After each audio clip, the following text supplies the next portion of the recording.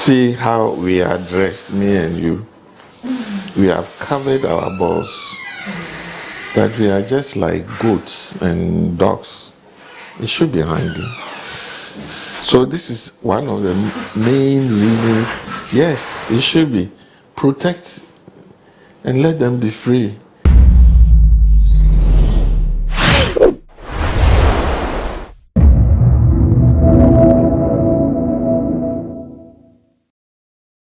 Data has shown that about 3 million babies have been born through the in vitro fertilization process, commonly known as IVF. It is gaining popularity as one of the ways through which people can make babies artificially. What is the process like? What does it take to have an IVF? And which people qualify to have an IVF? Today I'm at the Medifem Multi-Specialist and Fertility Center to find all these answers for you. But before I introduce my guests, let's take a short break. We'll be right back.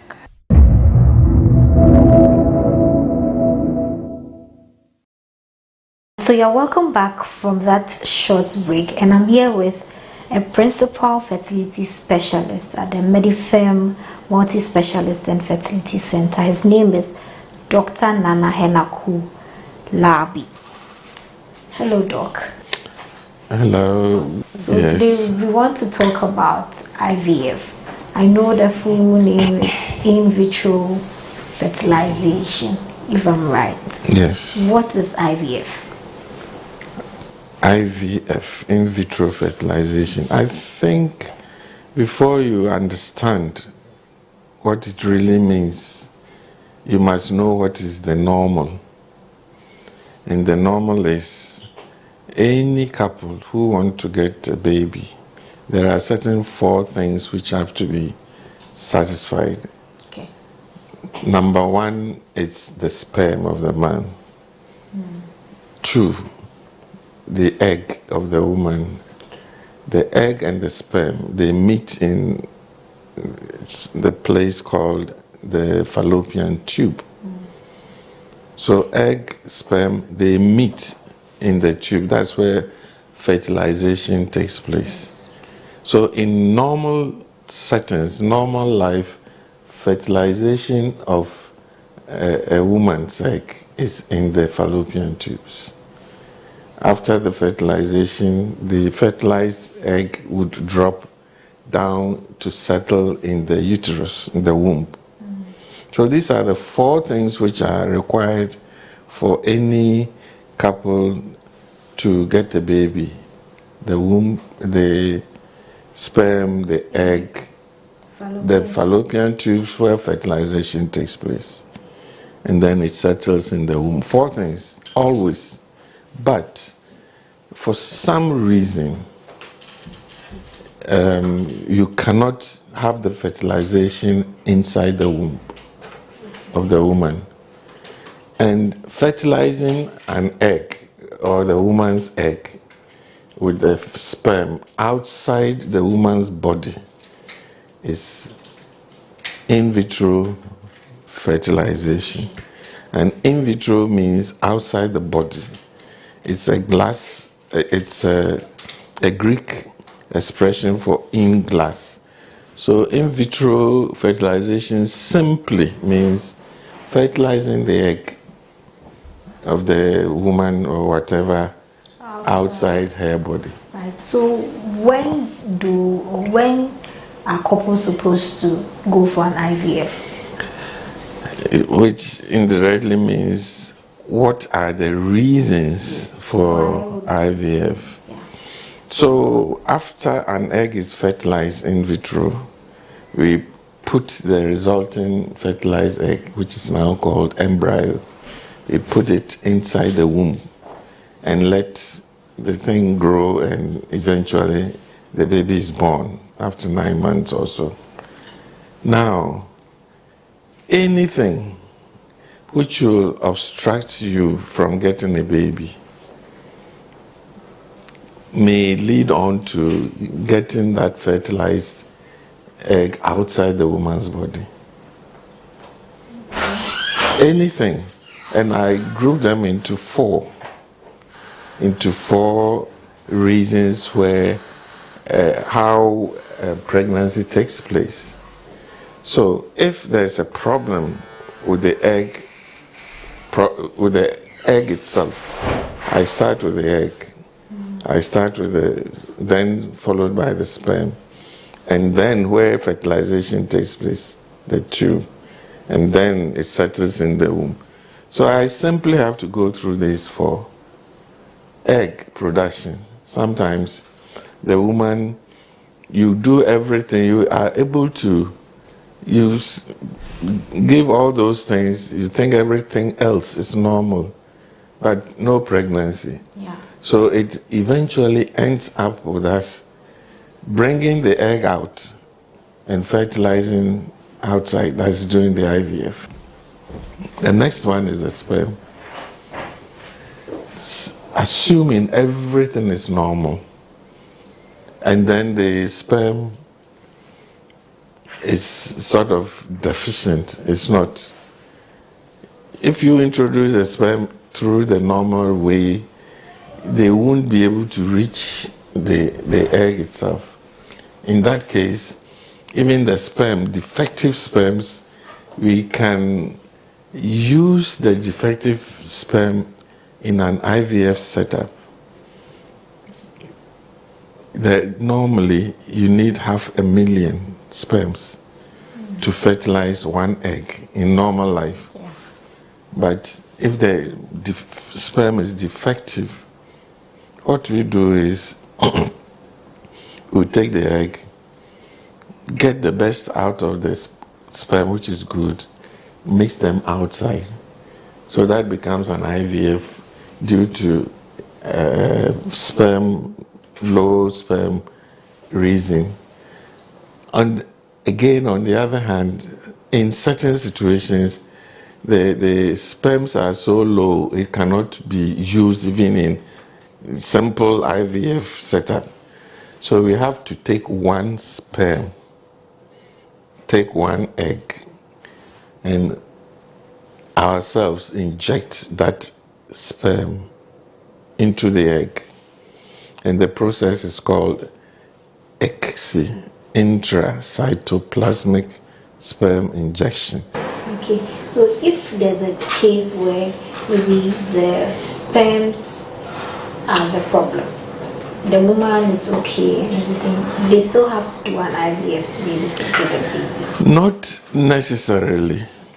If all is well with the woman and the sperm cells are not good at all, unfortunately we have to do an IVF. But if at some stage the sperms are not good, but they are not that bad, we can wash them, sieve them, and do a process called IUI, intrauterine insemination. But even that, it means we are preparing the sperm to inject into the womb for the sperm to go and meet the egg inside the tube. But some are so weak they cannot. Look, you measure sperm quantity in millions. If you do a sperm check, they will tell you the normal is 10 million per mil, or 20 million and above for the whole thing. And then, so you wonder why all these 20 millions, but you need only one sperm. And that is where ICSI comes in, or IUI comes in. But unfortunately, if you do IUI, you don't actually see the problem if it fails, if it doesn't work. You wouldn't know. Right. Yeah, but with IVF, you can see fertilization. You can see that there's something going on. Unfortunately, the baby is not well formed, and eventually it may not happen. So I was asking, what's the chance when I do an IVF that it will be successful? Because it's just like science. Medicine is not always Exactly. It is not exact. You think you are succeeding. At the end of it, in the whole world is about 37% chance of getting a success with the first IVF, with a single IVF. The whole world. Not certain places a little bit higher due to maybe superior conditions or techniques or whatever. It's a slightly higher, but it's ours. We are an average of 50 point something.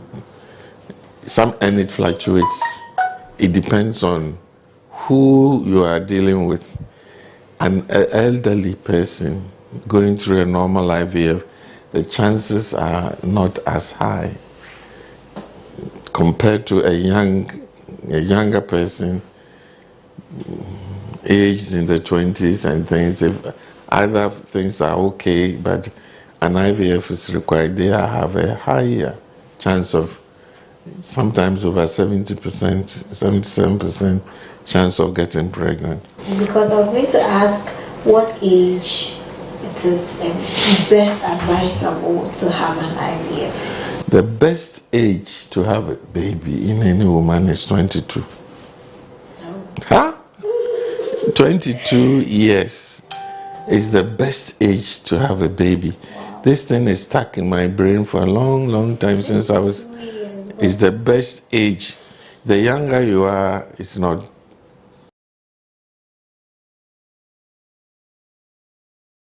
That good for a young girl of 18, 19 to have a baby. Mm-hmm. The older you are, then it's going towards, women have an expiry date.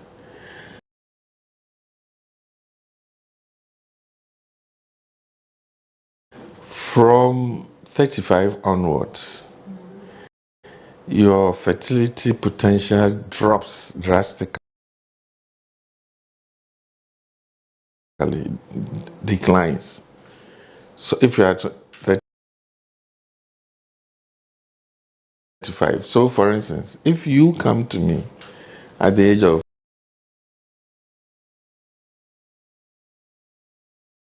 28 or 24, 6, and that you have an infertility problem, it will take time to go through.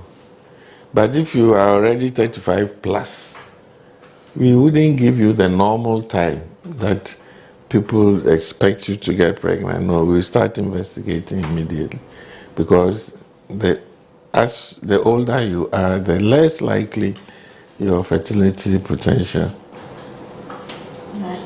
That's very interesting, quite intriguing.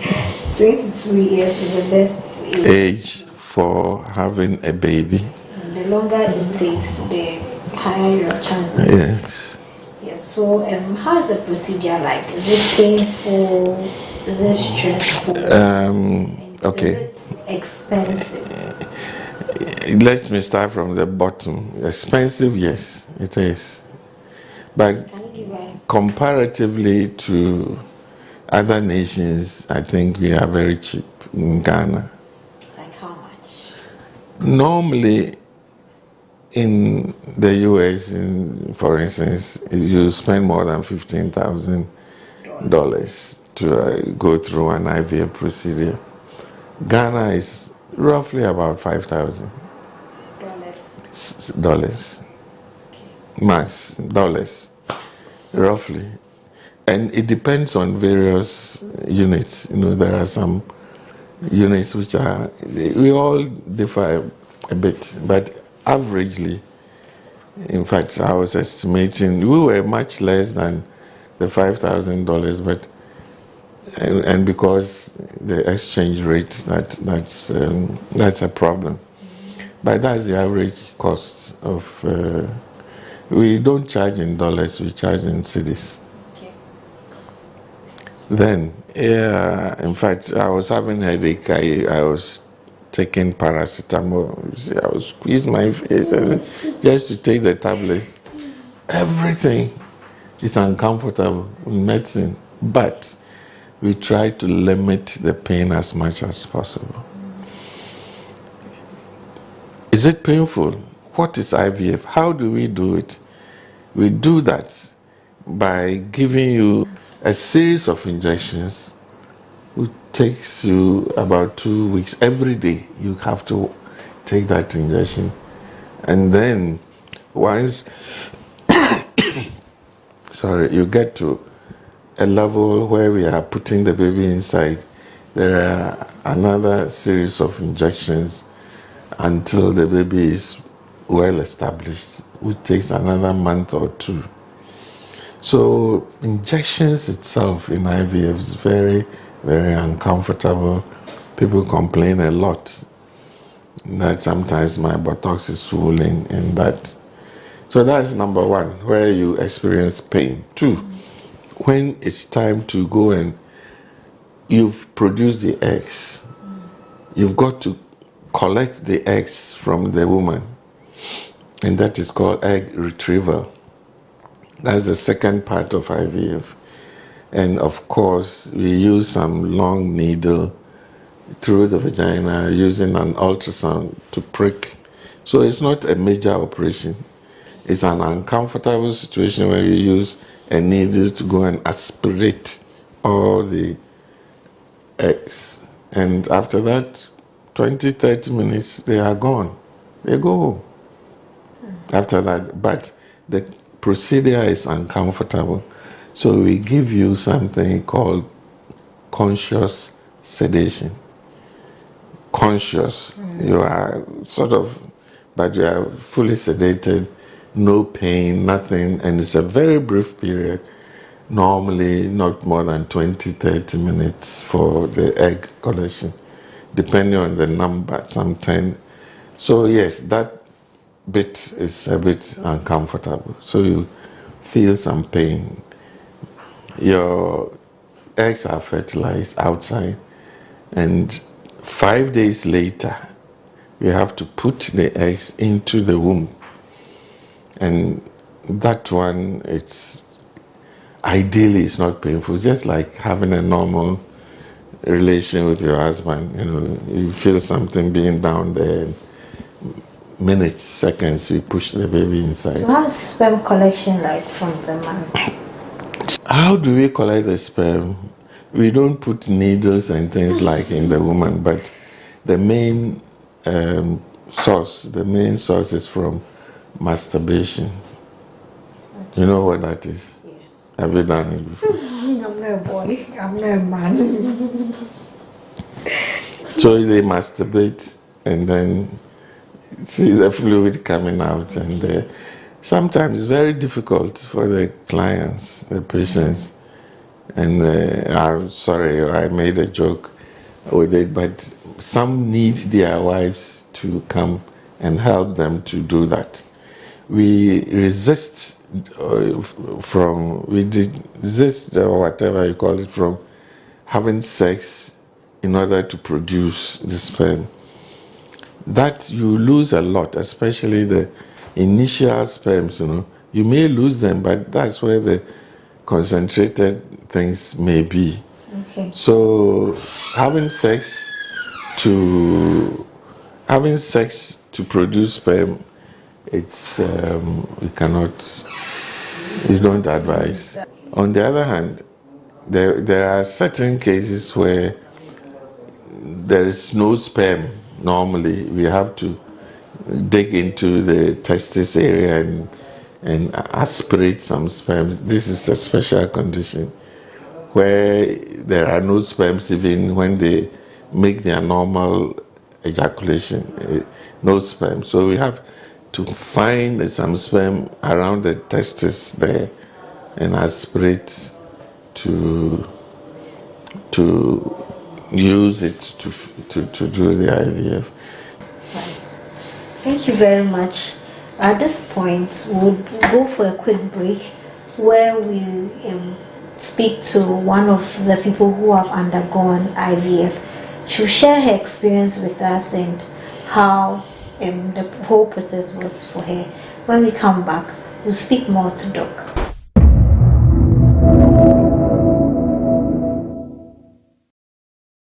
So currently I'm with Akosia. She's had an IVF procedure and she was successful. So she's going to share with us what she went through, how the process was like for her. Hello Akosia, and thank you for speaking to us today. So I just want to know how your IVF process was like. Oh, by God's grace, I would say mine has been successful all the time, because I think I first came here 2014, and I'm in a distance marriage, so it's like, oh, you are okay, nothing is wrong, so let's give you medication, then you try your natural cycle. We tried it up till 2017 still. Then the doctor said, then let's go and do IVF. So we've learned a whole lot of stories. When you go do IVF, first time it's not successful, you have to do multiple times, blah blah blah. So it's like I was scared, but I held on to my faith. So with my first attempt, like medication, first they'll give you medication. I think they said my problem was PCOS. Okay. PCOS, so they will give you medication to boost the eggs, then the maturity of the eggs, everything becomes successful, then they retrieve the eggs. So after the retrieval of the eggs, they're expecting that within the next 5 days, you'll be fine for them to transfer the embryos. But with my first 5 days, I had something called OHSS. With that one, you bloat, then you vomit, like you cannot even eat. You feel hungry, but you cannot eat, and it's like you are not by yourself. So because of that, I cannot take it on the 5th day. So you have to treat me and wait till the next month. So by God's grace, the next month when I came, they transferred and everything was fine. I think my first pregnancy was triplets, but along the line, it's like 2 couldn't stay and left with 1. And they were saying, people were saying, hey, IVF dear, they will stitch your womb, they will blah blah blah. But with God's grace, they didn't stitch my womb. Everything was successful. My girl is now 4 years, TikTok girl. And I think later on we said, oh, we want more. So after 2 years, we came back again to do the same thing again. That one too was successful. I had a successful pregnancy, but just that along the line, I had an ovarian cyst which ruptured. So now I couldn't control the pain with the pregnancy, so they have to remove the pregnancy. So with that, everything got a treatment. I have to take time before. Then I came again. So when I came again, it's like that one too. After the retrieval of eggs, because mostly it's like I go for 15 eggs, 17 eggs, but with this one I hated 36 eggs. So that means it wasn't easy. So I bloated. My stomach was like 8 months pregnancy. I was 5 cry. So they have to treat me again. And with that one, I was like always, I think I'm strong. So sometimes I even go home and come back for the treatment, then go back again. So with this one day, as soon as I went home, they told me I should stay because I'm not looking well. And as for then, I said I'll go home, because mostly when I finish, I drive and go back home. And he said, hey, so is that what you've been doing? It's not good, it's serious. You have to stay. So I didn't stay. I didn't mind them, and I went to, oh, I fainted. So that means I have to rush back. I said it's my own assorting. But I can say when I came back, the treatment, one thing I like about them is no matter what, they have time, they have patience, they'll talk to you well, and they will call you to check on you. Even I can say I have almost all of them. They are anonymous. My husband too. In case of anything, even in the night, my husband will call them. My wife is not feeling fine. They will call you, come wherever the medication is. They will try and take the medication so you will become fine. So with that one too, I had to wait again, then come and do the transfer again. And one good thing is mostly the semen they use is not fresh, because my husband is not around, so mostly it's stored semen. So just imagine, the owner of the hospital will tell you that we are good, because imagine the stored semen that we use for it. It's a stored semen, and even after that, they have to store the embryos too for like 3-4 months before they yeah. With some people, with their man will be there, the owner, they take the semen and put it in.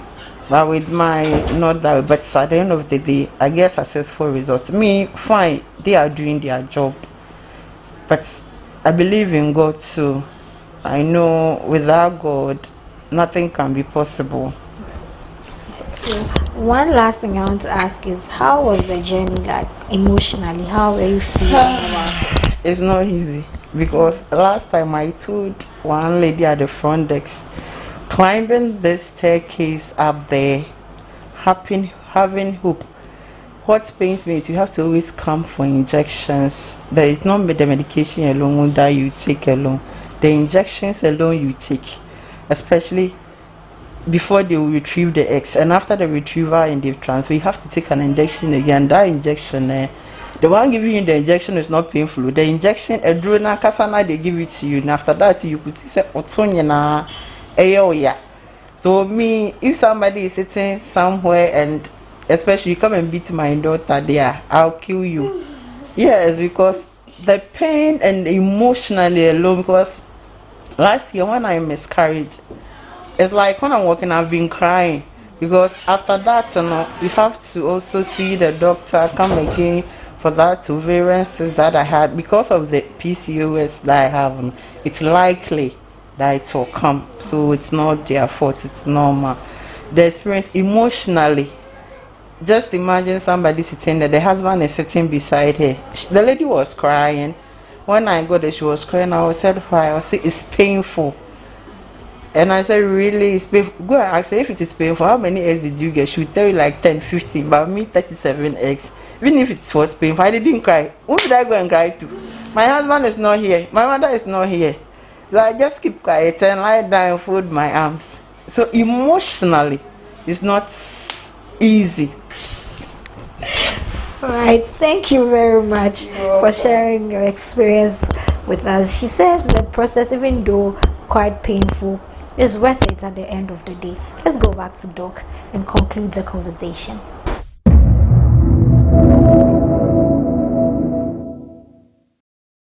We are welcome back. So I'm seated back with Doc, and this part we're going to talk about some of the controversial things that we've heard people say about IVF, what women who go through IVF are supposed to do, some of the facts, the misconceptions, and all of those things surrounding it. Doc, welcome back, and thank you for staying with us. So, personally, I've heard people say that when you have an IVF, the likelihood of getting 2 or more babies is very high.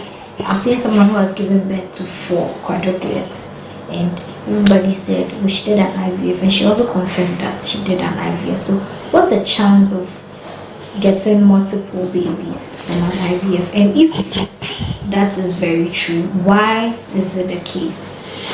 Yes, normally you've stimulated, you get a lot of eggs.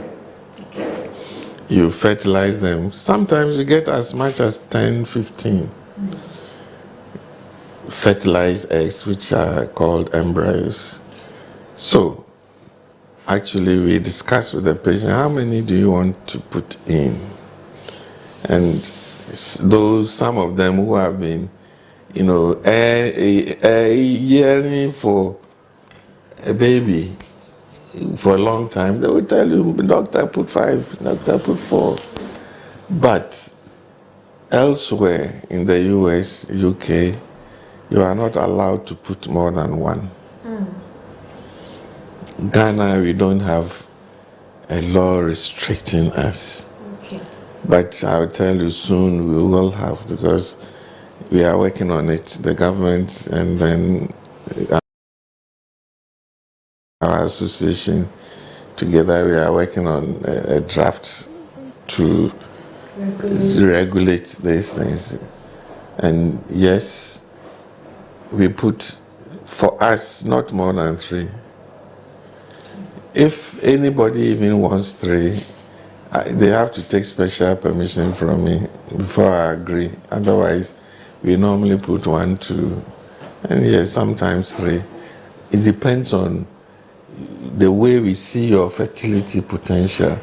In a young woman, everything seems to be okay.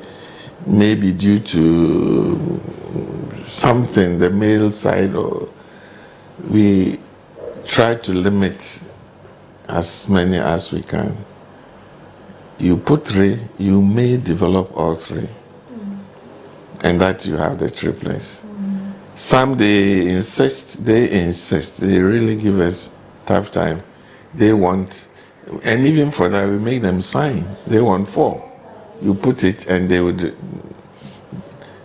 develop quadruplets.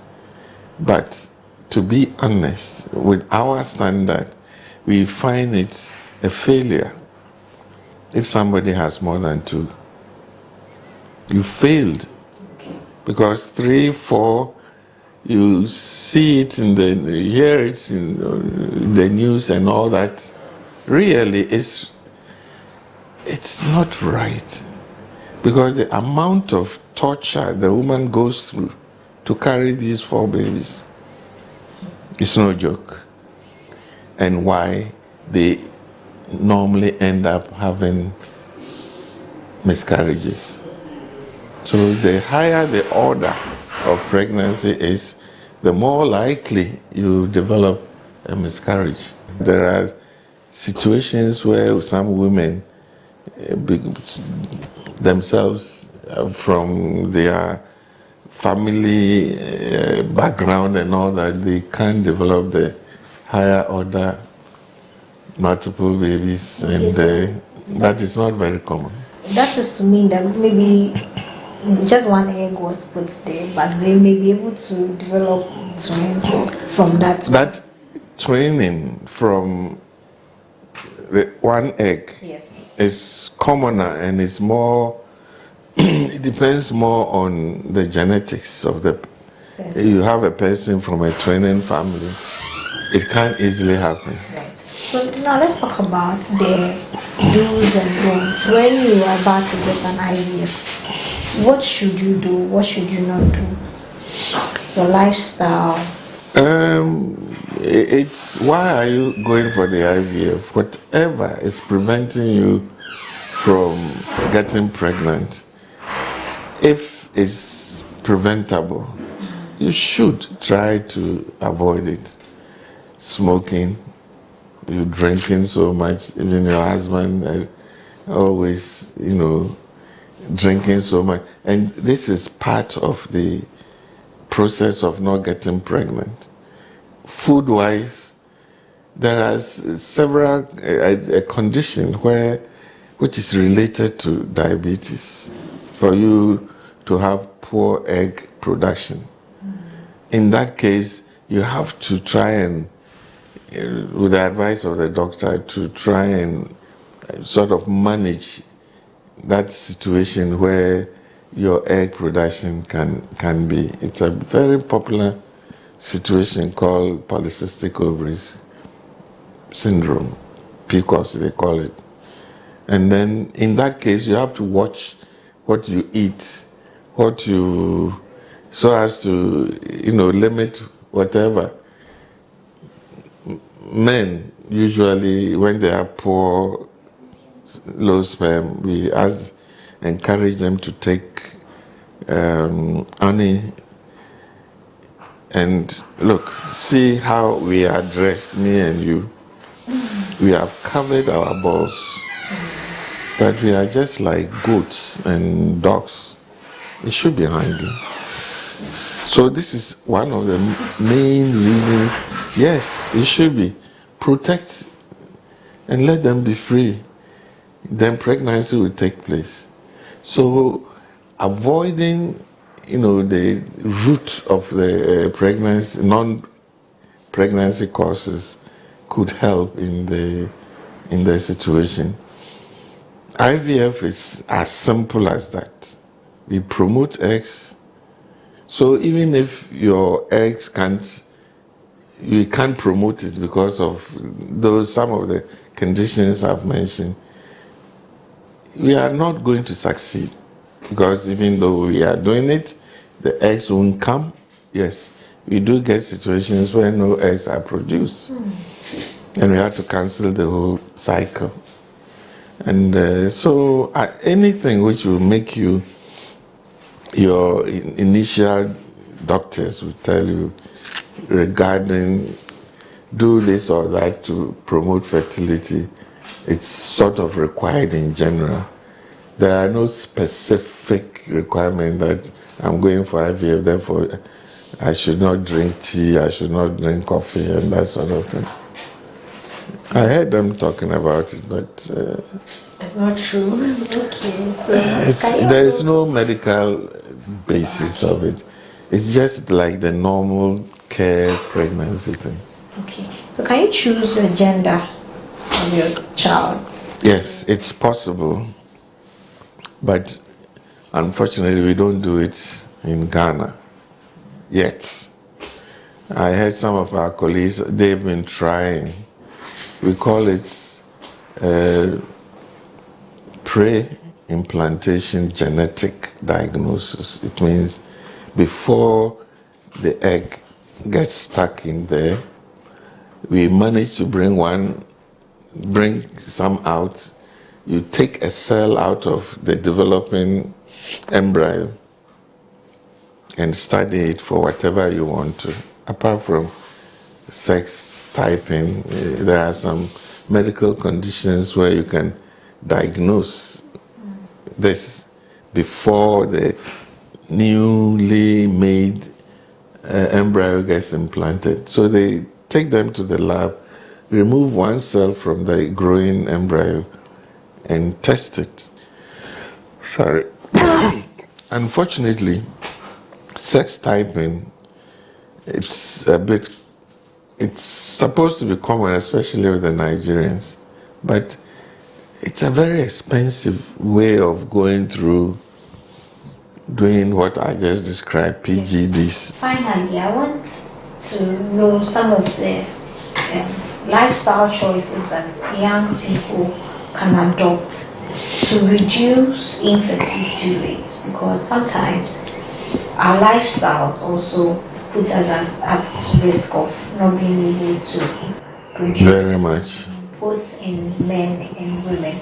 So before you even get to the point where you need an artificial help to be able to produce, what can you do as an individual to be able to increase? Yes, you learned something from me. I said the best age to have a baby is. Yes. So 22 that's hours. number one. You don't wait and keep it when you are 38, 40, then you come for a baby. And seriously, it seems the infertility has gone up, infertility problem. It's mainly due to the woman's Age. Aim to have her own career, and therefore a delay. You are postponing your fertility, and it's not only fertility issues. I'm sure you've heard about something called fibroids. Yes.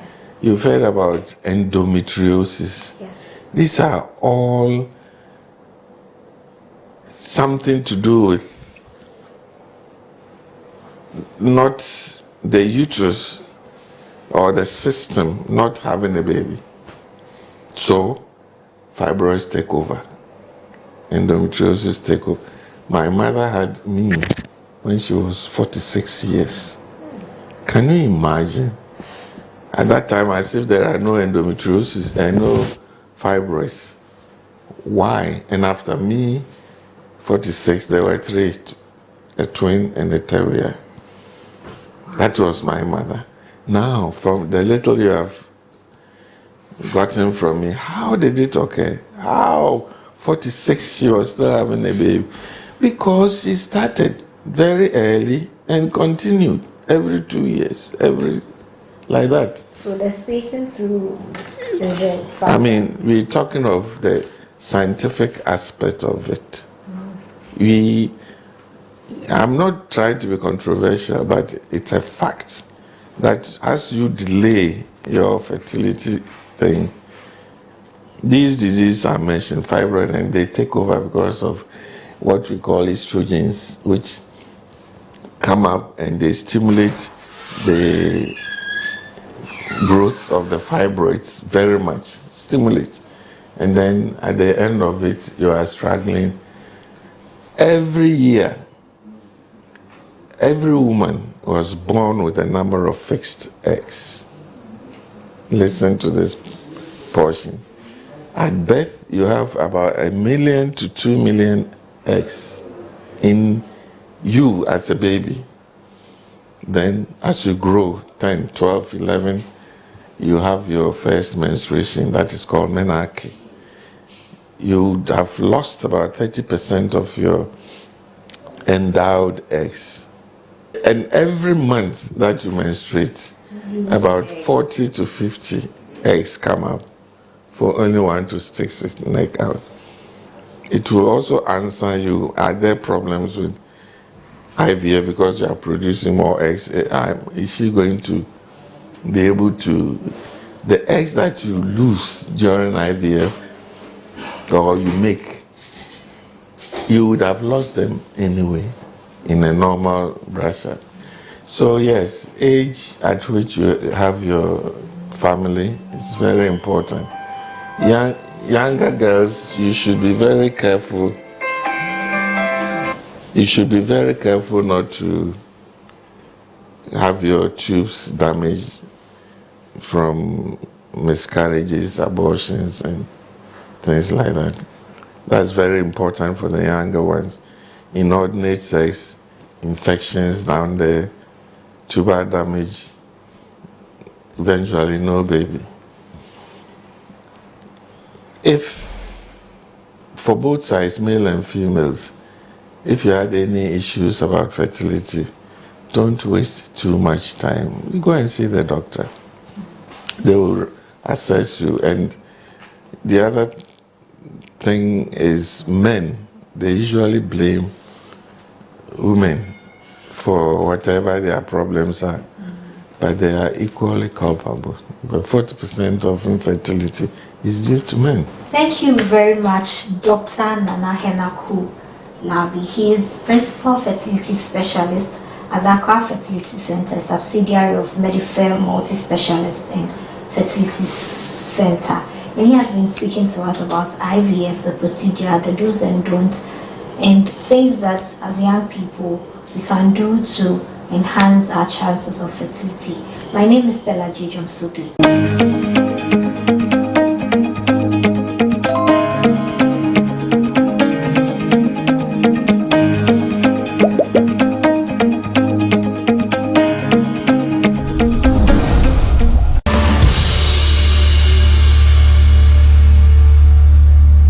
Special effects wasn't really a plan for me.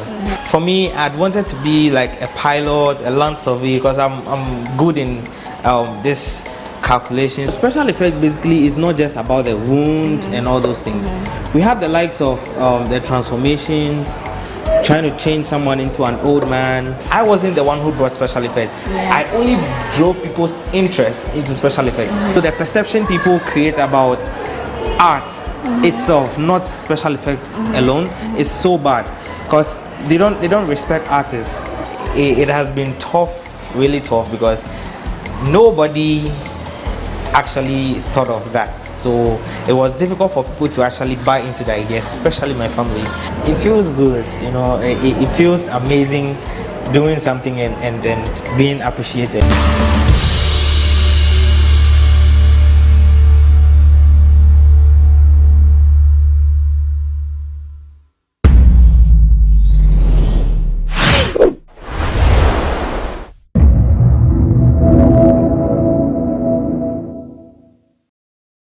The 2021 report, the Auditor General says irregularities amount to how much? 17 billion. Come on.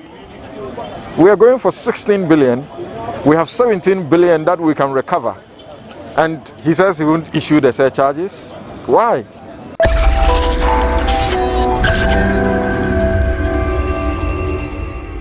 Just a little over a week ago, the Auditor General's Office released the 2020 Auditor General's Report on Public Accounts. The report revealed over 17 billion financial infractions on public accounts. Today, some civil society organizations have met here at the Efua Sutherland Park to protest against the Auditor General's failure to surcharge and disallow these infractions. This is what we are covering today on Say It Loud on GhanaWeb TV. My name is George AC. We'll be right back after this break. Welcome back to Say It Loud on GhanaWeb TV. We have joined the Coalition for Democratic Accountability and Inclusive Governance here at the Efua Sutherland Park, where they are protesting and asking the Auditor General to surcharge and disallow as part of his audit reports for the year. We will first speak to some of the officials. We understand there is a bit of challenge in accessing the venue for their gathering. So, if you don't mind, we understand you have a challenge with accessing the park. What's the situation? Well, we don't actually understand what the challenge is with whoever is in charge of the park, because we've always known this park to be, a free access kind of area, because a public park. This is the children's park we are talking about. And on any ordinary day, I can walk in here and go and eat. The restaurants are there. I can go and sit under the trees or the sheds and enjoy fresh air without any question, simply because we want to converge here. And we have police permit. The police is actually here to protect us in doing our demonstration. So we are just converging here so that we will march off to go and deliver our petition. But we understand the security man says he has instructions from someone from the Ministry of Gender, Children and Social Protection, that we should not be allowed here. And that's quite funny, because the right for us to converge here is guaranteed not by an individual, but by the supreme law of the land. That's the Constitution. You understand? And this is a public place, for God's sake. It's not like any other place that we need to write permission for. We are not coming to do it.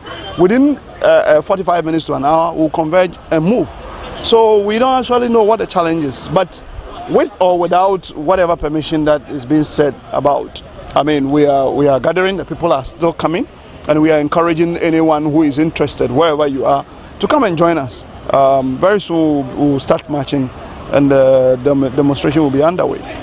You mentioned a little bit about economic hardship and all that. The government, Times Without Number, has stated that these are not normal times. We've had COVID, we've had Russia, Ukraine and all that. Why aren't we being charitable with the government in this regard? Hey, charitable. I don't know what you mean by that word charitable.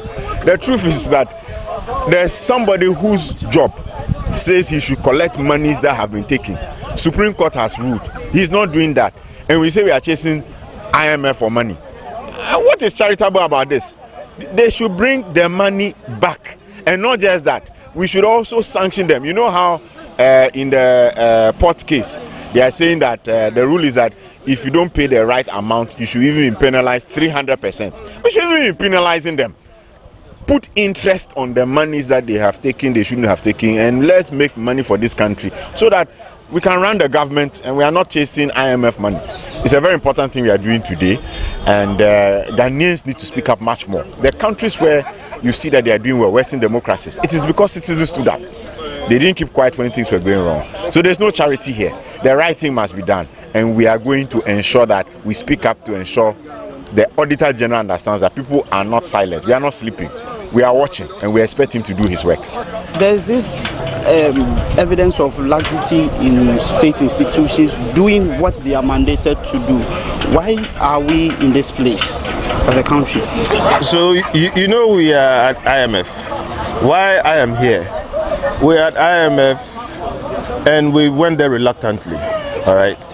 And we're asking them for money. We are not even sure how much they're going to give us. And we know they are going to put us through quite a bit of pain. Okay, just 300 meters from here is our Auditor General. He is sitting on over $1 billion of money that he claims he has found to be misappropriated, stolen, mismanaged, and he has authority, power to go and take that money. The people who the money is with, he knows them, and they are walking around in this country. They have addresses, they have jobs, and he's simply not doing the job. Okay, and all of us have to pay higher fuel prices, go and buy food and take the receipt and read the number of taxes on it. Okay? And everybody has to take a suffering because somebody who has been well resourced by the state refuses to do his job. Okay? And that is why we are here. We are going to go there and ask him, why won't you do your job? For which reason we all have to suffer through everything. If you won't do the job, leave the office. But if you will do the job, do the job. We don't need to be at IMF if we are sitting on $1 billion stolen by people we know. That is why we are here. I spoke to one of your people about the fact that probably the Lord ascribes what should happen to the Auditor General in case he fails to do this. Why is that not being done? I mean, you've made an assumption which is not accurate. The law does not say what should happen to the Auditor General if he doesn't do his job. There are things that citizens must do, which is press their leaders to do the right thing. If you don't do that, you will not get the right leadership. Nobody goes to jail because they are a bad worker. Okay, so the Auditor General is proving himself to be just a bad worker, just an incompetent person, just somebody who does not want to do his job. And we are happy to pay him. He will not be jailed or be imprisoned for that. His bosses who appointed him have to look at his performance and take cognizance of the fact that he's not doing his job and sack him. But if for some reason the bosses are happy with what he's doing, then they'll be happy with, keeping him there. So nobody has legal penalty or criminal culpability for not doing their job. That is why citizens must consistently press them to do their job or leave. If you can't do it, just leave. I've just been informed that what the Auditor General is doing is equal to contempt of court. Do you share in that belief? Oh, certainly, because the Constitution is clear as to the functions and performance of the office of the Auditor General. It's clear what he's supposed to do, and he's not doing that. To add to that, the Supreme Court has ruled that he has the power to surcharge and to disallow, and he's not doing that. And we have precedent where the previous person he took over from did that, initiated that process. So why is he not doing that? All the instruments and the laws that this person had, the former Auditor General had, are available to this same person who has come to power. So why is he not doing that? We don't see the reason for it. And so it leads to speculation and the concern we have that corruption is being legitimized.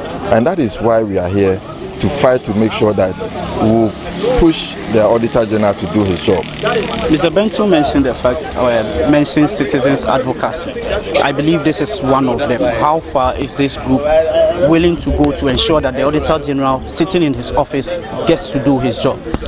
Well, it's a process. I think what we are doing now is to picket and maybe let the Auditor General sit up and realize that we cannot be taken for granted. But if that fails, we have other options we are considering. There is the option to go to court. We also can petition Parliament to make Parliament realize that it is also not effectively doing its job, so that Parliament can also do the job. The President has the power to remove the Auditor General from office. And why he's not doing that is a shocker. The way he has been protecting his officers and ministers and so on is at variance with what the ordinary people think is happening on the ground. So why is it that the President cannot feel like the way citizens feel? And the President cannot respect the laws as it is enshrined in the Constitution and in other existing legislation in the country. So the President should also be seen to be doing, instead of saying that and describing his ministers as outstanding and doing a fantastic job, while the ordinary person sees it otherwise. Why? Why is the variance? It means that something is going wrong, and it confirms the fact that corruption is being supported by the government. And if that is the case, then we are in a very difficult situation, because corruption can lead to a situation where governance is compromised. And when governance is compromised, it can lead to state capture. And these are all issues that can lead to even a failed state. And we don't need to look far to see examples and consequences that are happening in other countries. The coalition, and the protest is in respect of a matter which is a very major national importance. That is to ensure that those who misuse public funds are made accountable. And the Auditor General, as we know, under the Constitution, has a duty to disallow any unlawful expenditure and to surcharge the persons responsible for such unlawful expenditure. In its reports, the Auditor General has repeatedly identified persons in the public service that have misused public funds and indicated that they ought to be surcharged. And yet, to date, the Auditor General has not rallied the spine to take that decisive action, which the Constitution imposes on him as a duty. And indeed, the Supreme Court itself, in a judgment, brought in a suit brought by Occupy Ghana against the Auditor General, stated very clearly that the Auditor General was under an obligation to surcharge persons who misuse public funds. So in this era where we have a crisis of revenue, people who misuse public funds ought to be dealt with without any hesitation. And we are here to make sure that the Auditor General complies with his constitutional obligations and to ensure that public funds are safe. This would be part of the message to all public officials who have control over public funds, that if they misuse public funds, they'll be made to account for it. And I think that this is very important. This is just the beginning of many things that the Citizens Coalitions will be doing. We don't believe simply in talking on the radio or on TV stations. The only means of change that is effective is through mass action, and this is just the beginning. So you've seen the Auditor General's report? Yes, I've done a lot of reporting. Okay. From the so in the report you see that he says X amount of money has to be recovered, right? Yes. Because he has found that the money, truthfully speaking, has been stolen, right? Or misused. He says it should be recovered. Who should recover it? He himself. Fine. He has a power to recover. And the power giving him to recover is disallowance and surcharge. So we are simply asking him to issue the disallowances. Domolevo issued over 100 of them. He has issued only one. Why? We are going to the IMF, right? How much are we seeking for? In Ghana cedis, it translates to about 16 billion that we are asking for from the IMF. If we don't get that 16 billion to $2 billion, we are told that our economy will crash. Everyone, you and I sitting here, we will not even have the situation where we can't even afford the fuel and we are crying. It will be so bad, like we're seeing in Sri Lanka, right? The 2021 report, the Auditor General says irregularities amount to how much? 17 billion. Come on. We are going for 16 billion. We have 17 billion that we can recover. And he says he won't issue the surcharges. Why? He should explain that. It's as simple as that. And it's surprising that we, the citizens, have to hit the street the way we are doing before we get some action. Is it the same person the president praised for doing some good thing? What is it? For issuing reports? I think this is very bad. It's really bad. Some people have pointed out that he might as well be committing contempt of court in his failure to specifically surcharge and disallow. What do you say to that? No, it's very clear on the face of Article 2 of the 1992 Constitution.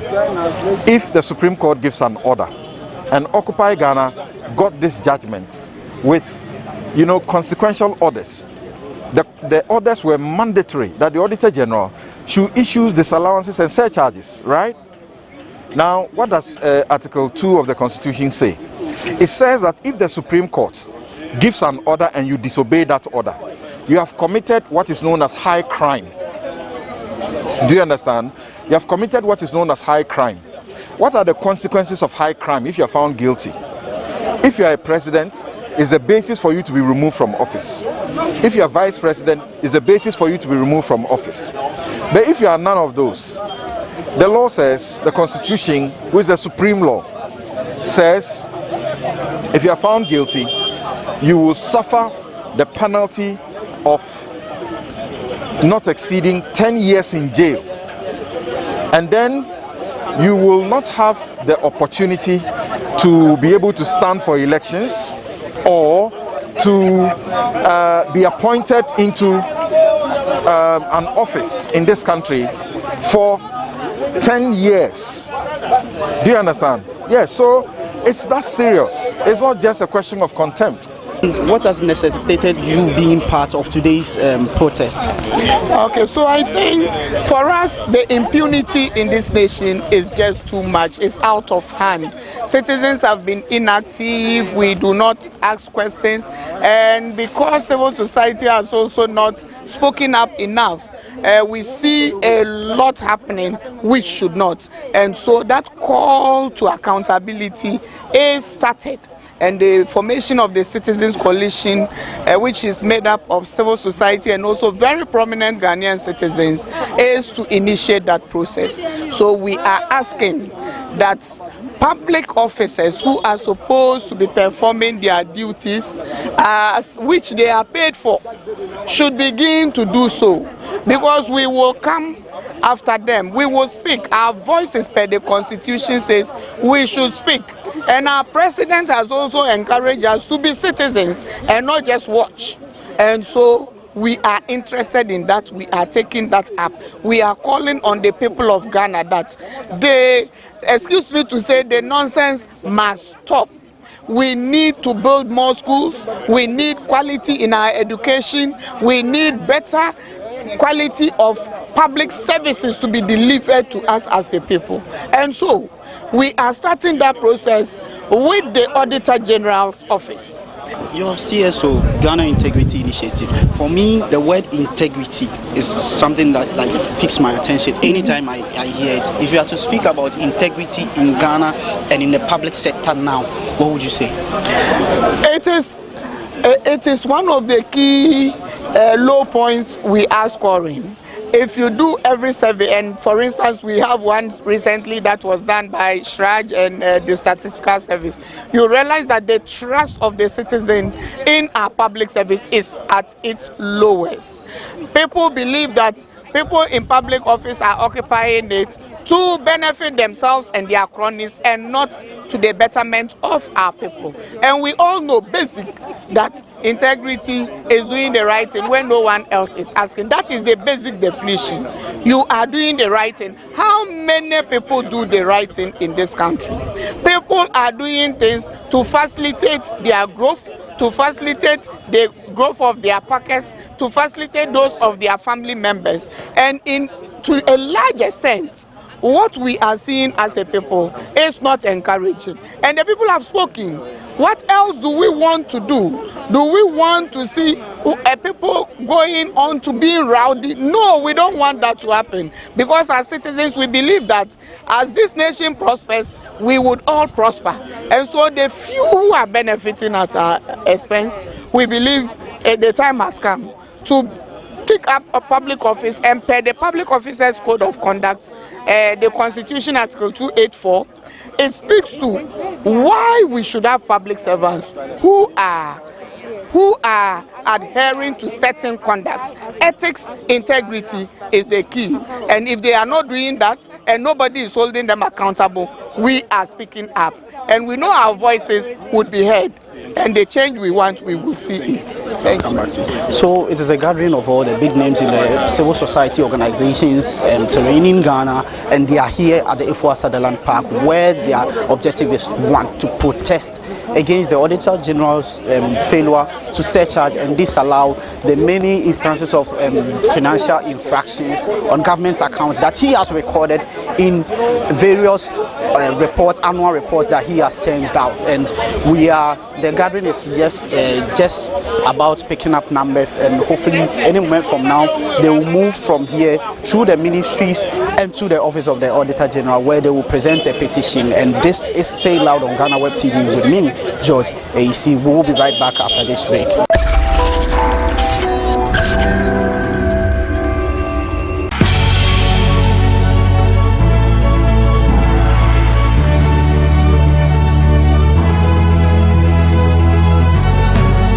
From the dawn of time, people have engaged in several businesses. With the onset of technology and innovation, life has relatively been made easier. By using debit or credit cards, Mobile banking. Thank you. And your favorite mobile money? tech has indeed married business. On BizTech, we spend time with faces behind known and upcoming businesses in the country. Learn more about the new technologies and innovation, as well as find out about the trending issues in the world of business. Join us as we serve you with a variety of compelling interviews, projects and others right here on GhanaWeb TV.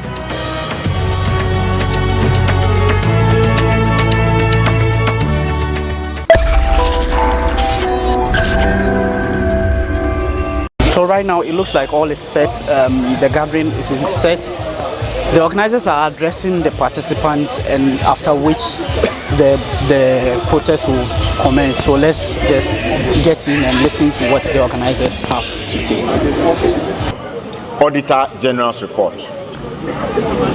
We have been told that 17 billion cedis, almost 18. If you add 2020 and 2019, you get about 48 billion cedis. The amount of money we are going to the IMF for is how much? If you convert it, you are talking less than one of these years.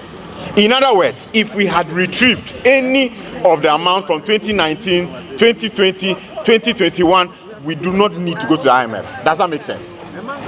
The maths is simple. 48 billion irregularities, monies lost in 3 years. The amount you are going for from the IMF is about a third of that. If the Auditor General retrieves this money, do we need to go to the IMF? No. Do we need to go to the IMF? No. So this matter is critical.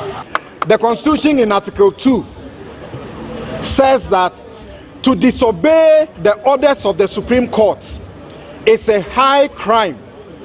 It's a high crime for which, if it is committed by a president or a vice president, it is grounds for removal from office. If it is committed by any other person and they are found guilty, they can go to jail for not exceeding 10 years, after which they are not eligible to contest for any public office or to be appointed to any public office for 10 years. We want the Auditor General to know that there are consequences for what he is refusing to do. And no one should continue to ask us that we should go to court. We are citizens. It is our monies that are used to pay you. We cannot use our own private monies to go to court to compel you to do the things that you are supposed to do. Simply issue the surcharges. If people disagree with you, they will go to court. When it was issued against Yao Safo and he disagreed, he went to court and he won. When it was issued against people like Sylvester Mensah, they went to court, they won. Issue it. If they disagree, they will go to court. If the court vindicates them, let it be so. Daniel Domolovo, in a very short period, issued over 100 of the surcharges. You have no reason not to continue to issue surcharges whilst the country is suffering. We are bleeding. We have been told that by December, if we don't get this 16 billion that we are seeking from the IMF, this economy will collapse. Already we are suffering under the weight of this situation. Please issue the surcharges. 17 billion is sitting there. 2021 alone. 48 billion 2016 to 2020 is sitting there. There must be consequences for wrongdoing in this country, and the right signals must be sent. Exactly. That's all the Citizens Coalition we are saying. Thank you. So it is the Citizens Coalition's protest against the Auditor General's office, demanding that he exercises his mandate to surcharge and disallow. And as you can see, there's a lot happening here. And that is Lawyer Martin Kwebu in your short. Council, good afternoon. The weather is not very good, but you are still here. Why is it necessary that you are defying even the weather? We are here to motivate and encourage the Auditor General to issue more disallowance and surcharge, full throttle. He should go full nyanya, okay? You should start issuing. On disallowance and surcharge, because his own report shows that billions of Ghana cedis are with our fellow citizens, both tax, public officers and private citizens. So we want all the 17 billion mentioned in his audit report for 2021 recovered. Then we can go to the previous years. Okay, so 2021 report, the irregularities, okay, amount to 17 billion. 17 billion, that's what we want recovered. And the previous ones, in actual fact, if you put them all together for the past few years, it's about 48 billion. If we get all this money, we don't need the IMF. We don't need the IMF if we get our 48 billion. So we are here, as I said, to make sure, to encourage the Auditor General to deploy his powers fully, okay, 200%, so that we can recover the money that is with the people. We are talking about a law that bestows some power on the Auditor General. Now there's the belief, or there's a notion that the Auditor General, by failing to do this work, is in contempt of the Supreme Court, which issued a ruling in the case of Occupy Ghana in 2017. Yeah. What do you say to that? Yes, of course. That's what I believe too. Because the Supreme Court said that the Supreme Court made it compulsory that once he sees that any public officer or private citizen has breached the law in terms of their accounting laws, that's keeping money, failing to pay taxes and all that, he should surcharge. It's compulsory. It's a must. The Supreme Court says he must. So if he's not doing it, obviously, we will say it is contempt. And so, as we speak now, he has issued only one. And we are saying one is too small. It's infinitesimal. You know, them level issued over 100. So we want the Auditor General to ramp up the speed. He has to redouble his efforts. That's it. Okay, so that we can recover all the money.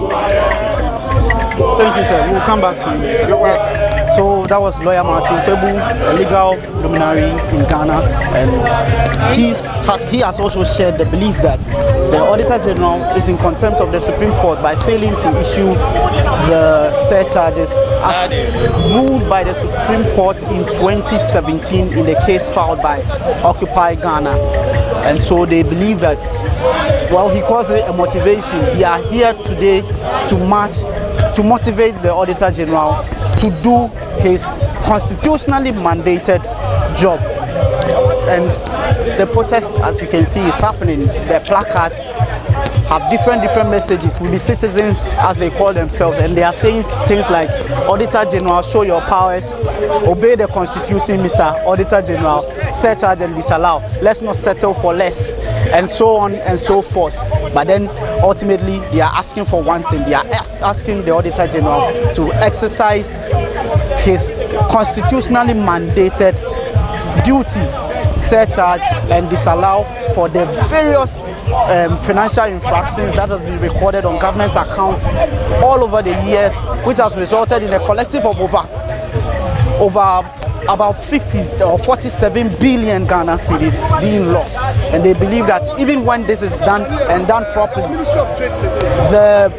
there would not be any need for government to, as a matter of fact, seek the IMF's bailout, which is currently being sought. Government is looking at raising between 2 to 3 billion, which is actually around 16 billion Ghana cedis. And they say that this falls even short of what the Auditor General has recorded as financial irregularities for just the year 2021 alone, which is about 17 billion Ghana cedis. So that puts into perspective the seriousness of their concerns that if the Auditor General should recover what has been lost by the state for just 1 year, it should be enough to bring the country out of the current economic challenges. So we are still following the protest. This is still Say Loud on GhanaWeb TV with me, George AC.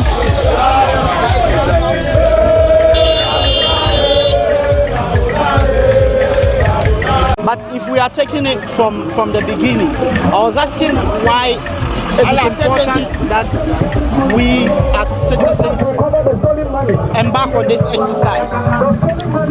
The reason why we have 5,000 schools under trees, the reason why about 4,000 primary schools do not have junior high schools, the reason why there is scarcity of resources, especially in rural schools, the reason why government is unable to provide equal opportunity for every child also going to enroll in school is because government has constraints. Government has revenue constraints. Now these revenues are actually the outcome of our taxes. So if we are paying taxes and the taxes are not being used well, we should be concerned that the taxes that we are paying through our sweat and toil are being misapplied and they are not being used judiciously to deliver quality social services to us citizens. So in that case, citizens must rise up and remind the institutions of state responsible for ensuring that our taxes are used judiciously, responsible for ensuring that anyone that misapplies our taxes face necessary sanctions are working. And the foremost institution in this case is the Office of the Auditor General. That's why today we are engaging the Auditor General that in the past 3 months we have written to him severally to disallow and surcharge. 2019, 2020, 2021, 3 auditor reports, no action. You are just reporting it to us. Okay, 80 million has been lost, so what? Our interest is not about reporting misapplication of funds and corruption to us. Our interest is reporting that as a result of X and Y amount of money being misapplied, we have been able to recover X and Y. That's what we are interested in. And we want to remind the Auditor General that it is his mandate in the Constitution and it is his mandate as reinforced by the Supreme Court. And we are prepared to support him to pursue this particular agenda of disallowing and surcharging all unlawful expenditure as contained in his own report, not anyone's report, his own report. So the petition is in this envelope.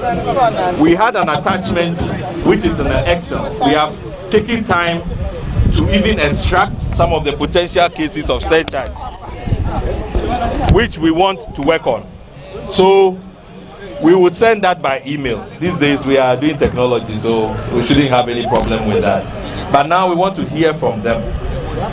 Because we have been at least corresponding for a little while, what do they have for us? So that we can be reassured that as citizens, we can protect our city. Yeah? In these IMF days, we should not leave one city behind. Every city should be accounted for. So please, maybe, I don't know if PRO will introduce, if you will introduce who is receiving the petition, and then the audit service can say something. I acknowledge receipt of this petition on behalf of the Auditor General and the Audit Service.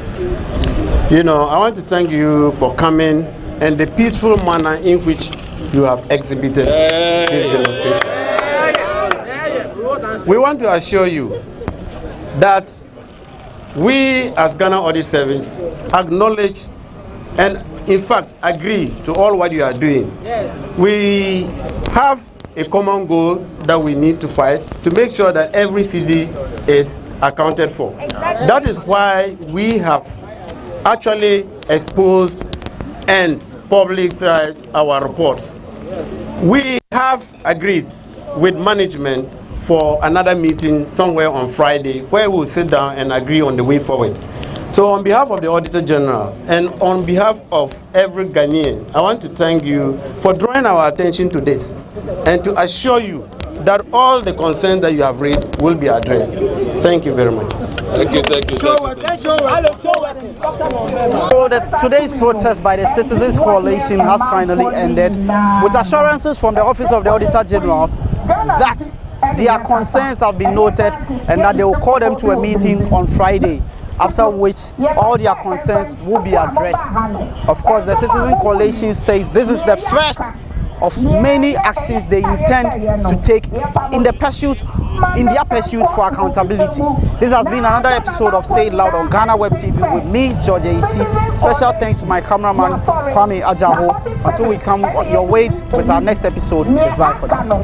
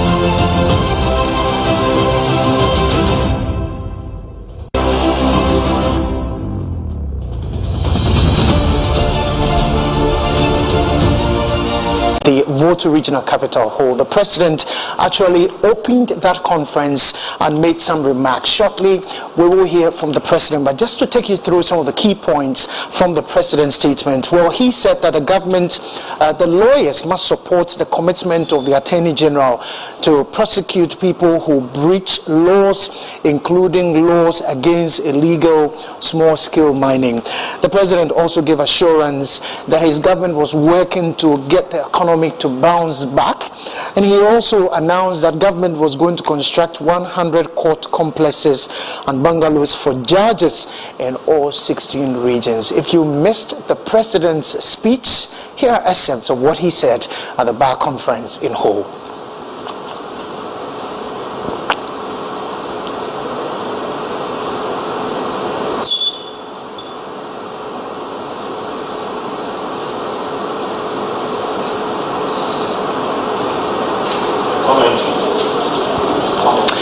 Shortly, we will bring you the president's presentation. As you can see on your screens, this was earlier this morning when the president arrived for the Ghana Bar Association's regional, in fact, their annual conference, which is happening in the Voto region, Capital Hall, where the president gave the special address and formally opened the conference.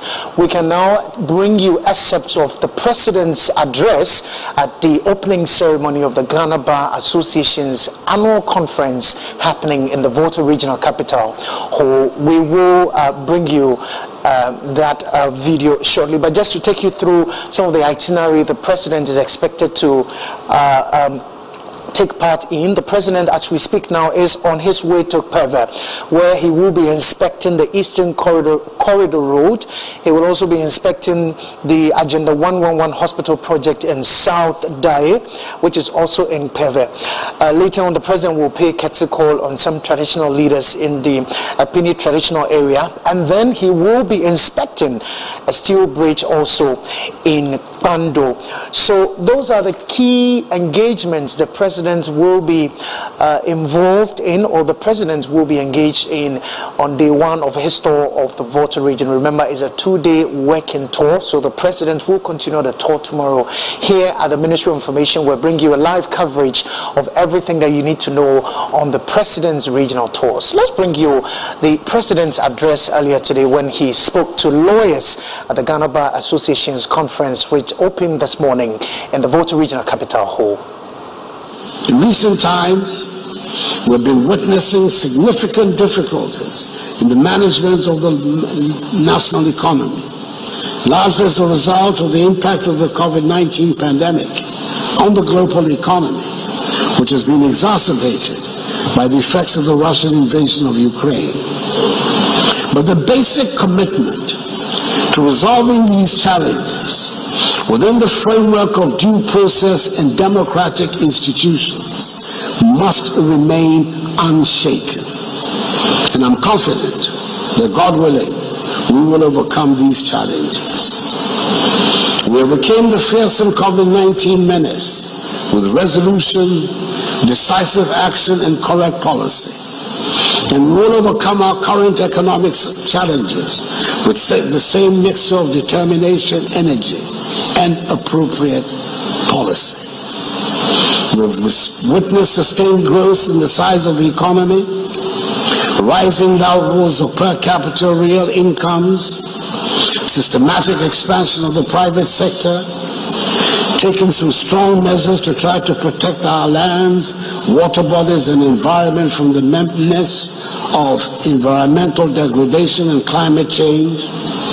Ensure that efforts to meet the most basic elements of social justice, high education from kindergarten through to secondary school, and accessible health care to all our citizens are ongoing.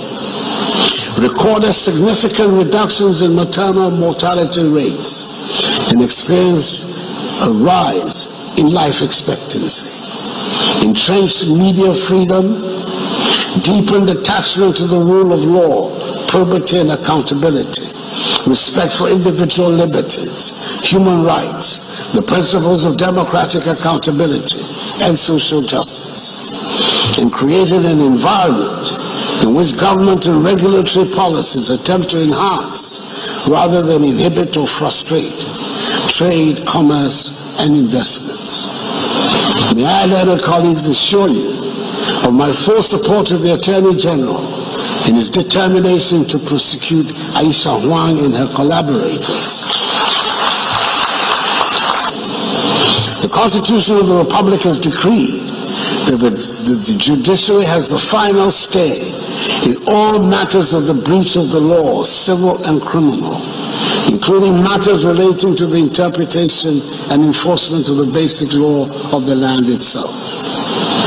The judiciary has onerous responsibilities to protect the individual liberties and fundamental human rights of citizens, to act as the arbiter in disputes between the state and the citizen, to act as the arbiter in disputes between citizens, and to serve as the bulwark for the defense of the liberties and rights of our people and for the promotion of the orderly development of our nation.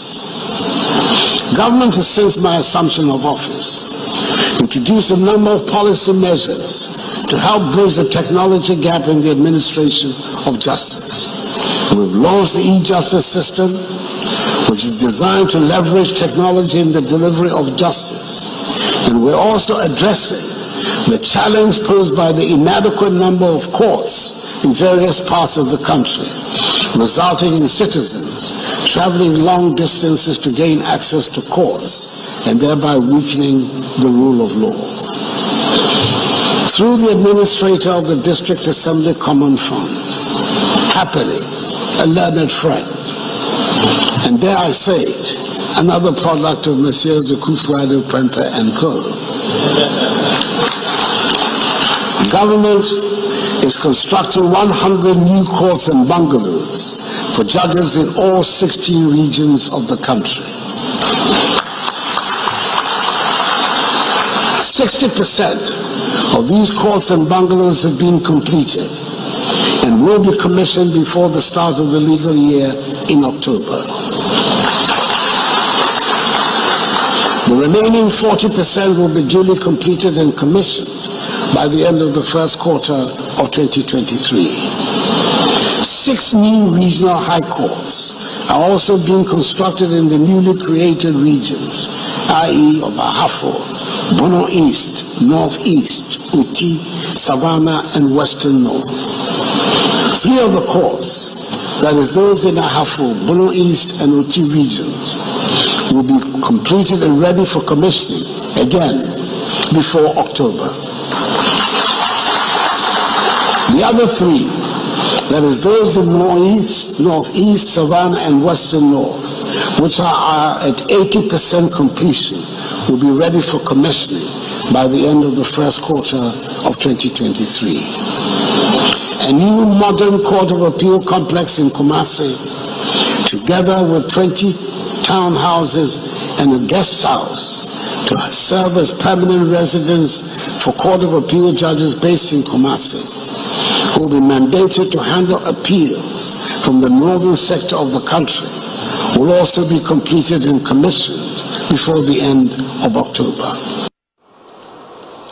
And that was President Akufo-Addo earlier this morning when he opened the annual conference of the Ghana Bar Association, which is underway in the Volta Regional Capital Hall. That event coincided with the president's tour of that region. As I did mention, the president this morning began a 2-day working tour of the Volta region. As we speak now, the president is on his way to Peve, where he will be inspecting the Eastern Corridor roads. Let's bring in our reporters on the ground now, covering the president's tour and bringing you all the big interviews right now. Wilberforce Asari and Akwesi Nsia, as well as Samaria Faye, are joining us right now to bring you all that you need to know. Let me begin with you, Wilberforce. So tell us what is happening where you are ahead of the president's arrival, briefly.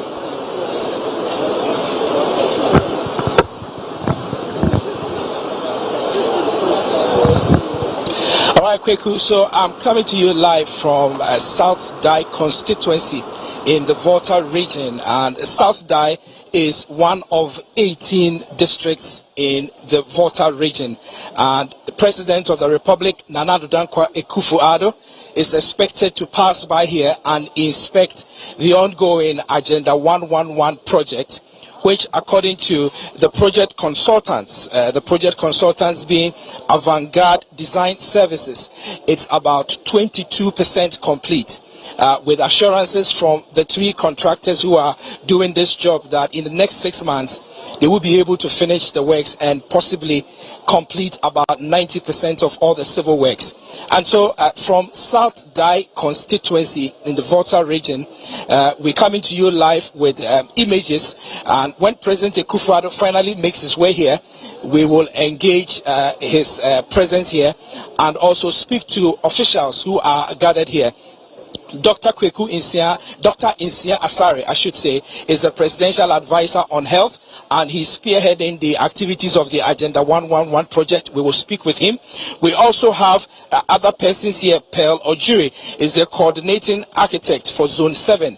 We will also be speaking with her, and there is also one of the project engineers who are here. Aeon Engineering Solutions will be speaking to one of their officials here as well. And so, Kweku, I can tell you that there's a lot of energy here, a lot of presence. Some of the traditional leaders are here waiting for the arrival of the president, and also the project consultants and engineers are also ready to give the president a briefing on work done so far.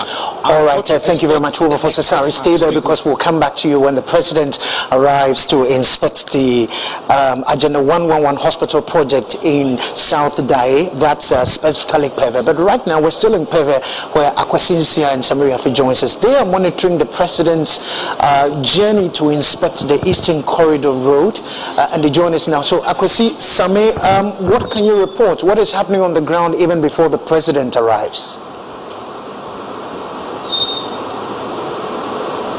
Okay, Koko, let's welcome you to Peve in the Volta region. This is where President Nana Addo Dankwa Akufo-Addo is expected to inspect progress of work on the Eastern Corridor Road, especially on Harvey to Esekuma, which is about 45-kilometer stretch of the 600-kilometer road from all the way from the Greater Accra region to the northern part of this country. President Ado Dankwa Akufo-Addo in no time will be arriving to inspect how far work on this road has been. And as you said earlier, I'm here with my colleague Sami Wiafi. In fact, let me welcome my colleague Sami Wiafi to his home region. Welcome. Thank you very much, Kwesi. Okay, welcome home. Thank you very much. Kwesi say because this region is good. I school here in the water, so have a fair understanding of the dynamics and geography of the Volta region. So I'll be doing throughout the presence of this area with my colleague Sami Wiafi, and also be engaging some officials who matter in this road construction. It started way back some years, and now Ado Dankwa Akufo-Addo administration has taken over, and the government has also done extremely well to ensure that this road actually becomes something of the past, because it seems to have featured in so many budgets of government upon government. The government of Nana Ado Dankwa Akufo-Addo, assuming office in January 7, 2017, made a promise to ensure that this stretch of road will become well constructed, connected to from Greater Accra region to the northern part of the country, as has already been situated there. So Akwesi and Sami Wiafi live at Peve, where President Akufo-Addo will shortly arrive and will be inspecting the Eastern Corridor roads. Remember, we are also still in Peve, where the President will be inspecting the Agenda 111 Hospital project in South Dai. Just to let you know that this is a production by the Ministry of Information, live from Accra. We're also live on a number of media platforms, and we're live on GTV, City TV, Adom TV, Wuntumi TV, Wezo TV, Metro TV, Atinka TV, ETV, and you're listening to us on Tonson Radio in Wa. You're also listening to us on Asasi Radio here in Accra, and of course you are watching us on Facebook on the Ministry of Information Facebook page. Let's go back to Akwesi Nsia, who is at the Eastern Corridor roads, where the President is due to arrive there to inspect. Don't forget, the President this morning began a 2-day working tour of the Volta region, and so this is our coverage of the President's tour in the Volta region. Back to Akwesi right now. Akwesi, yes, we know the President should be arriving shortly, but take us through what is going to happen when the President arrives at the site. Okay, Koku, so I have with me an engineer from Ghana Highway Authority. This project is a GOG funded project. So I have with me the regional director of Ghana Highway Authority. Take us through, give us the full scope of this project, how it started and when it's expected to be completed. Thank you and welcome to the Ministry of Information special coverage of President Nana Ado Dankwa Akufo-Addo's tour in this Volta region. Thank you. Okay, so now help us with your full name and your designation. Okay, I'm Engineer Ekodusu, Regional Highway Director for Volta region for Ghana Highway Authority. Okay. Now you understand this work very well, much more than that. Now can you give us the scope of this stretch of about 600 kilometers all the way from Greater Accra region to the northern part of the country? Okay, so basically we are on the Eastern Corridor, which runs from Tema to our border with Burkina Faso, Kulungungu, 696 kilometers. It's the shortest route up north. We are currently undertaking about 12 projects at various sections on the Eastern Corridor Road, and currently we are at Peve, which forms part of the Esekuma Peve Road project that is under construction. Basically, what we are doing is the earthworks and then the surfacing, where we are doing crash rock base, we are doing binder asphalt and then wearing course. So that's the scope of work, and then we do the safety features so that it's now almost, currently it's almost, you can drive from Tema to Yendi, and it's a very good road. Okay, so if I do get to work, now if someone wants to travel from Greater Accra region to any part of the northern region, the person don't have to pass through Kumasi and Ashanti region before getting, like I used all the way from Tema, then to Peve and to other adjoining communities. Exactly, the whole point about the Eastern Corridor. It's the shortest route to the northern part of the country. So currently, in terms of travel time, you spend less time going to the north, either through Yendi to Temale, than going through the central corridor. So that's the idea that we are doing the Eastern Corridor. And currently, you are far better to save time and faster to go through Asikuma to Hohoi, Jasikan, straight to Dodo Pepesu to Yendi. So now let me get you closer to these designs here. Now, can you be the other side for me, sir? Thank you. You'll be able to now take us through the stretch. Now, the Eastern Corridor will start from Tema.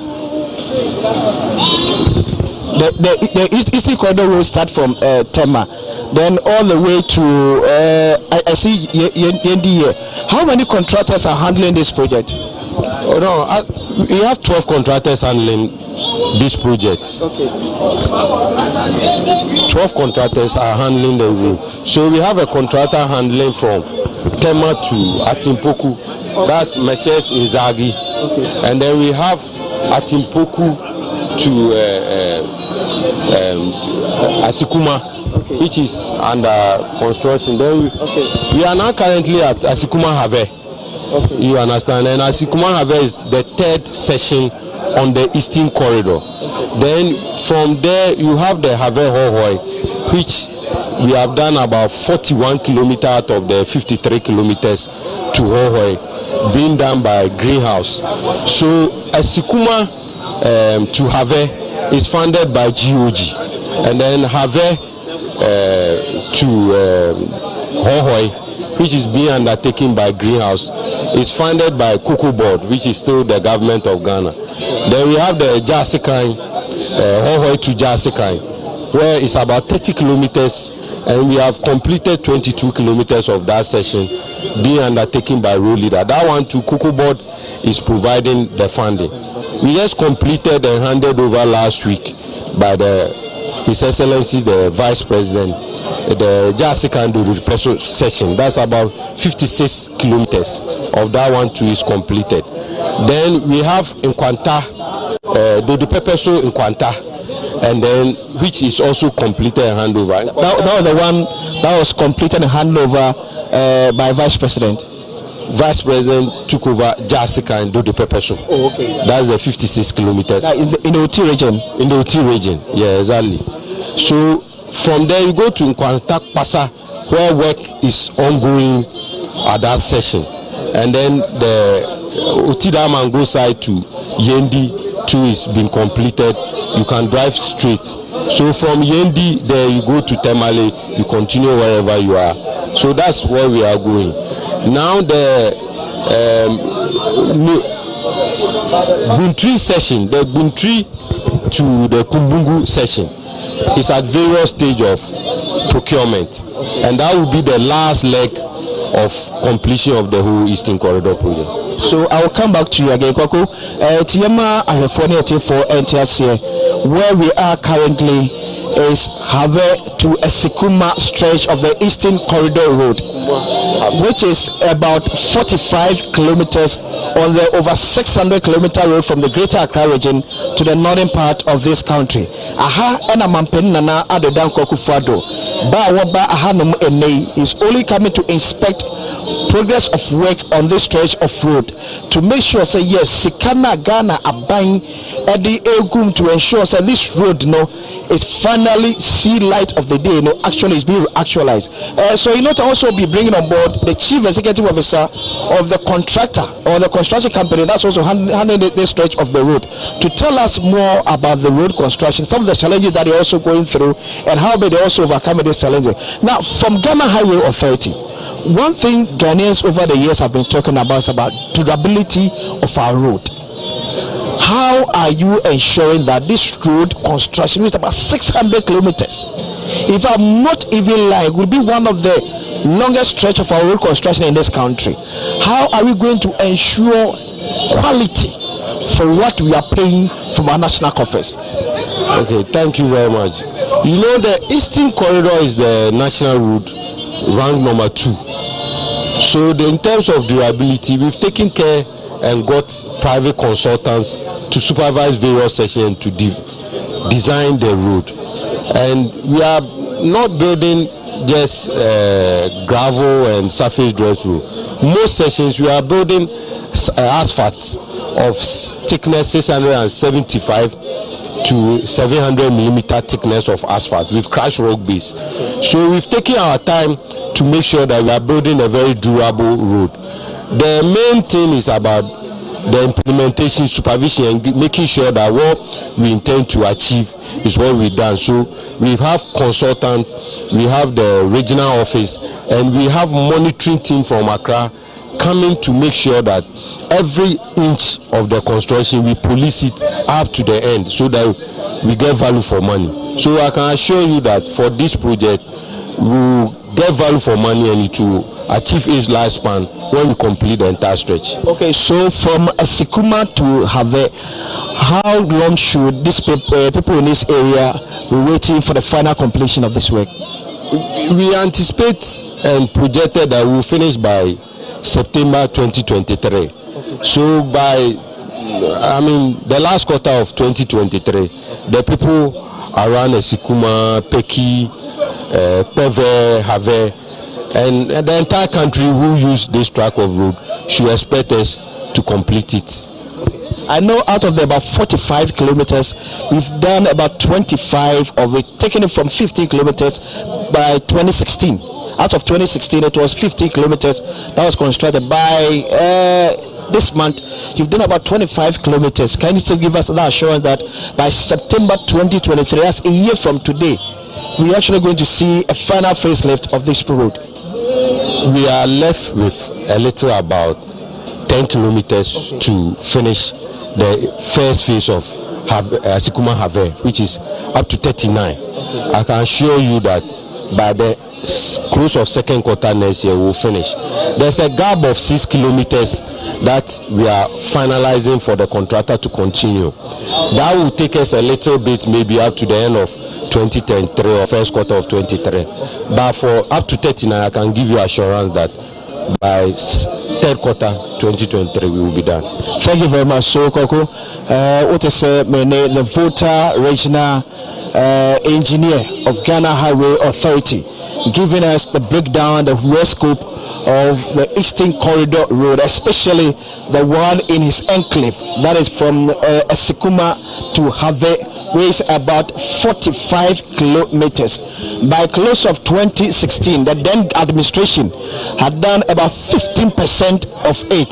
And Nana Addo Akufo Addo administration has currently done about 25 kilometers of it, of which assurance have been given that by close of 2023 September, the road will be completed. Let us also engage the Chief Executive Officer of First Sky Construction, the contractor who is handling this stretch of the road, that's Asikuma to Have, to tell us some of the challenges, how sure he is to be able to meet the timeline. Thank you and welcome, sir. Thank you very much. How are you doing, Chief? I'm doing well, by God's grace. Okay, now tell us, what's your full name? I know your designation is CEO, if I'm right. Yes, please. Okay, now let viewers and listeners understand the name and the person I'm talking to right now. Okay, my name is Engineer Oliver Akwa Tichi, Chief Executive Officer of First Sky Construction Limited. Okay, so now CEO, tell us, when was this contract awarded to you and when are you expected to finish? No, the contract was awarded to us on the 27th of September 2021. Okay. That was when we started works on this project, and it's a 24-month project which is supposed to complete on the 26th of September 2023. Okay. So it's a 24-month project duration, and that is what we are currently working on. Okay, so now tell us, with the split of work, do you think you can meet the timeline? Oh yes, please, we can make the timeline, because if you look at the way we have sectioned the operation of the site in connection with our project schedule, we are looking at completing one half, because the road has a width of about 12.3 meters. Then we'll complete one side of it and then move the traffic on that one side, and then we'll move to the other side and work on it.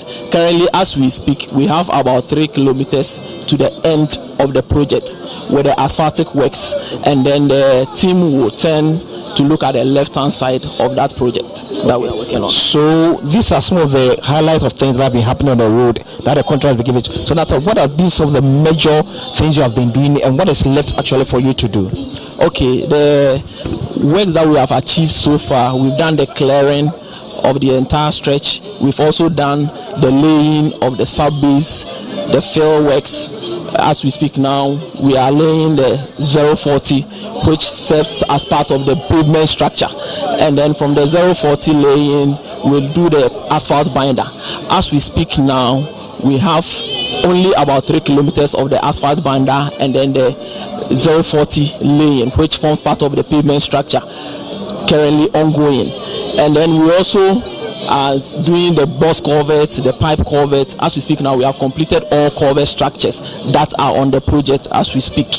The outstanding works within the concrete works is just the drains that we are putting up at Peve Township. That one primarily delayed a bit because of an obstruction where we had to do relocation of structures and then project affected persons within that scope. And as we speak now, that activity has been cleared out of the way for the concrete works to commence within that stretch in the Peve Township. Okay, so a year by this time, commuters on this road should be rest assured that they'll be using an asphaltic road. Sure, a year by this time, commuters on this road should be confident. But even as we speak now, if you can attest to the fact that as you were driving from, you can attest to the fact that as you were driving from the beginning position of the project, kilometer 000, you can see a very good asphaltic concrete that we have laid, which you can drive all the way to Peve Township, and that one has been put in good shape. And so within the next 12 months, as we all anticipate, this project will be completed, and it will serve the interest of the commuters and then the settlers within the Peve, Have, Peki, Esikuma area. How difficult was it putting up the works you've done so far together? Putting the works together we've done so far hasn't been a challenge, because at least, like you know, First Sky, we are one of the best contractors in the country when it comes to delivering on timely with our projects. And so when we were initially notified as part of the contract procedure to come to this project, we didn't hesitate. We had to quickly mobilize, put our team on the ground, and then execute the works, because First Sky can boast of equipment, we can boast of the labor, and resourcing these people to come and do this work was not a challenge for us. Was it difficult getting some of the materials needed for this road construction? Oh no, because we operate our own quarries and we operate borrow pits that are within the community. And I must say that usually when we came to this committee, the community has been very helpful. The community? Yes, have been very helpful with the allocation and then the sourcing of borrow pit materials to help accelerate the works within the zone. Thank you very much. So, Kwaku, I've also been engaging, before I take leave of you, Kwaku, I've also been engaging the Chief Executive Officer of First Sky Construction. This is the company that is in charge of the construction of Esikuma to have a stretch of the Eastern Corridor Road. People have been talking about durability of our road. As a contractor who has been awarded this contract, how are you ensuring that this concerns of the general public becomes thing of the past when it comes to road construction of Esikuma to Have? Yeah, what I can assure motorists and other road users is that when it comes to quality control, it's our hallmark. And when you look at our vision is to deliver within the scheduled time and then in good quality, and that has been our major vision in terms of the execution of our project. And so quality is not something that First Sky will ever compromise in any of our projects. Thank you very much, Sir Koku. That is the Chief Executive Officer of First Sky Construction Limited. Let me also engage the District Chief Executive of South Dai District in the Volta region. Since this road construction sits directly in his district, to tell us the benefit his people are going to benefit from. His name, actually people that knows him in the political line, is Ken Jaja, the only Ken in the New Patriotic Party. Ken, welcome. Thank you very much. How are you doing? By His special love and mercy, I'm doing well. Let me welcome you to South. You are only welcome to South. I will welcome you. You will not welcome me. Thank you. So, Kim, with this construction of Asikuma to Have of the Eastern Corridor Road, as a DC, how important is it to you and your people? Thank you. Before I answer you, this road has actually been in a deplorable state since 2009 up to 6 October 2021. This project started 7th October 2021. So it has been in a deplorable state from since NDC took power up to October 6, 2021. And this became a very big headache for people in South Dine district and the stretch and from Asikuma to Have. The project started around 7th October 2021. That's the time First Sky, which is currently on the road.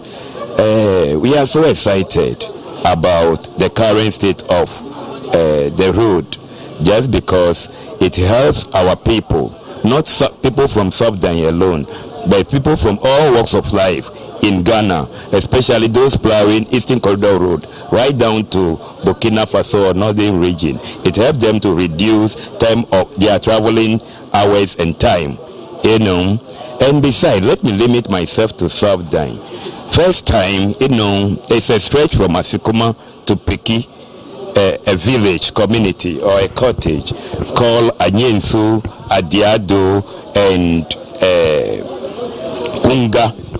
First time they find it very difficult to transport their farm produce to the communities, especially to the marketplaces. But as the road is now currently in a good shape, they find it very easy to transport their farm produce or their crops to the market. So it is actually helping the youth in the area even to engage themselves in agriculture. And I'm so happy that the government of Nana Addo Dankwa Akufo-Addo has taken measures to address this road problem for us. Thank you. Okay, so Honorable, I'm still staying with you. So if I do understand you well, before construction of this road, even going to other farms around this area was difficult for the people. Very, very, very difficult. And at times, if they are coming from their farms late in the evening, they were being attacked by armed robbers. But currently, you know, because the road is in a good shape, we have tricycles that actually convey their farm produce and themselves to their various homes. Okay. So now tell us, Generally, as President Akufo-Addo is touring the region, touring your district, what are some of the things that the people of South Dai have benefited under your leadership as a DC? I will start from the road. Okay. You know, the road actually, we have benefited from the road, the Eastern Corridor Road. First time, it's nothing you can speak about, but right now, as you can see, the road is in a very good shape, and you can take less than 15 minutes to reach Asikuma from Peve to Asikuma. Formerly, you can even use an hour from Peve to Asikuma. But currently, looking at the current state of the road, you can use only 15 minutes to reach Asikuma. So a travel distance of about 1 hour as a result of this road construction has reduced from 60 minutes to about 50 minutes. Exactly. 45 minutes now off. Yeah, 45 minutes is totally off. Thank you very much, Honorable. Oh, imagine the benefit of it. Thank you. So we can also be engaging the district chief executive of South Dai in the Volta region, who has been telling how beneficial this road construction has been and will be to the people of South Dai in this district in the Volta region. So I also be engaging the Minister for Rural Development, Decentralization and Local Government, Honorable Daniel Koku Boche, to tell us as a sector minister how beneficial this road will be to his ministry. Honorable Bo Neniswa Probo, sir, are you surprised? I'm happy. I'm happy that you see this whole business that I keep saying that we do politics is pursuing programs and policies that will satisfy the aspirations of the people. You understand? The people desire something, they want something, they put it to government, and then you satisfy it. That's the whole reason why you should want to do politics. And that's exactly what the government of Nana Danko Akufo-Addo and Dr. Bawumia, the NPP government, that's what we are doing. You can see for yourself. I have traveled around these areas so many times, and especially so when Mr. President gave us the task of coordinating the creation of new regions, and you know, Uti. So we use this road many times to Uti. So, and anybody who has been around here since 2017 can bear testament to it. You know, from here you do this road from Asikuma through Peve, Havea, before you get to Pando, then you continue, and then you drive through before you get to Raura, and we saw the roads, and now you can see.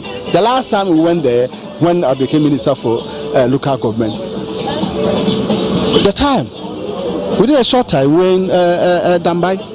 You understand? That's even before this session was tackled. So in that fact, the last time we had to go, when we got here, we went through Asikuma and then branch off on our way to Hohoi. Now to go through the mountains and get to Habe. You know, because of this side of the road. And now look at the layer. I hope people are showing the layer of asphalt being done. And we are ahead of Eastern Corridor Road, Eastern Corridor Road, and NBC. Look at that. It looks as if every budget via Eastern Corridor Road is here. It's happening live. You can see it, that it is being done. You understand? And so that's when people, all the difficulty people talk about, we are still doing things in this country. Where you were with us in northern regions, all the 5 regions we visited, you saw improvement in various sectors of the communal lives of people. And that's the same thing that is happening here. Mr. Vice President was in the region only the last week or so. And this is all part of the Eastern Corridor. And you need to see what is happening from Bibela to Yendi, the asphalt and all that. Honorable Dana Kwakubuchi, as a minister for local government, we shall say, Sir, Eastern Corridor Road, how will it connect to your ministry? Because rural development. Okay. Look at left and right. You can see the landscape, you can see the forest, you can see the where people farm. When they farm and they cannot get their farm produce to the market centers, it improves what we call local economic development. Once that basic infrastructure is there, it helps in local economic development, because when they farm, they can send their produce to the market centers, and then they can also earn income. In addition to, when you send teachers, you send nurses, you send other government workers to the rural areas, because of this route, they will not hesitate to go. And it helps to go and help and do things to improve upon the lives of the people. So it's so much important to rural development. Okay, I'll also be coming to you again, Kwaku. But sir, Meno Ekaseyema, Etiefone, Ashofo, you are sharing on over 8 TV stations across the length and breadth of this country. And as President Nana Danko Akufo-Addo has just arrived at Peve in the Volta region. And Amampene is expected to inspect progress of work our Eastern Corridor Road. Yeah, it looks as if Ghana Abakosemu budget Dudua Akosu Nina this road feature ewum. Nana Danko Akufo-Addo taking office on 7 January 2017. Eka said this road under his reign. Ebesha sebet meya jumana sa road ya yeni utie atiesa efukwa. Said the travel time from the Greater Accra region to the northern part of this country will be smooth and easy for Omai Ghana Adishe Ejina. A seminal Ekasema Penny Abba Bedru. Ya enchepen for call around on the Eastern Corridor Road. Ya a bandia seat Naniso Esobeheso Betmia ye Amano Abemwum. Now one good thing also here in so say Ubedru Adamwa. This road has been a burden to the people of the Volta region, because according to them, sometimes traveling from the Greater Accra region to the not the part of this country, difficult. Some communities have to always use from Ashanti region, then all the way to the other part of the region. So Mampani etimi eba bewie ede amomo edia. Let's say come apa ede So as I'm talking to you now, President Nana Addo Dankwa Akufo-Addo is come by officials on ground, the voter regional minister, and I can see the member of parliament for South Dai, Honorable Dafiamapo, who is also here welcoming the president to his constituency. Then also can see the South Dai district chief executive also welcoming President Nana Addo Dankwa Akufo-Addo, and Minister for Local Government and Rural Development, Honorable Daniel Kwaku Boche ya also meneno edi enkomo.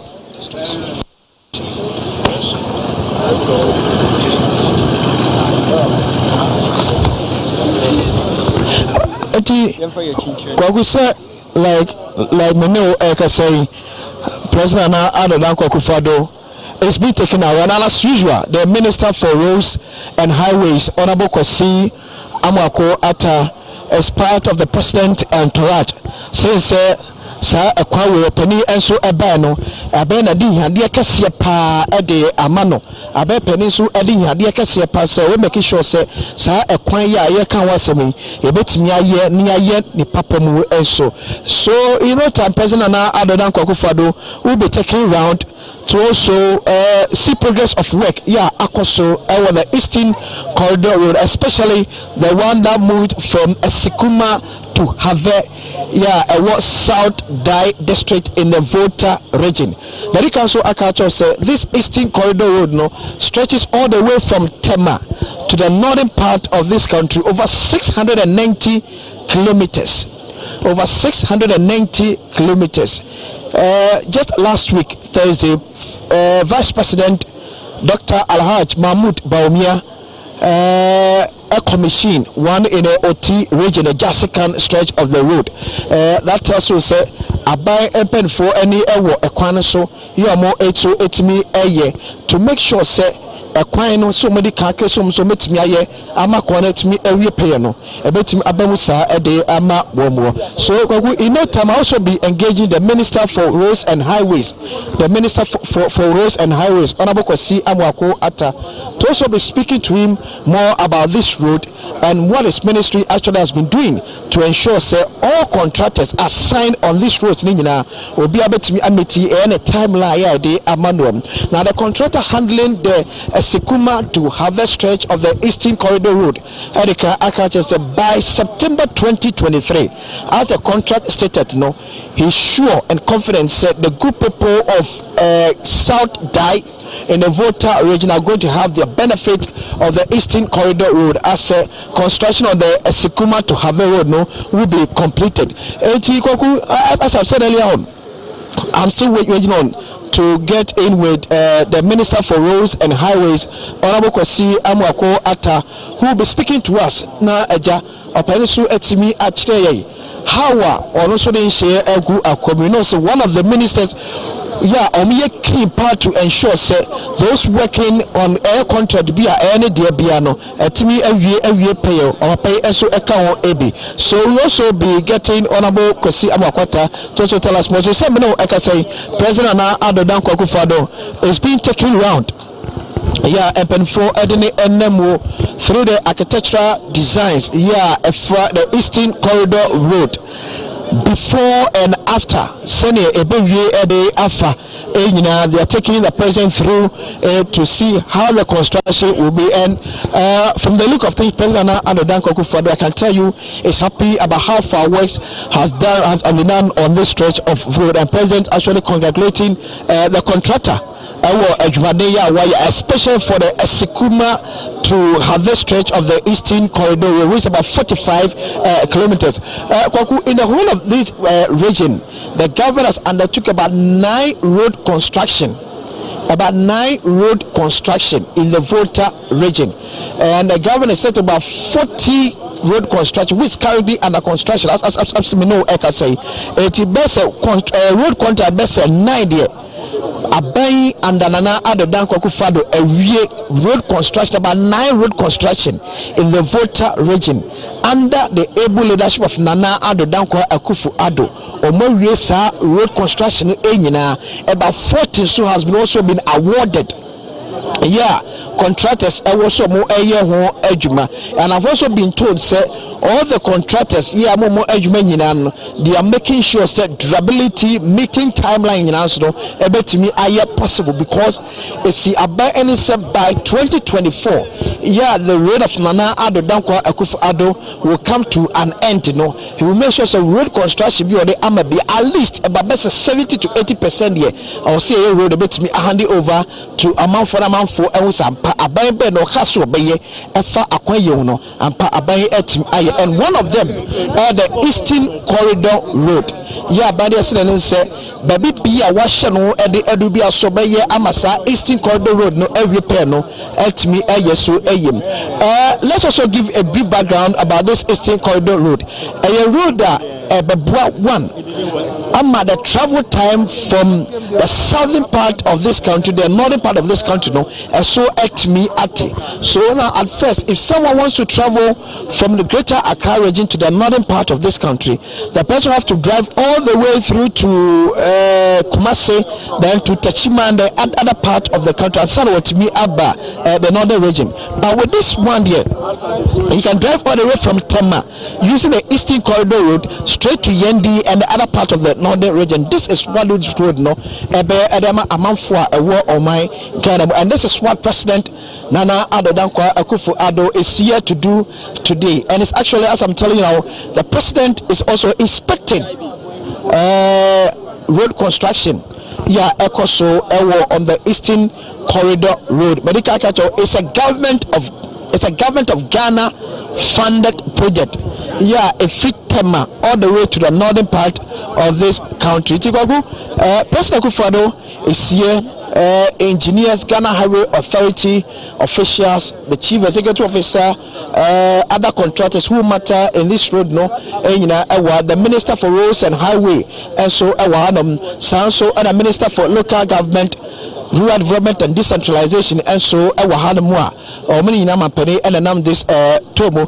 Sami Yafe is still with me here. Sami, welcome once again. Thank you very much, Kosi. Okay, so you've been noticing now around the letter. Now tell us, what have you been hearing? What have been some of the applause residents here the government for taking this Eastern Corridor Road seriously? Okay, so I've been engaging a few of the residents. They tell me that if this road is fully constructed, it's going to be a very, very big relief for them. So, for instance, they tell me that traveling from Peve to Hohoi takes them close to 2 hours. But they believe that if the road is fixed, it will take them maximum 30 minutes. They'll be in Hohoi. So, it is their belief and hope that this road will be constructed and fixed by the time the contractor has stated. Now, the only time they are traveling all the way from here to, let's say, Jasikai or Nkwanta was really, really a big challenge for them, but they believe that if this road is because as you are aware, the Eastern Corridor passes through all these areas. So it starts from Tema, as you said earlier, it gets to Atimpoku, Peve to Have, to Hohoi, Pando, Jasikai, Rara, Abotiase, all the way to Bimbila.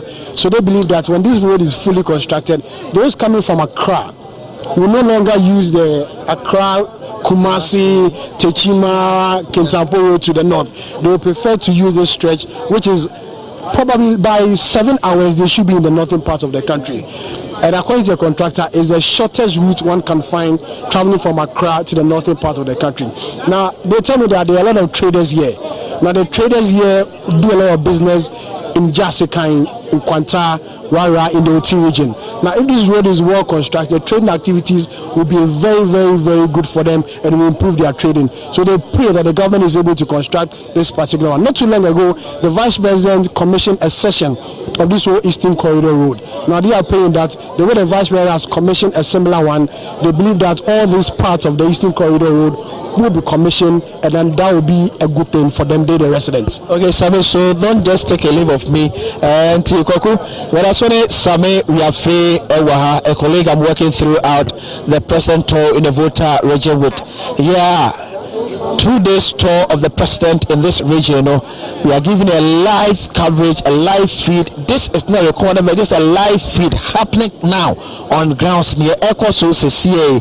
It is over CA, so I can see ade bi e de eye ekwan ya ema no eye ye bia no ebi e wo saa kwan we so ya contract de adwuma ahye ne nsa se na Samuel Yafi edika akan no akantam adi nsie se he is going to make sure that timeline here the amount which is by end of September 2023 sa ekobetimi handi over the amount for year a war and portable one currently because of road construction at Ecosintino where we half of the stretch and some say we share half of the stretch now you can see the thickness. Yes, you can see road construction of thick and yet the usual one now. One can say in the next 5-3 hours of rain and portals also. But the contractors tell us that the level of work they are doing here, the road will last for 15 years. 15 good years. That's how long the span of this particular project. We're talking about 75 months.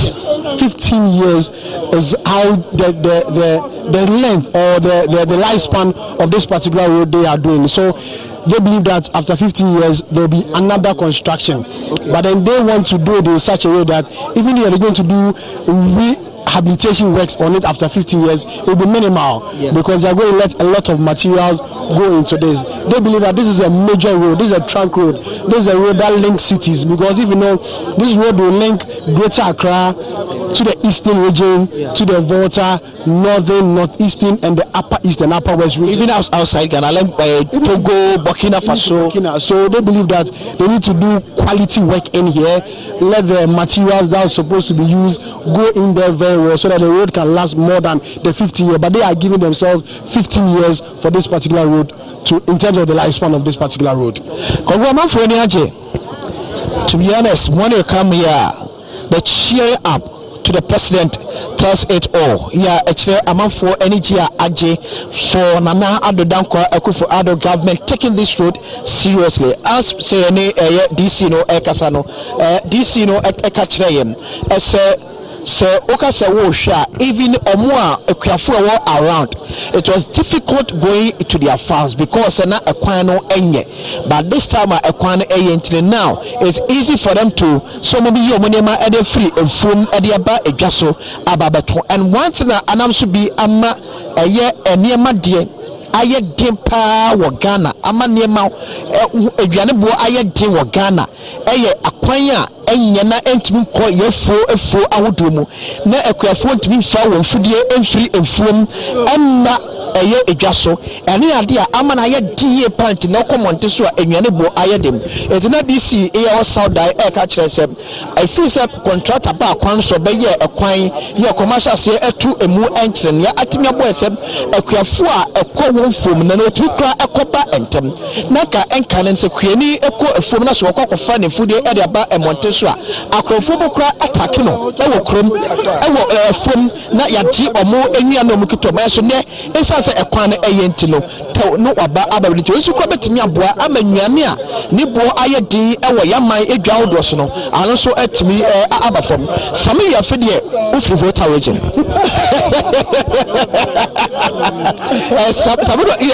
ya kan ya Volta kasa na wofre yanhwe ne mpanfo aka nyina as obi a wofri mantam hanom emwa be na saa kwan ewo edema omanfo ya ewo mantam well kujitama na ye ko school you know me I school in the Volta region I understand of the Volta region tama ye ko school no ekwan we de na ekwan bi a enyenyenyenye let people will say enye kwan bi a na ye ekwan papa bi a you know you can write home about. But with this particular construction I'm sure those in Accra may travel from the Volta region to places like Hohoi, OT region, Jessica, and it will be a major one for them. But the contractors name my statistics of you know the level of work on my IS so far. For any for FM now you baby omofa kwan every year in 2016.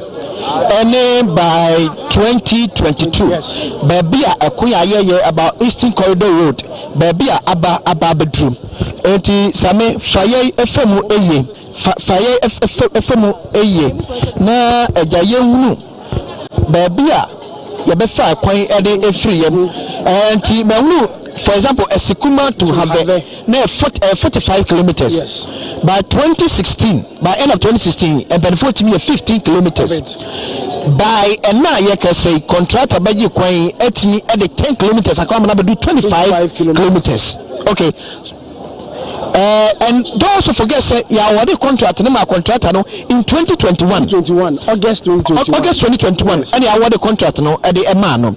So within say a space of about almost 2 years in contract na at me I 10 kilometers and the aka sa ekwan away home sa so na say uba have to Hawaii 53 kilometers no by end of 2016 I have 5 kilometers and I buy 35 kilometers. So in all by close of 2016 now Eastern Corridor Road no 30% of the road construction by Edia Pejako 79%. As you go say me no I can say President Nana Addo Dankwa Akufo-Addo inspected Eastern Corridor Road, especially Sikuma to have stretch of the road no area mampeni ene eche be for na eja wako which media would also eguso ekoso so ahodom. So I'll hand over to you na eja etimi ehun se mampeni ebe no o ma taking it through sena construction contractor so ama assurance say ekwan na wo ye no onye ekwan beebra ekwan ya beche edema my Ghana sena sami ya fe eka no ebedi o mai about 15 years ansana etimi asaba kwame so asaba ye nsese kwaku mampena na Addo Dankwa Akufo-Addo inspection of the Eastern Corridor Road no and mampeni yes yo akwesinsia that was a part. So that was Akwesinsia and Samiria Fe live from Peve, where President Akufo-Addo has just inspected works on the Eastern Corridor Road. Remember, the president is on a 2-day working tour of the Volta region, and here at the Ministry of Information we have been bringing you live coverage of the president's regional tours, and so this is a continuation of our special coverage. We're also live on a number of media platforms on GTV, City TV, Adom TV, Wuntumi TV, Wezo TV, Metro TV, Atenka TV, and you are listening to us on Tansan Radio in Wa. We're also on Asasi Radio, as well as the Facebook page of the Ministry of Information. My name is Kwaku Obenje. Well, the president is still in Peve because he's now moving to inspect the South Dae Agenda 111 Hospital project.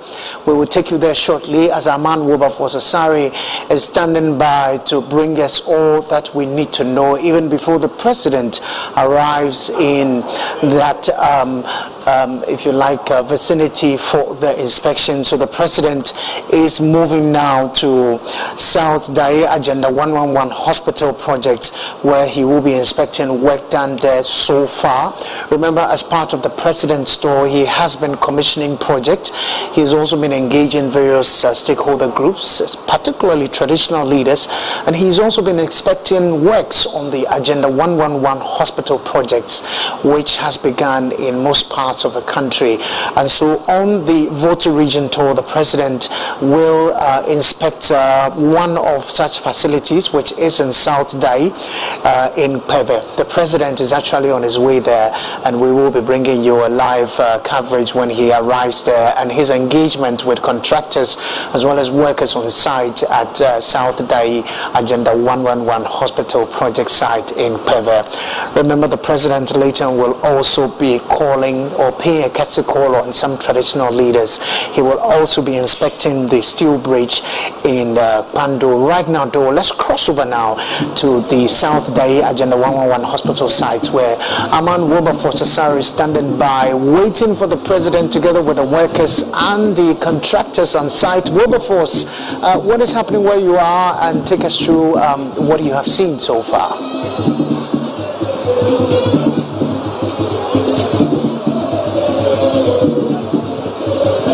Indeed, Kweku, I'm standing here in South Dae constituency, where one of 8 Agenda 111 projects taking place in the Volta region is being constructed.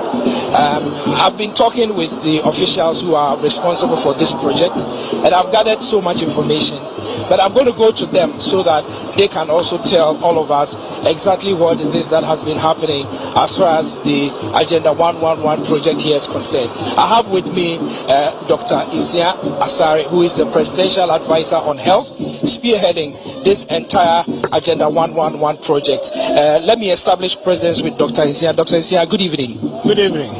Thank you very much for joining us. I also have with us Pearl Ojiri. Pearl Ojiri is the coordinating architect for Zone 7. Now, Zone 7, because the Agenda 111 projects have been zoned into 8 different zones. And so, if you would recall, when we went to the Upper West region, Upper West, I should say, we were dealing with Zone 5. We went to other places in the Savannah region, we're dealing with Zone 3, I believe, and other places. This is Zone 7. And Pearl, the first lady to be speaking with us on this project, I believe, as far as Agenda 111 is concerned. Pearl, a very good evening to you. Good evening. Thank you very much for joining us. And also, the project engineer, or I'm saying that the managing partner of Eon Engineering Solutions, his name is a very interesting one, and I hope I got it right. His name is Draw Tahir. So, Draw, welcome. Thank you very much. Good evening. So, let's do ladies first now, and let's start from Pearl. Pearl, tell us, this Agenda 111 project where we are, when did this project start, and what is the scope of work that has been done thus far? The commencement date for the project at Kweve, that's South Dai, was on 16th February 2022.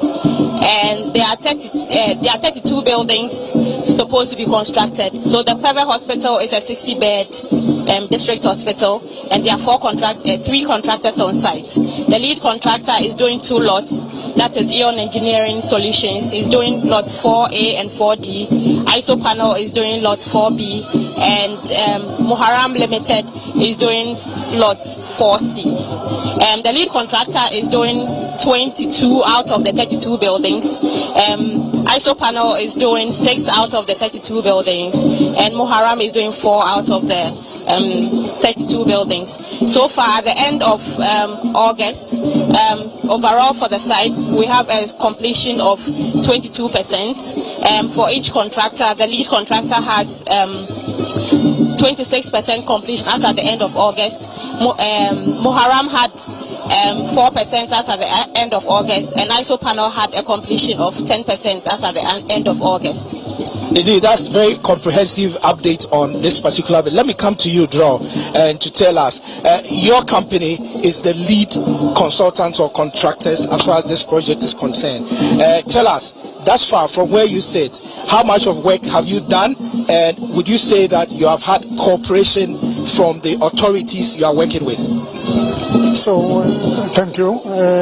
Yes, so far we are very, very close to the 30% mark completion. We are very much on schedule. We believe that schedule we will complete within 6 months the project. And we are getting a very, very good cooperation from the authorities, including the Assembly and other stakeholders. All right, so Kweku, as I just started talking with the officials, President of the Republic, Nana Addo Dankwa Akufo-Addo, is driving onto the site here at the South Dai constituency to inspect the ongoing Agenda 111 project. And so, as you can see in your shot, President Akufo-Addo has just pulled over in his driving vehicle, and his security detail are coming out of their vehicles so they can usher the president out of his vehicle for the receiving party to engage with him.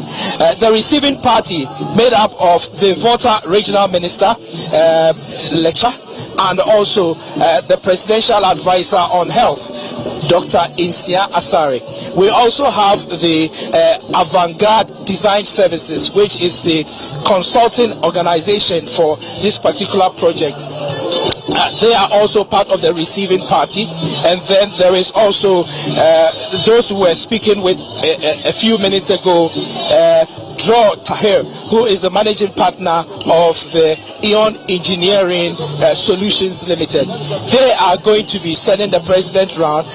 Kweku, again, I can tell you that there is a host of traditional leaders who have hearing guarded, and President Akufo-Addo is currently going to exchange pleasantries with the traditional leaders and rulers who have gathered here to receive him. And so President Akufo-Addo is interacting with the traditional authorities, exchanging pleasantries with them and thanking them for staying here all this while. I'm told that The traditional rulers got here at about 11 a.m. this morning, and they have been sitting here all these hours waiting for the president. As you know, President Akufo-Addo first graced the 2022 edition of the annual bar conference at the Ho Technical University and proceeded from there to inspect the ongoing road construction here in Kweve in the South Dai constituency, and has currently made his way to the South Dai District Hospital, which is under construction. So President Akufo-Addo has finished exchanging pleasantries with the authorities and the traditional leaders, and he has climbed up one of the constructed buildings here where the authorities and consultants are going to be briefing him on the project. And so, as you can see in your shot, President Akufo-Addo is behind the desk where the architectural drawings that were done for this project are. The project consultants and the project engineers are going to be briefing him on the state of work thus far. As we have been told, this work is about 22% complete, and when you come here, I believe that this is one of the most impressive sites that we have visited since we started this tour. Impressive because this is one of the sites where work has actually gone very far, has actually been you can see a lot of work has been done here, and a lot of work is still ongoing as compared to other places that we have been previously. Some of the sites that we have visited, the contractors and engineers will tell you that work done is about 11%, 10%, and in some places even 8%. But here the project engineers are telling us that work done thus far is 22% and counting, and they are hopeful that in the next 6 months they will be able to complete the project, at least completing about 90% of all the civil works. That is what we are told. So in your shot, you can see that the President of the Republic, Nana Addo Dankwa Akufo-Addo, is being given a thorough briefing by the project consultants and the project engineers as far as this project is concerned.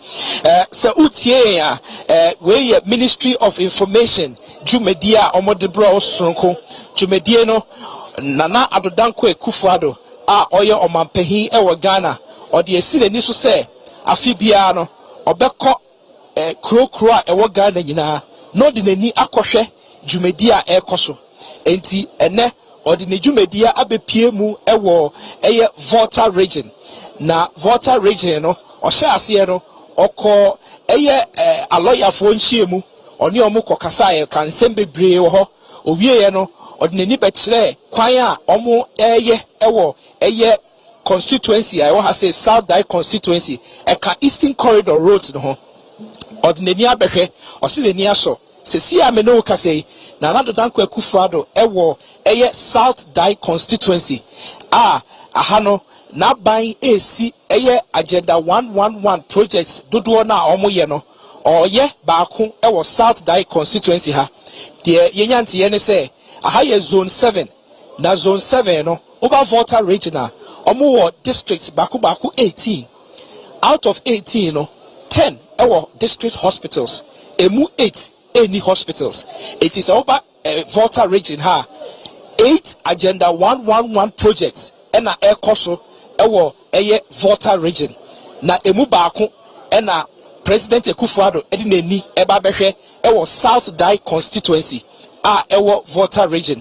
Sesi ameno kase omampehi na Nana Addo Dankwa Akufo-Addo aye a contractor for any consultants ewa ha no omo ebiebie niema so akire no omo kire ne se adwumadie na omo ye wa ha no ometima ye adwumani mu 22% enti aka be 78% na omo di adwumadie na wie na de omo ka ne se enkosi efri na enkosi 6 months sesi ano ye wo August enti ye ka September, October, November, December, January, February enkosi February 2023 no almost say omapahin Nana Addo Dankwa Akufo-Addo esa baha obehu say dwumadie no omawie a ase 90% kra no omawie civil works are omeka opoto kasemu no almost say by 6 months time no na omaye sa civil works ni nyina ewie enti Nana Addo Dankwa Akufo-Addo Ghana mampehi ena se wohwe ewo TV so ahu se one na pamfo abepie mu ewo South Dai constituency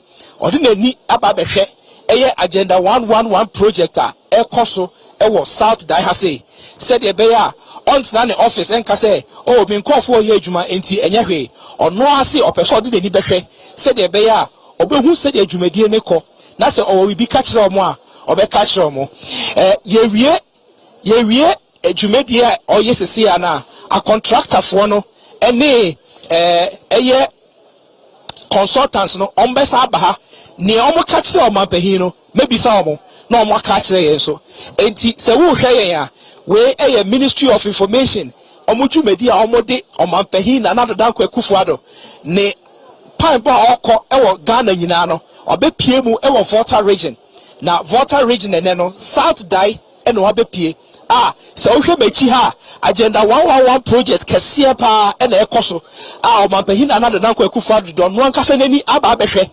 se dwumadie na wabehunu se so nani ana so nani a contractor for no esa ba maybe sa omo de omampahin ka kire omo portin na so omo ka kire nyina se omampahin ani ngi dia omo ka kire se nani age so omo ka kire se o ka kire omo se dwumadie no omo hwe na omo wie no ewo time na ye de amom ni mu a eno so ye bebisa omo enti se wutie ya omampahin na Nana Addo Dankwa Akufo-Addo odi ne dwumadie abepie Volta region me no ka say odi nani abehwe agenda 111 project a ekoso ewo constituency ha say enche bia Dr. Isiasare oye presidential advisor on health oba bepie mu na me ne na twetwe nkomo me hu say Dr. Isiasare eba doctor yeda wasese wasa be kayensa sesi a omampahin de nani aba behwe project no okọ me pacho den na impanyifo ka kire omampahin obaye no contractor ne consultant no e kire omampahin be bia hospital na kodu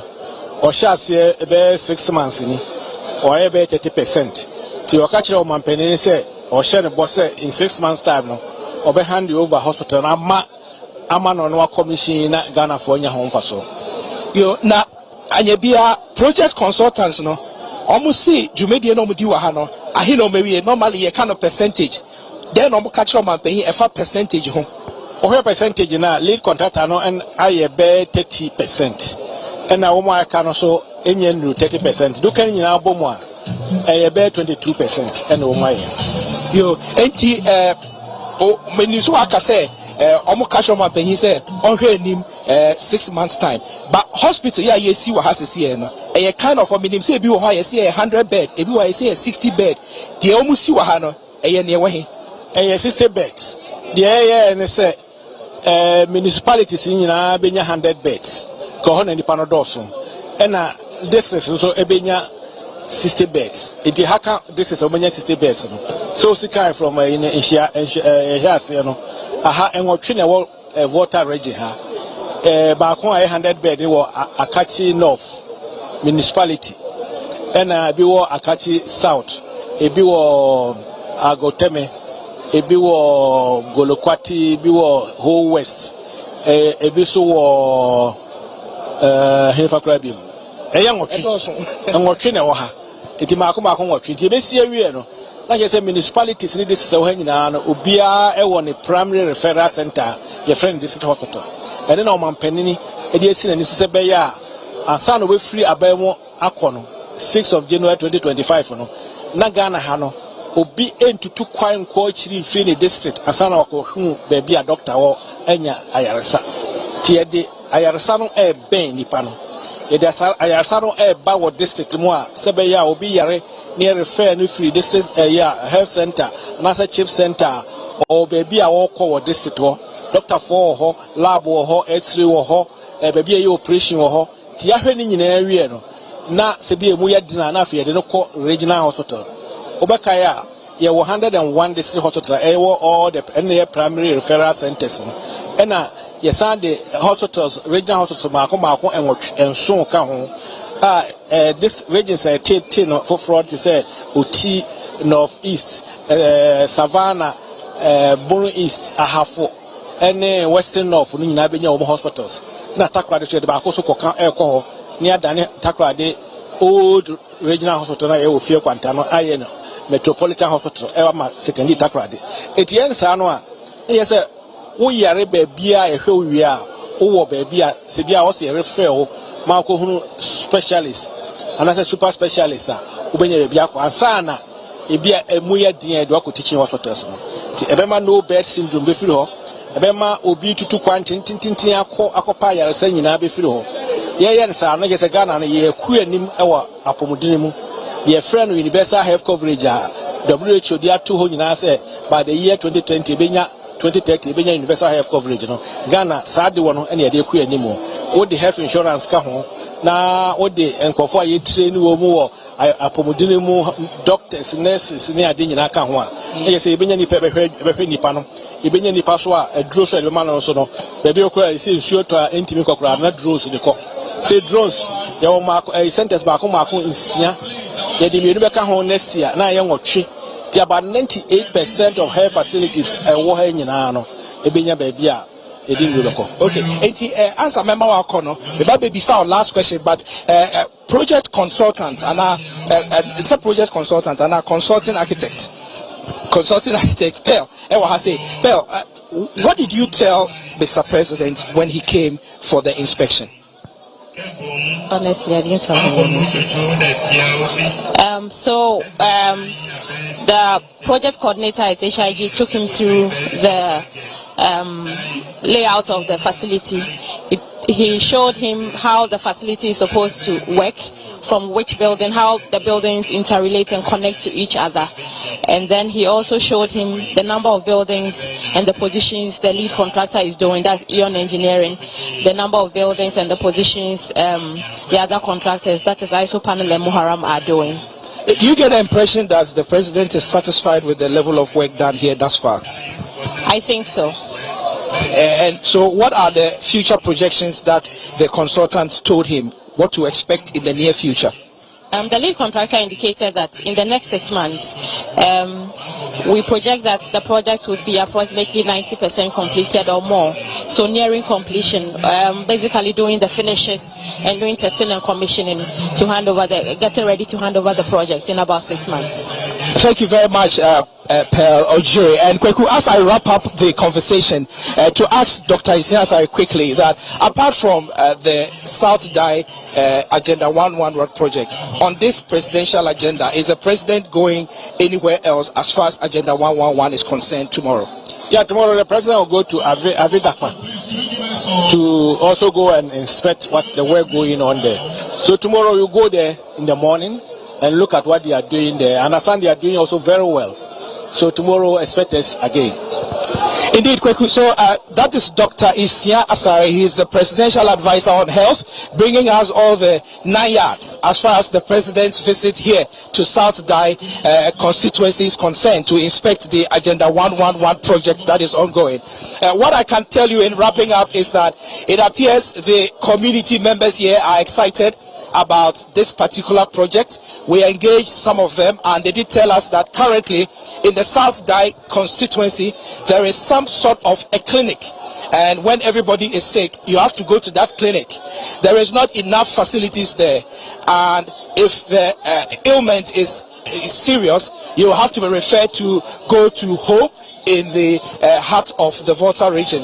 They are anticipating that with the completion of this project, the 60-bed Agenda 111 project in South Dai, it will change the entire phase of healthcare here in the South Dai constituency.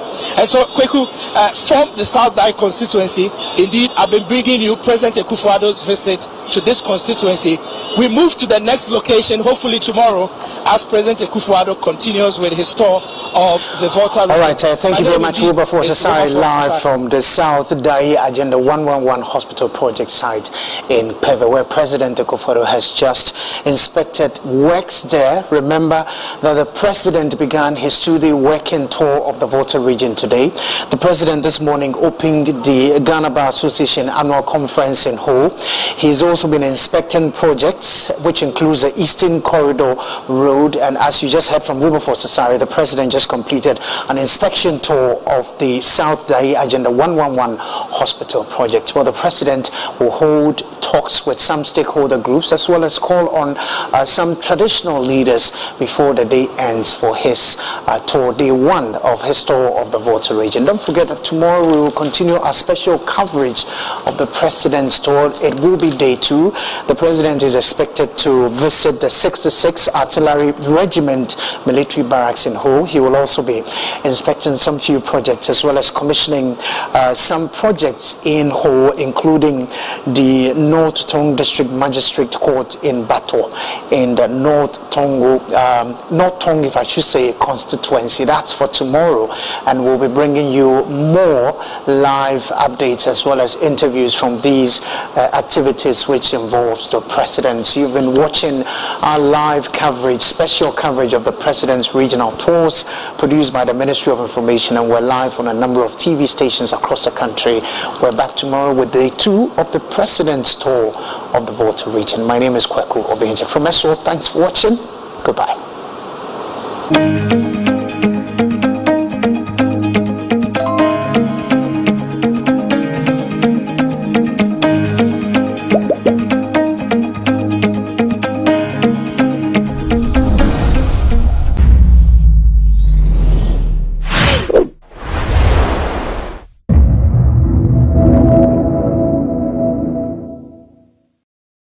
Special effect basically is not just about the wound and all those things. We have the likes of the transformations, trying to change someone into an old man, trying to create a character, maybe a witch or an alien. We have what we call the sweat effect. Maybe someone is being engaged in an activity and is sweating. All those things are special effects.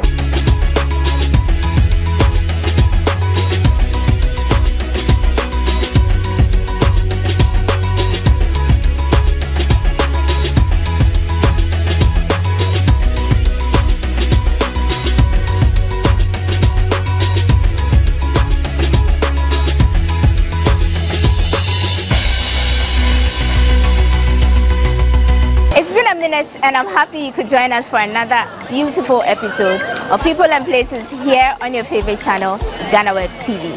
Before I go any further, let's take a look at these.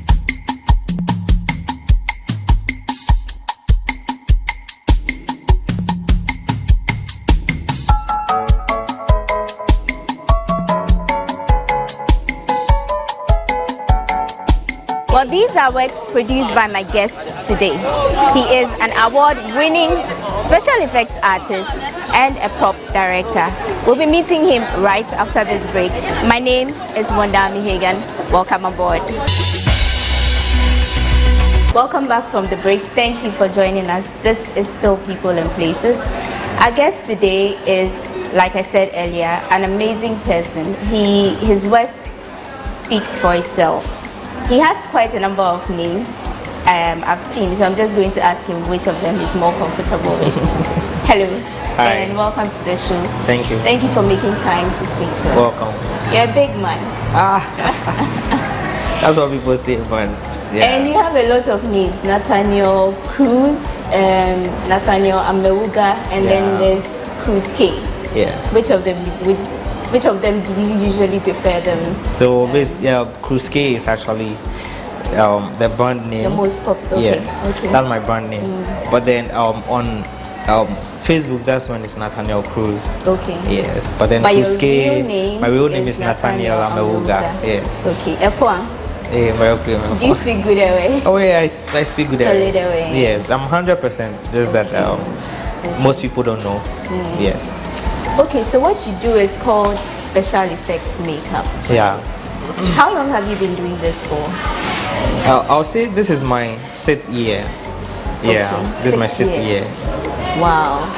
And why this kind of art? You know, I don't know how to say, but it just came. I realized I had the art talents around 2015, 2016. Yes, that was when I realized it. So I decided to actually put that art talent into special effects. 2015, 2016, what were you By then, were you in school? Yes. So 2016, that was when I actually went into my tertiary. I came to GH Media School. I was actually a student from here. And currently, so you're teaching in your own alma mater. Exactly. Yeah, I didn't mention that he's actually a tutor here. He's a lecturer here. So he came back to, you know, help students get to the point where he is now, and he's doing amazing at that as well. Yeah. So basically, that was how it started. Yeah. I mean, I want to know why this kind of art, because there's a lot of art out there. There's pencil sketching, there's painting, there's sculpture, there's so many other things. What in particular made you choose this? Okay, so I just feel you need to actually find yourself in your comfort zone. Initially, special effects wasn't really a plan for me. I wanted to be an actor. Anything entertainment, I'm there. So I realized, okay, if I have this art talent, what area in the film space can it actually be useful for? Yes, so that was when I actually started drawing my hypothesis and realized special effects in Ghana was really, let me say, down. People didn't really pay attention to it. So I was like, okay, and I also believe in making change. So why don't I actually take the mantle and actually make that change? So I decided to actually then do special effects. So it was inspired by your desire to act, or being in the acting and film industry. Yes. Okay, and how has the journey been so far? Before you get to that though, what was growing up for you like before you got to the point where you wanted to act? What did you want to be? Have you always wanted to act? I wouldn't say I had wanted to be an actor in future. For me, I'd wanted to be like a pilot, a land surveyor, because I'm good in this calculations. I'm good in the technical aspect. I'm good in the geography. I'm really good in all those aspects. So I wanted to be a pilot or like a land surveyor. Yeah. So it was after my SHS and let me say, I actually failed my exams though. Yeah. Okay, what did you study in SHS? I actually did general arts. Okay. But then when I was in SHS, I was having more interest in the drama club kind of thing. And usually I used to do the stage thing, but I didn't see myself to be an actor one day. But it was through my SHS level and after school, I realized, okay, I think this acting thing is really something I should pay attention to. So that was when it started. So what was your favorite character back then? Yeah, that's Tom Cruise. So that was where the Cruise name came from. Okay. Tom Cruise was actually my favorite of all favorites. So it was through that I actually decided to pick the name Cruise. But funny enough, a lot of people were named Cruz and all that, so I decided to do mine KRUZ. Okay. And actually did a research and I realized it was a name used in America before but not used anymore. So okay, why don't I pick this name? It's nice. So since there have been a lot of cruises, I will be the king of all the cruises. So I did the Cruise K. Okay. So it is actually King Cruise, but I just want to make it a little artistic. So Cruise K. Okay. Yeah. Nice. And when you decided to go into acting, what was the reaction from people around you? Your family, your partner? Do you have a girlfriend? No, as it stands, I'm single. Okay. Yeah. But people around you generally, what was the reaction from them like? Did they support what you wanted to do? It has been tough, really tough, because nobody actually thought of that. So it was difficult for people to actually buy into the idea, especially my family. When it even comes to the support aspect, no one was really willing to actually give her that support, because among, let me say, 78 grandchildren, I was actually the very first to 78 grandchildren? Yeah, we are lots. Yeah, those. Hey, sir, out of how many children? I'm curious. Okay, that's like 16 children from my camp. What, from the same? No, two. Okay. So that's up. Yeah, so I decided to. I was actually the first to actually venture into the entertainment industry, and they were not all willing to, because I'm actually I'm very brilliant, and I actually, the only thing that happened was me failing my SHS exam. But then in JHS, I actually topped almost the Nungwa district. That was 2011. I had the highest grade there. So what happened in SHS? You know, it happens. That's destiny. That's nature. You cannot actually cheat nature. You cannot decide for nature. So it was good that if I hadn't failed, I wouldn't find myself in this position. Okay. Right? So I'm basically using that to actually the intelligence or whatever to still push through the art space. So now I'm actually a facilitator, so it doesn't mean I failed my life. No, I only failed an exams, not my life. It probably was just a means to another. Exactly. So it was difficult for my family to really accept that decision. It was not easy, but I had people who were actually discouraging me from church. One lady was like, the acting industry is dead, and you not get paid, you don't have to even try it. And I was like, no worries, no problem, I'm going to push through, I'll try it. Let me go and make it first. Okay. Let me give it a try. If it doesn't work, I'll come back. And you have proved the world. Proved everyone wrong. So, take us through the process. You had the idea in 2016. What was the journey like? Did you just wake up one day and decided to get your products? Who was your first model? Take us through the whole journey.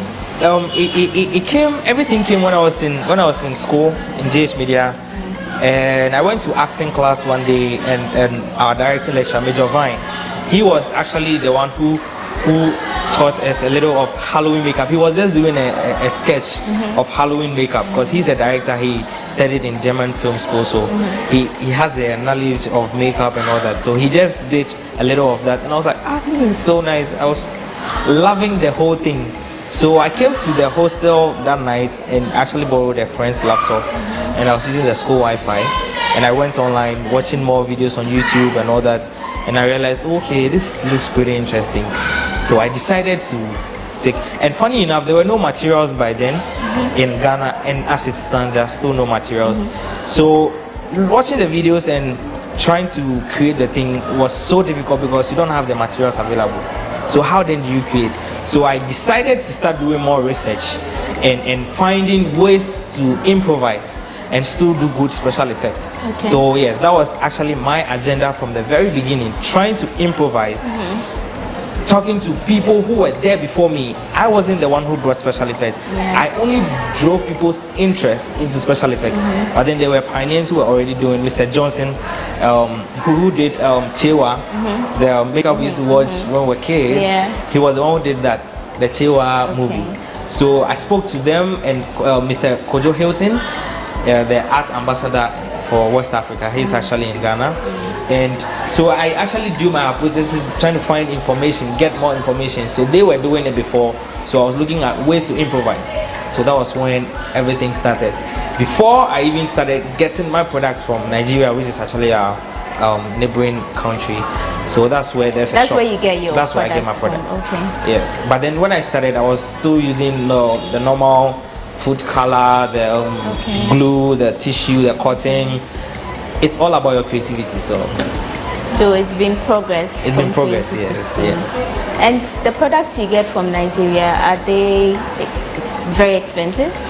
Yes, special effect products generally are expensive. Okay. Yes, and also getting from Nigeria, because they also get from UK. The owner is in UK, so she gets the things to Nigeria, and getting from there, it's now more expensive than getting it straight from that side. Okay. Now I've seen a lot of your works, and I'm thinking you must really love horror movies, or you watch a lot of, gory graphic videos to be able to do the kind of things you do. Is that where you get your ideas from? But funny enough, growing up, I never loved such movies. Okay. Even the Chewa thing, I'm saying that because that particular movie, Chewa, Jan Tutu, and all those movies, when my mom is watching them, I actually put my hand in my ears, or probably use a pillow to cover my head, because if I watch that, I have bad nightmare. Like I can't even eat if the thing is bloody. If they're doing a funeral in our hometown, they said if I'm being notified that a dead body was transported through this lane, I wouldn't use that road for. I wouldn't use that lane for a week. Okay. So like I grew up scared of such things. So now, until my mom saw me do this thing the first day, she was saying if she never saw me do it, she would never believe it. Okay. Because she knows I'm scared of blood. I don't see stuff like that. So how did the vim come? I don't know. It just came. It just came because I put myself to task. I wanted to make a change. So I have to fight the phobia. So yes. And even till now, if I see real incidents, I sometimes can't stand. Okay. So if I watch it, I don't watch it from that perspective anymore. I rather watch it from the creating perspective, so I can actually do more creating like they do. Okay. Yeah. So now I think I love horror films. So if you come to my house, my movies are all horror big films. Transformation. Yeah. Exactly. Okay. Do you also do normal makeup? I mean, normal makeup, which is not special effects. Yeah. So basically, yes. Makeup is makeup. If you want to do special effects, obviously you need basics of the normal beauty makeup. You know, I keep trying to make this thing clear to people that special effects, it's actually, let's say, the motherboard of makeup. All right, it's actually the motherboard of makeup. So even the beauty makeup still is called special effects. Because under special effect, we have what we call special effect makeup cosmetic. Okay. That's when you use the normal foundations and everything. So the beauty makeup people do, we still call it special effect. The reason why we add special to is maybe we do a little of 3D attachments and enhancements and all that. So we call it special. It is very special. Yeah. I have some more interesting questions for you, but we want to take a break at this point and join Enam while she gives us some facts about Ghana. We'll return and continue the conversation. Stay with us.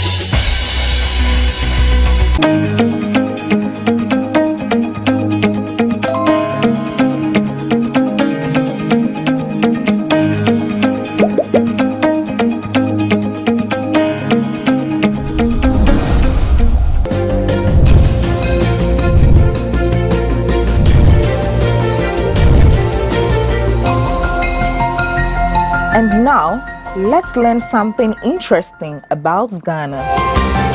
Ghana's first children's park was started in 1979 and known as Accra Children's Park or Rich Park.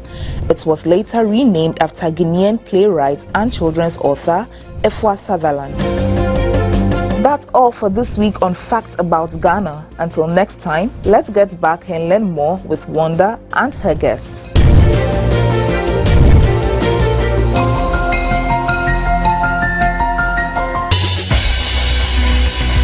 Welcome back from that quick break. Thank you, Enam, for giving us some tidbits about Ghana. And so, in this part of the interview, we are going to be more interactive. It's going to be more practical. We are going to see what Nathaniel does on a normal day. He's going to demonstrate something interesting to us. And that is why you see his trolley here with all his tools. Nat, can I call you that, by the way, or you just prefer Queen's Cane? Okay. So, what's your favorite tool among all of these? I would go for my tiny brush. Why? This brush is actually the magic tool because it does almost all the detailed works. Okay. You know, the reason people see my work online and they're like scared and all that is because I pay attention to details, and that is why I teach my people. Okay. Detail is everything. So once your details are clear, it looks so real. It looks like the real incident. So this is the little magic. That's the that's a magic tool for exactly, you. Man. Okay. And what are you going to be doing for our audience? Okay, so you know, we don't have enough time, so we can do a laceration. Okay. Laceration basically is like a deep cut, but then the doctors and the science term for that is called laceration. Yes, when the tissues are torn and all that. So yeah. Okay, so let's start and then we'll just continue. He's going to be doing this on my hand, by the way. Okay, so I think we'd have to begin. So the first thing usually you have to do in special effects is you always have to make sure your working area is clean, because these things are more of chemicals, and it might react and give you some reaction. So always make sure your working area is really clean. So you can use like a wipe or a sanitizer or something to just take it off. So I think I have, sorry, my arm, have a little injury. So yeah, I'm just gonna clean my area nicely. All right, so you can rest your arm. Okay. Then okay, so while we do this, I'd like to ask, aside lacerations and wounds and bloody stuff, what else do you do with special effects? Okay, so you know, special effect basically is not just about the wound and all those things. We have the likes of the transformations, trying to change someone into an old man, trying to create a character, maybe a witch or an alien. We have what we call the sweat effect. Maybe someone is being engaged in an activity and is sweating. All those things are special effects. So you're able to make someone look like they're crying? Yes. I saw a picture on, I think, your Twitter handle. It looked like the person had a vampire look. So there was the teeth and then there was the scary eyes. Good. How do you do that? So that you actually wear a contact lens. Okay. And the teeth too, you can buy it or you can create it yourself. Okay. Yeah. So for me, I told you I actually grew up in the industry as doing more of improvisation. So I basically create all those things myself. What were some of the things you used to use before you actually started getting your products? Yeah. So the likes of flour and Vaseline to actually create your wax. So that's how we create our wax here. Yes. And then food color and probably honey could actually give you a black effect. So then aside the transformation, you can make a lady look like a man. Exactly. And a man look like a lady. Yes. Magic. So the first thing I have to do is put my adhesive, my glue. So you can actually use the how do we call the top bond glue, the white glue for the carpenters. Yes. So it actually helps you do very amazing, especially. Do any of these products create allergies? Yeah. Or have you had an encounter like that with any of your models? Not really. The only thing sometimes it feels uncomfortable because special effect naturally is supposed to be like that. Even with already made products, they are uncomfortable. Sometimes the smell and some of them create some itchiness after you are done, but it doesn't really give you reactions, but it's the nature of the product. Yeah, so usually when we are working on you professionally, you have to educate your clients because especially in Africa, people are new to things like this. So they may think, oh, I'm getting reaction, please take it off, I'm scared of my skin, but usually they are very safe for the skin. The only problem is maybe if you are asthmatic, the smell may trigger your asthma, so we have to stop or probably find a way to do it without you getting your asthma thing. Okay, so what is this here? So this is actually Vaseline. So Vaseline, actually any petroleum gel can actually help you do your blending. So we have to now blend into the skin to make it feel more natural. So that it doesn't look like something was attached to the skin.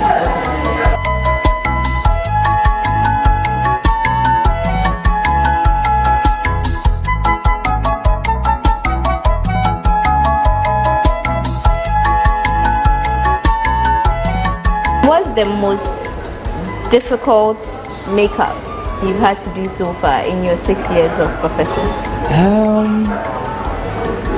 Okay, I think when I was actually trying out my first bowed cap, trying to improvise how to create bowedness.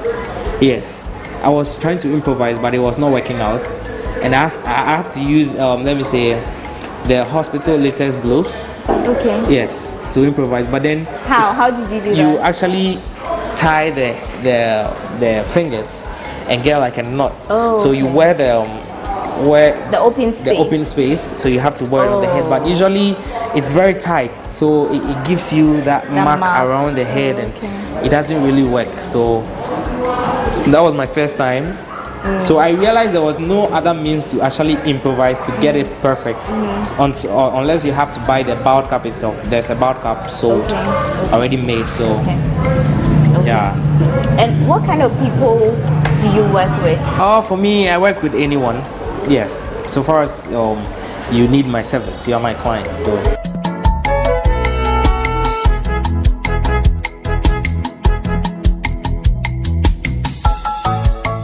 Do you have international clients?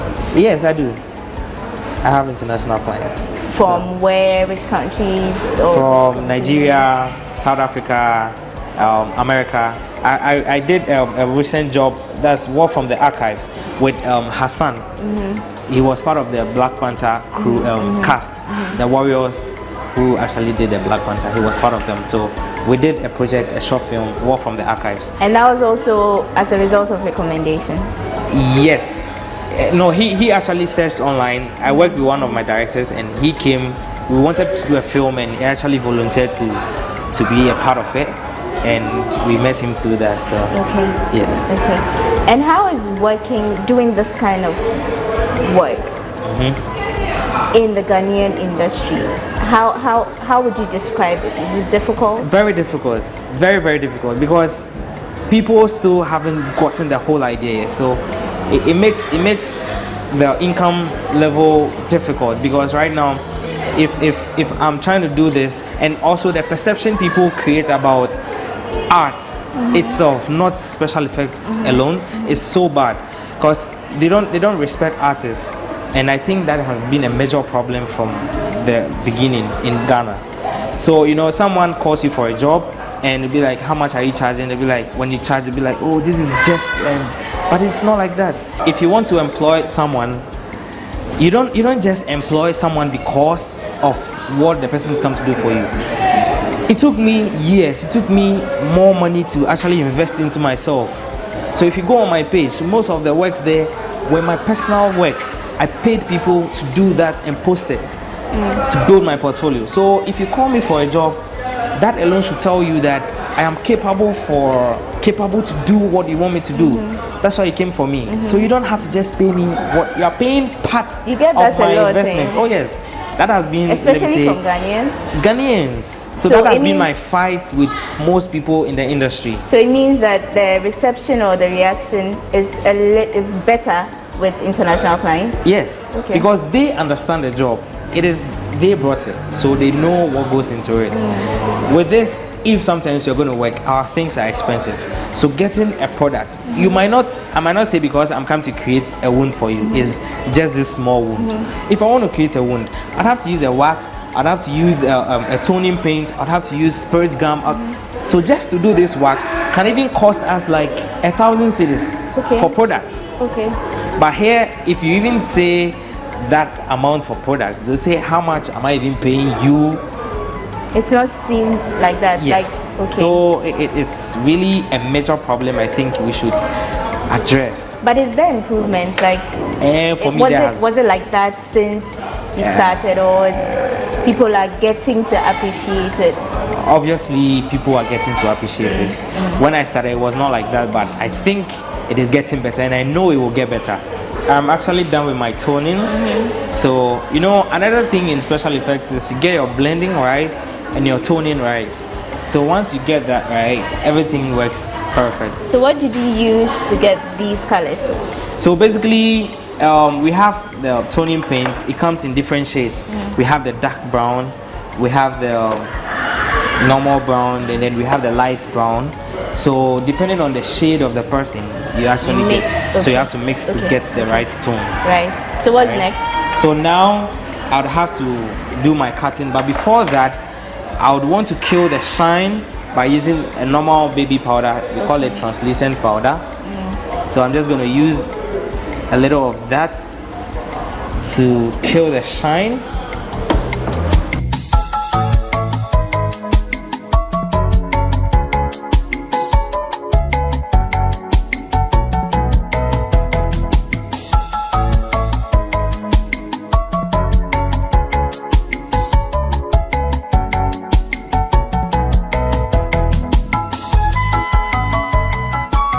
While we try to wrap up laceration that is being created by our genius special effects artist. Let's talk about the number of awards he's won. This one I would have to read out because they're awesome. So we have the best special effects makeup artist from the Ghana Beauty Awards 2021. We have the Discovery of the Year Fashion and Lifestyle Awards 2019. We have the prestigious West Africa Photo Arena Awards 2019, and he's won the Makeup Artist of the Year at the Ghana Arts and Culture Awards. Which other awards have I not mentioned? Okay, we have the Youth Excellence Award. Where the YE yes, the Youth in Filmmaking. Yes, I remember I was in this category with Komirana and then Andy Tete. Yes, and I actually. Okay, so now how do all these? I mean, how does getting all these awards make you feel? Because when you started, you didn't have the support you needed, but now you're doing it and you're getting better at it, and the world is getting to recognize what you do. How does that feel? It feels good, you know. It feels amazing. Doing something and being appreciated, you know, that has always been something most blacks don't know how to do. Sometimes a white man will even step on the streets and just compliment someone who is wearing a dress, like, you look amazing, you've brightened the person's day. So, you know, appreciating someone's work gives the person the courage to do more. So at least I feel better when I'm being appreciated. Okay, so I think we are getting there. Yeah, so I think let me make it more gory. Put some blood here, and then I can spread it nicely. So, this looks like a machete wound. Yeah. Or like I got really cut really bad. And I hate blood, trust me, but I mean, I'm not feeling all the things I would have felt if it was real blood, because this is art. But it actually looks like the real thing. It does, and it's fantastic work. In about 4 or 5 years, where should we see Chris K? Oh, in 4 or 5 years, we should see Chris K as the game changer. Okay. Yes. Okay. Because I really have plans of, and that has been my whole journey, make a change. So in 4 or 5 years, you should see that change. Yes. Amazing. Okay, we are wrapping up. But before we do, I mean, our guest looks very calm and, you know, cool and all that. But what you don't know is that he may be a wild person. Am I wrong or right? What? You're a wild person. Oh yeah. You have a wild fashion sense. Oh yes. It's covered under his scalp, but you have dyed hair, right? Yes. Blue. I have the pink and the blue thing. Yes. That actually means hot and cold. It's actually growing, so I covered it. And you have these embellishments on your teeth. Those basically I feel are my artistic colors. Okay. Yes. You know, it actually means I'm cold and I'm hot. Yes. So that's the blue and pink. Yes. Because that's also on your teeth. Yes. So it's a color you go with. Exactly. But what inspired that? It comes. You know, art actually comes with a lot of things. So. Okay. Yes. Okay. So thank you, and I'm really glad we could do this together. And thank you for sharing your story with the rest of the world. And thank you out there for joining us. It's been another beautiful episode of People and Places here on GhanaWeb TV. Expect somebody who has another great story in our next edition of the show. Before you go, any words to people who want to learn or want to aspire to be like you? And all I can say is I'm not the big man yet, and I'm not that what to do yet. But all I can say and tell people is, if you want to do something, the best way is to do a lot of research and always make sure that you are passionate about what you're doing. Let it be the passion. The passion will definitely bring the money. So be happy at what you're doing, and trust me, we will all make it together. Ladies and gentlemen, Nathaniel Amewuga.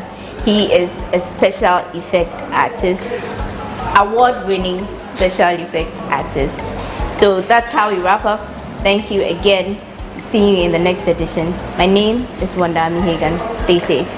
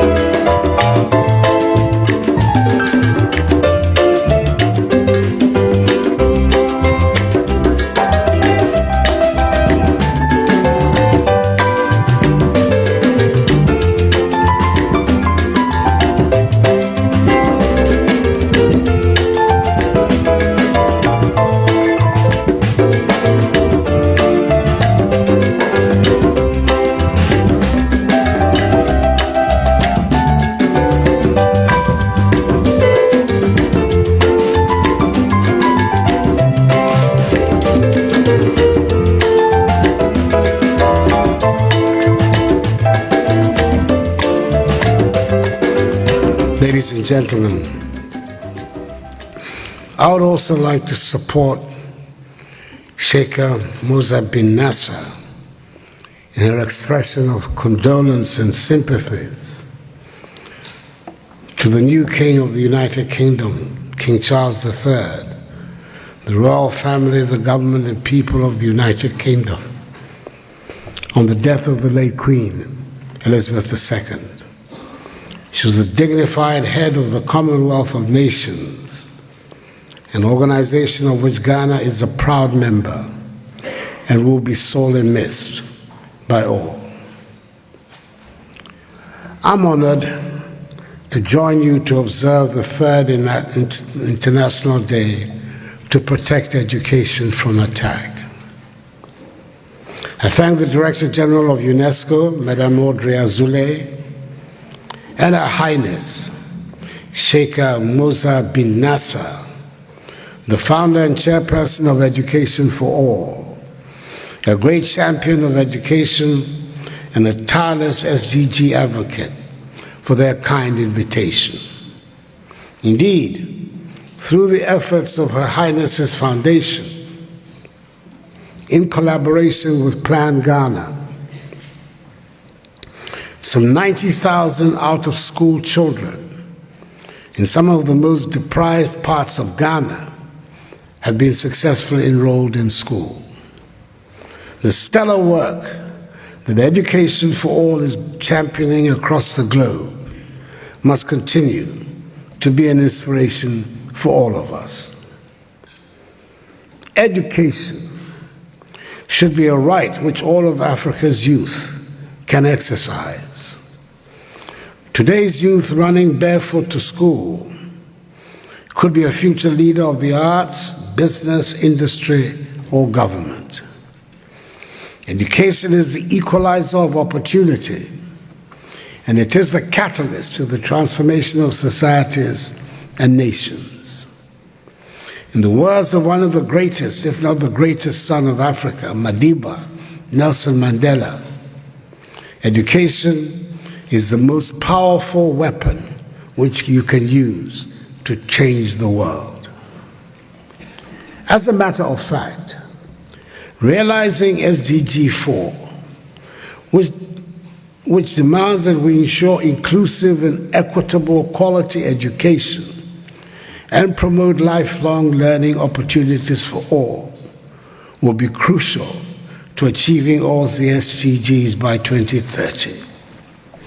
We cannot eliminate poverty if citizens are uneducated. We cannot create economic growth and decent employment opportunities without investing in education. And neither can we deploy successfully science, technology, and innovation to solve many of the challenges we face with poorly educated populations. Without education, our hope of creating the future that we all want and need will certainly be a pipe dream. Sadly, however, millions of children the world over are being left behind. Made worse by the COVID-19 pandemic, it is estimated that some 250 million children did not go to school in 2020. Many communities around the world do not have access to schools, teacher resources, and overall quality education. If we do not act now, the prognosis is that in a decade, some 850 million children, that is half of all young people in the world, will not have the most basic skills necessary for the jobs of the future. Unfortunately, as our world endeavors with great difficulty to provide education for all, attack on education continues unabated across the globe. This is a great tragedy of unconscionable proportions.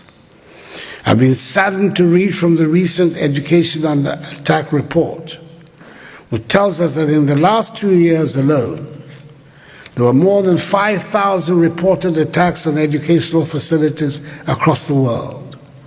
And together with incidents of military use of schools and universities, some 9,000 students and educators in some 85 countries were injured, killed, abducted, arrested, and detained. These inhumane actions are totally unacceptable. We must be unequivocally condemned. Together, we as leaders have the political will and influence to drive the change that we want and need. We must, with a sense of urgency, intensify efforts to ensure that our children have a safe and secure environment in which to acquire the knowledge and skills they need for the future. We in Ghana have put in place measures to help guarantee a conducive atmosphere for education and learning to thrive. The free senior high school policy, introduced by my government in 2017, is guaranteeing a minimum of senior high school education for some 1.7 million children, the highest such enrollment in our history. We're providing learning opportunities for our children so they do not become attacks of recruitment by those who seek to attack education. As we squarely condemn unwarranted attacks on education, going forward, I propose 3 crucial courses of action as follows. Firstly, enhancing advocacy for action. We must continue to leverage key regional opportunities to garner political will and rally support of all stakeholders in all member states. This will be a powerful way to keep the agenda of protecting education from attack at the forefront of global, regional, national, and subnational discussions. Secondly, establishing regional coalitions for regional action. We are at the point where the advocacy, commitments, and momentum need to be translated into concrete actions. The most recent data on attacks on education confirms high levels of attacks in countries in West Africa. This is indeed a worrying trend that has to be addressed urgently. We must act now to defend the region in cases where there are systemic attacks on education.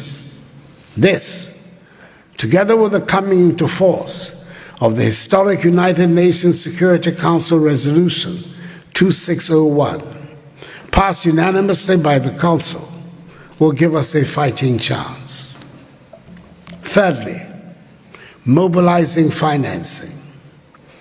Parties must support diverse funding channels by humanitarian or action groups, spearheading efforts to address attacks on education.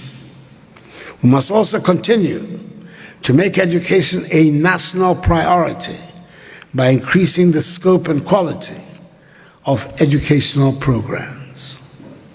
In conclusion, Your Excellencies, ladies and gentlemen, I assure you that Ghana stands ready to support the call for global action to protect education from attack, leveraging the privileged role that we have as a member of the current composition of the Security Council of the United Nations.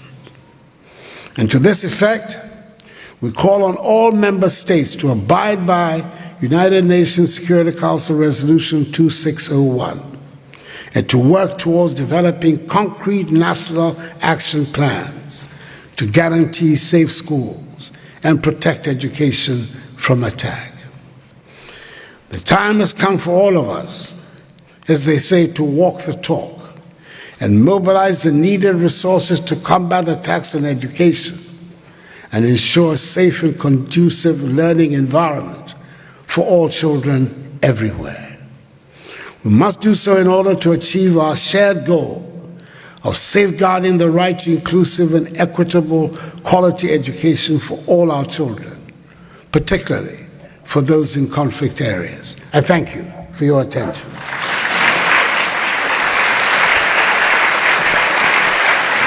Mr. President Nana Akufo-Addo, Your Excellency, thank you for your words.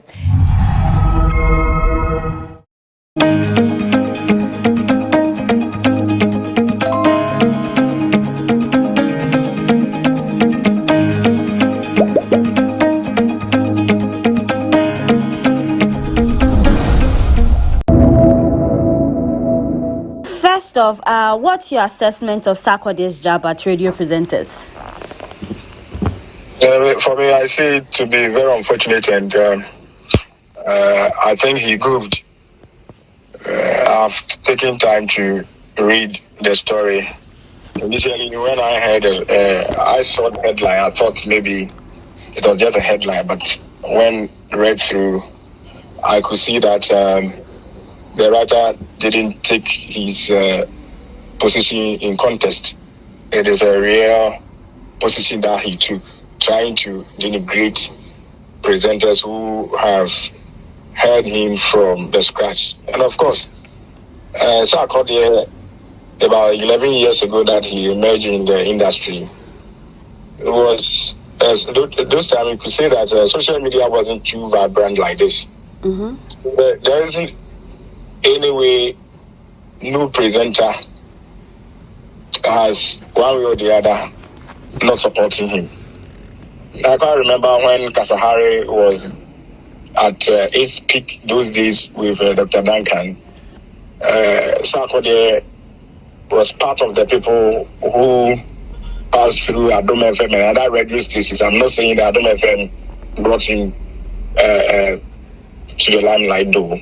But then they contributed. They contributed largely to his career. So I'm surprised Sarkodie, or somebody who has been touted as somebody respectful and very calm, will come out with such statements. And it surprises me. And I think it's also part of, maybe he just spoke out of ego, and maybe he forgot himself as Sarkodie. And sometimes when people speak, they think that wherever they find themselves is different from where they live. And now, when you speak in Ghana, you have spoken to the world. Mm-hmm. And maybe he was thinking that he was speaking to a few number of people around the place, forgetting that it has gotten to the world. I get so it is he just goofed, and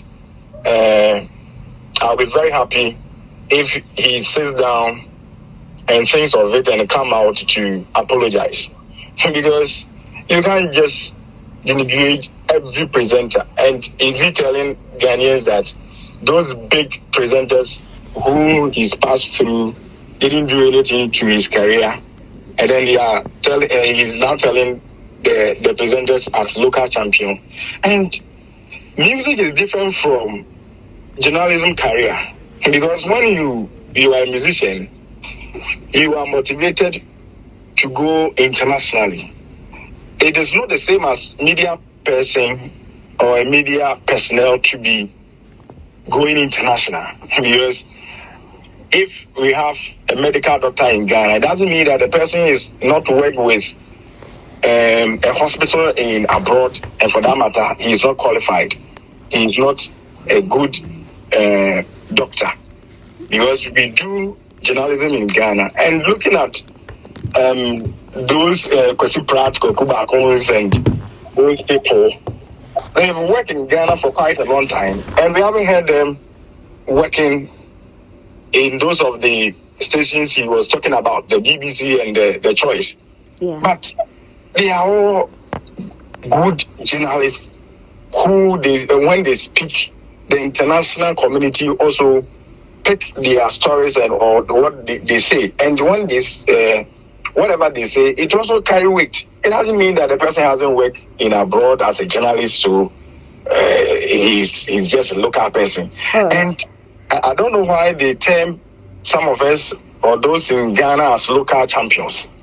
But you being a musician, we expect you to be international, to be out there. And if we push you to be there and you get other things, you get it for yourself. Mike, you just made mention of if we push you. When you say that Ghanaian presenters have been too hard on artists, we are not hard. We are not hard. We are not hard because we are just trying to motivate you, and we say that don't sit at your comfort zone in Ghana. Just find yourself out there. Go to Nigeria.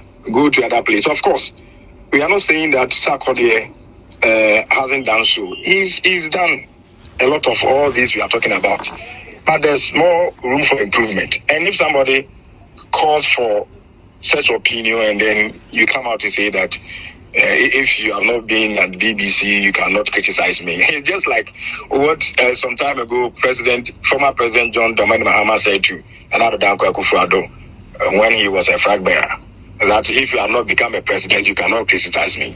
That is a loose talk, because somebody might not be a true musician, but when a song is played, the person can sit down to analyze things in the song, the beat and whatever. It doesn't mean that you should be a musician before you can criticize. And the work that we are doing as journalists, most of our market women in the marketplaces and other places, some of them have not even gone to school before. But when you are on air and you speak, the person can tell you that it tells you that yes, they are not journalists, but when you go on air, they can talk about it. It doesn't mean that we should urge our market women who are our audiences to go to journalism school before they can criticize us. That is not how we should talk. Sarkodie automatically goofed, and it's my wish he comes out to apologize, because if it has been said by Shatawale, we will say that, okay, it is one of his those things that he does. But coming from Sarkodie, hey. So Mike, if it had come from Shatawale, it wouldn't have been big news. It wouldn't have been big news because he's fond of doing that. Okay. Shatta has been doing this, so when he speaks like this, we say, okay, it is one of his other things that he does, so let's forget him. Well, Shatta, on the back of what you just said, Shatta has also reacted to it, where he says that radio presenters with over 20 years. You don't have cars, you don't have lands, you don't have like the big cars. But then anytime his work is out, you guys criticize and you guys are quick to punch holes in it. So he's said that to that is also a loose talk, because what is he talking about? He can also tell number of radio presenters or those in the media space who are well-to-do people. So what is he talking about? It's just because people in the media space don't flout out those properties and other logicals that they have. So what is he talking about? It is not every person who is poor, and it's not every musician who is also well-to-do. So it is a loose talk. Right. And that is one of those things that he says. So I don't bother some of the things that he says, but for Sarkodie to have come with this it was below the belt. I am surprised. All right, but Mike, if we are being fair, can we say that the constant criticism from radio presenters when it comes to the musical works of artists can be termed as unnecessary pressure? In regards to what Sarkodie said, why you can talk, okay, Shatta did not do this, Sarkodie could have done that. Are all these things unnecessary pressure? It is not, because when they were not in the limelight, they were also listening to some of these things coming to you. Those people were coming to us, and some of us, we've been in the industry for quite a long time before they all came, and they were coming to some of us to be very, very humble. And we had forgotten at that time that we were criticizing other people, and even Kwadwo Peace and Amachi the days we criticize them. What have they come out to say? So if somebody criticizes you, then if you think it's unnecessary criticism, fine, because you cannot control what a person says. You're entitled to your opinion. You say after the person has said something. So if you are not able to control yourself about what the person has even said because you were not able to control him, then if you come out with anything, then you say that no, you are speaking childishly, because this is a childish statement that he has come out, and he shouldn't have even come up with this information. And this is one of the things we are also saying. Mm-hmm. They always talk about we have a team, and we don't know the kind of team members they have. Because if you have a good structure, the team will sit down and then analyze what we have said to see that, this one, Charlie, this one, you veered, this one, you went off. What should we do? Let's put things together, send it out to apologize or to do some damage control. Very nice one. Mm-hmm. And they have just left them saying other things, and they come out because they don't have, for me, their structures are not good. Most of them don't have good managers. Most of them don't have a very good team. So everything is on them as artists. Okay. So whatever they say, nobody says anything. That is what they are doing at their camp. They say, I will talk to my manager. They are not good managers for me. That is how I see it. All right. Well, if they have a very good team, this unfortunate statement, they could have done something about it. All right. To see that they are just denigrating the presenters, they have held them up to this stage. Mike, but beyond criticizing, what has radio presenters and pundits done in pushing artists and Ghanaian music globally? We've done a lot. For me, if I go on air and I play one song, I am promoting. Okay. We have been promoting them. We have been giving them good advice. We advise them. The punditry, most of the things that they say on radio is also part of the promotion they are doing for them. They promote them, they encourage them, they advise them, and sometimes they also criticize. It doesn't mean that if you're doing something wrong, sometimes they don't see the things they do as wrong. So if somebody is sitting afar and sees that this is what the person is doing, so let me put some checks on him, then they come out to you saying that you are criticizing them. And everybody, I'm saying that nobody is above criticism. And those people who don't like to be criticized are the very people who just get into the ditch because they feel that they are doing everything all. But no, you have to get somebody to check you You have to get somebody to check, do this, don't do that. What you did the last time wasn't good. You should have said this or that. And if you don't like that way, then what are you doing? All right. So, Mike, so radio presenters, you playing music on air is your contribution into making the Ghanaian music go globally. That is it. Not at all. Not only that. And even if that is the only thing that we do, Sarkodie started, and I learned he was sleeping at Adom FM studio. They were supporting him, playing his songs, giving him a lot of interviews. What were they doing? They were promoting him. They were promoting. And if a song of an artist is played for just 20 seconds, even today, it is played through the transmission of the radio. It is being played through the social media, all the handles. So the number of, if it is quantified, even into money, they cannot pay. I get that. They can't pay. I get that. All right. And other people are also not even those in the electronic media. You in the print media, look at how you are pushing stories. And sometimes when they are going for visa, those days, they were picking stories from the website, stories from the newspapers along to prove that, yes, this is me, Sarkodie, this is me, Shatawale, this is me, so and so.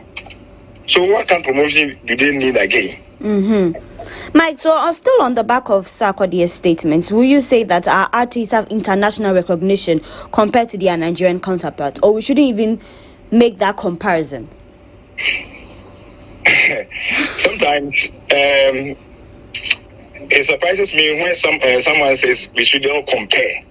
We have two things: comparison and competition. It is in everywhere. Where we are in a competitive era now. So if you can't compare yourself to somebody, how can you improve? You have to compare yourself. You have to be in a competition.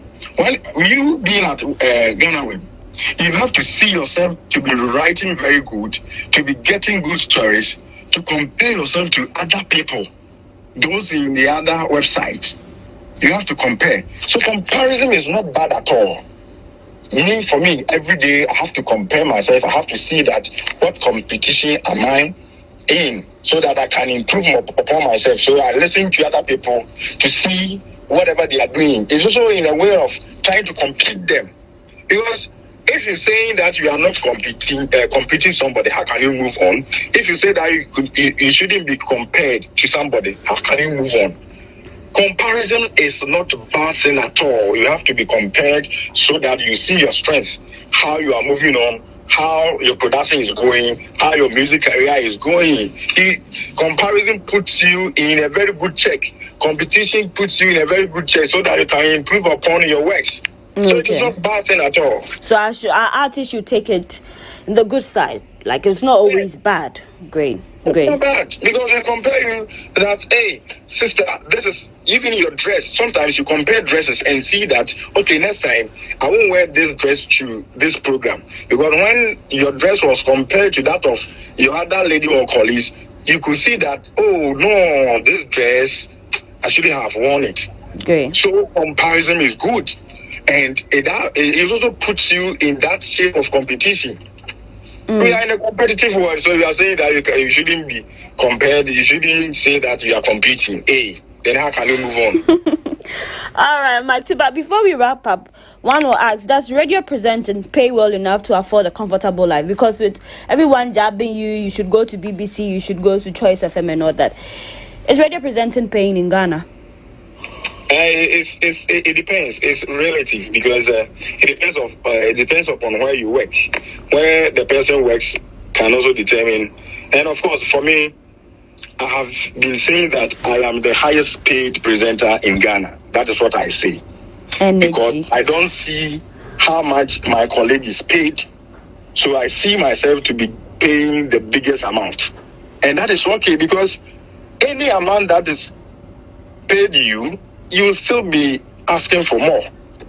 Of course, we could see that, yes, most radio presenters are not paid well, yes, but what are you also doing to push yourself as a journalist or a presenter? Mm-hmm. Yes. Me, I see journalism work or the media work as a part-time work. That should be, because you have a number of hours on radio, at your website, when you finish with your stories for maybe 4 hours or 5 hours, you can go home. Those hours left, what are you doing to also equip yourself? That is one of the things that we should also do. And we should also try one way or the other and then upgrade ourselves in other ways, so that if the presentation or the media work is not paying well, we can adjust ourselves into other businesses to get other money, because of course nobody is satisfied with whatever he or she receives, so it is relative.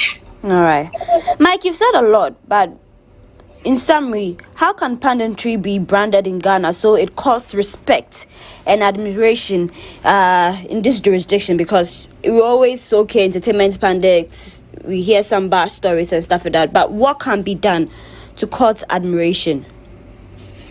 Okay, for me, it depends upon the host or the host in Ghana, because I see that pundits make shows. The pundits make shows, because if you have done all your production and then you invite panel members on your show, you are like a driver. You are just steering the affairs. The car was loaded by the meat with maybe 35 or 40 passengers. You were just somewhere, and then you hear, hey, Master, then you come and sit, and then you move. So that is how it is. So the host should give respect to the pundits to know that they make the show. If we are able to respect and know how much they put into a content, then of course we, the host, can also recommend them to our channel managers that, oh, Charlie, this man, that man, this lady, when you look at the content that he or she brings on board, it's sometimes he or she makes us get the content. What are we doing for them? So we have to push for them. First, we have to respect pundits. Sometimes most hosts don't respect pundits, and they see them as, oh, when no, they make the show. For me, that is how I see it. Right. So it depends upon the host to recommend them, respect them. We should know the work they are doing, to know that they make the show. Because we just hear the affairs during the time of discussion. A lot of discussion or a lot of headlines are made by the pundits. Yeah. So if you don't respect them, then what again? And we should again also recommend them to our channel managers for them to be paid. And now it has started. For other radio stations, they have seen importance of the punditry or the importance of the pundit. So they are getting something little, but I think it is not enough. Okay. If they are put in the on the main salary structure, I think it should be good. It depends on the host. All right. So Mike, you still stand that Sarkodie goofed, so he should come out with an apology. That's right. Okay. Thank you very much for your time. You're welcome. All right.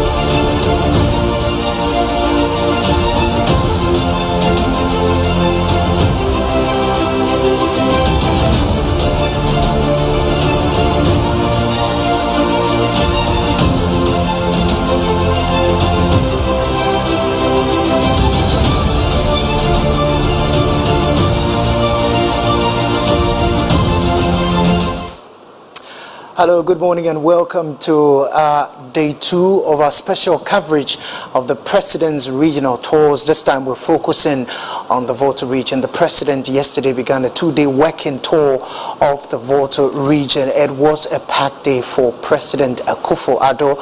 From morning when he attended the Ghana Bar Association's annual conference to the evening where he inspected projects in Pando. We will be giving you updates if you missed any of them. But this morning, the President has just commenced day 2 of his tour of the Volta region. Shortly, I'll be taking you through the itinerary for today. But a while ago, the President was at the 66 Artillery Regiment military barracks, where he was being briefed on security matters in the region. We will bring you some shots from that meeting shortly right here on this program. Remember, this is a special production from the Ministry of Information live here in Accra. We are live on the ground with the President on his presidential tours, and our anchors will be joining us with the very latest as well as all the big interviews that you need to know on this particular tour.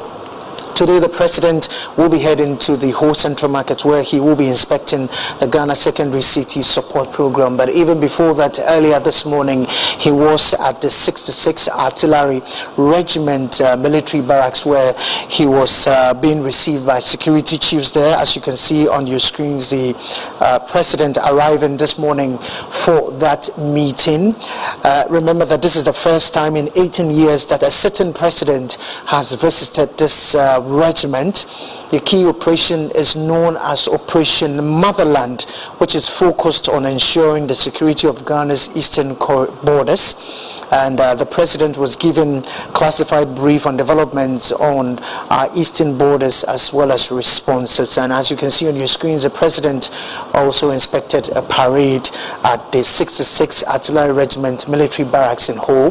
That was his first itinerary for this morning as he commences day 2 of his regional tours in the Volta region. We're live here bringing you all that you need to know from each of the locations. Shortly, we'll take you to the whole central market where the President will be inspecting the Ghana Secondary City Support Program. I'll tell you what the program is about shortly. But before that, let's take you to Pando, where the President last night inspected a steel bridge there. Hold on now, because we're taking you to Ho right now, where Amana Kwesinsia will join us shortly. The President has arrived there. As I did mention, he will be inspecting the Ghana Secondary City Support Program. What is this program all about?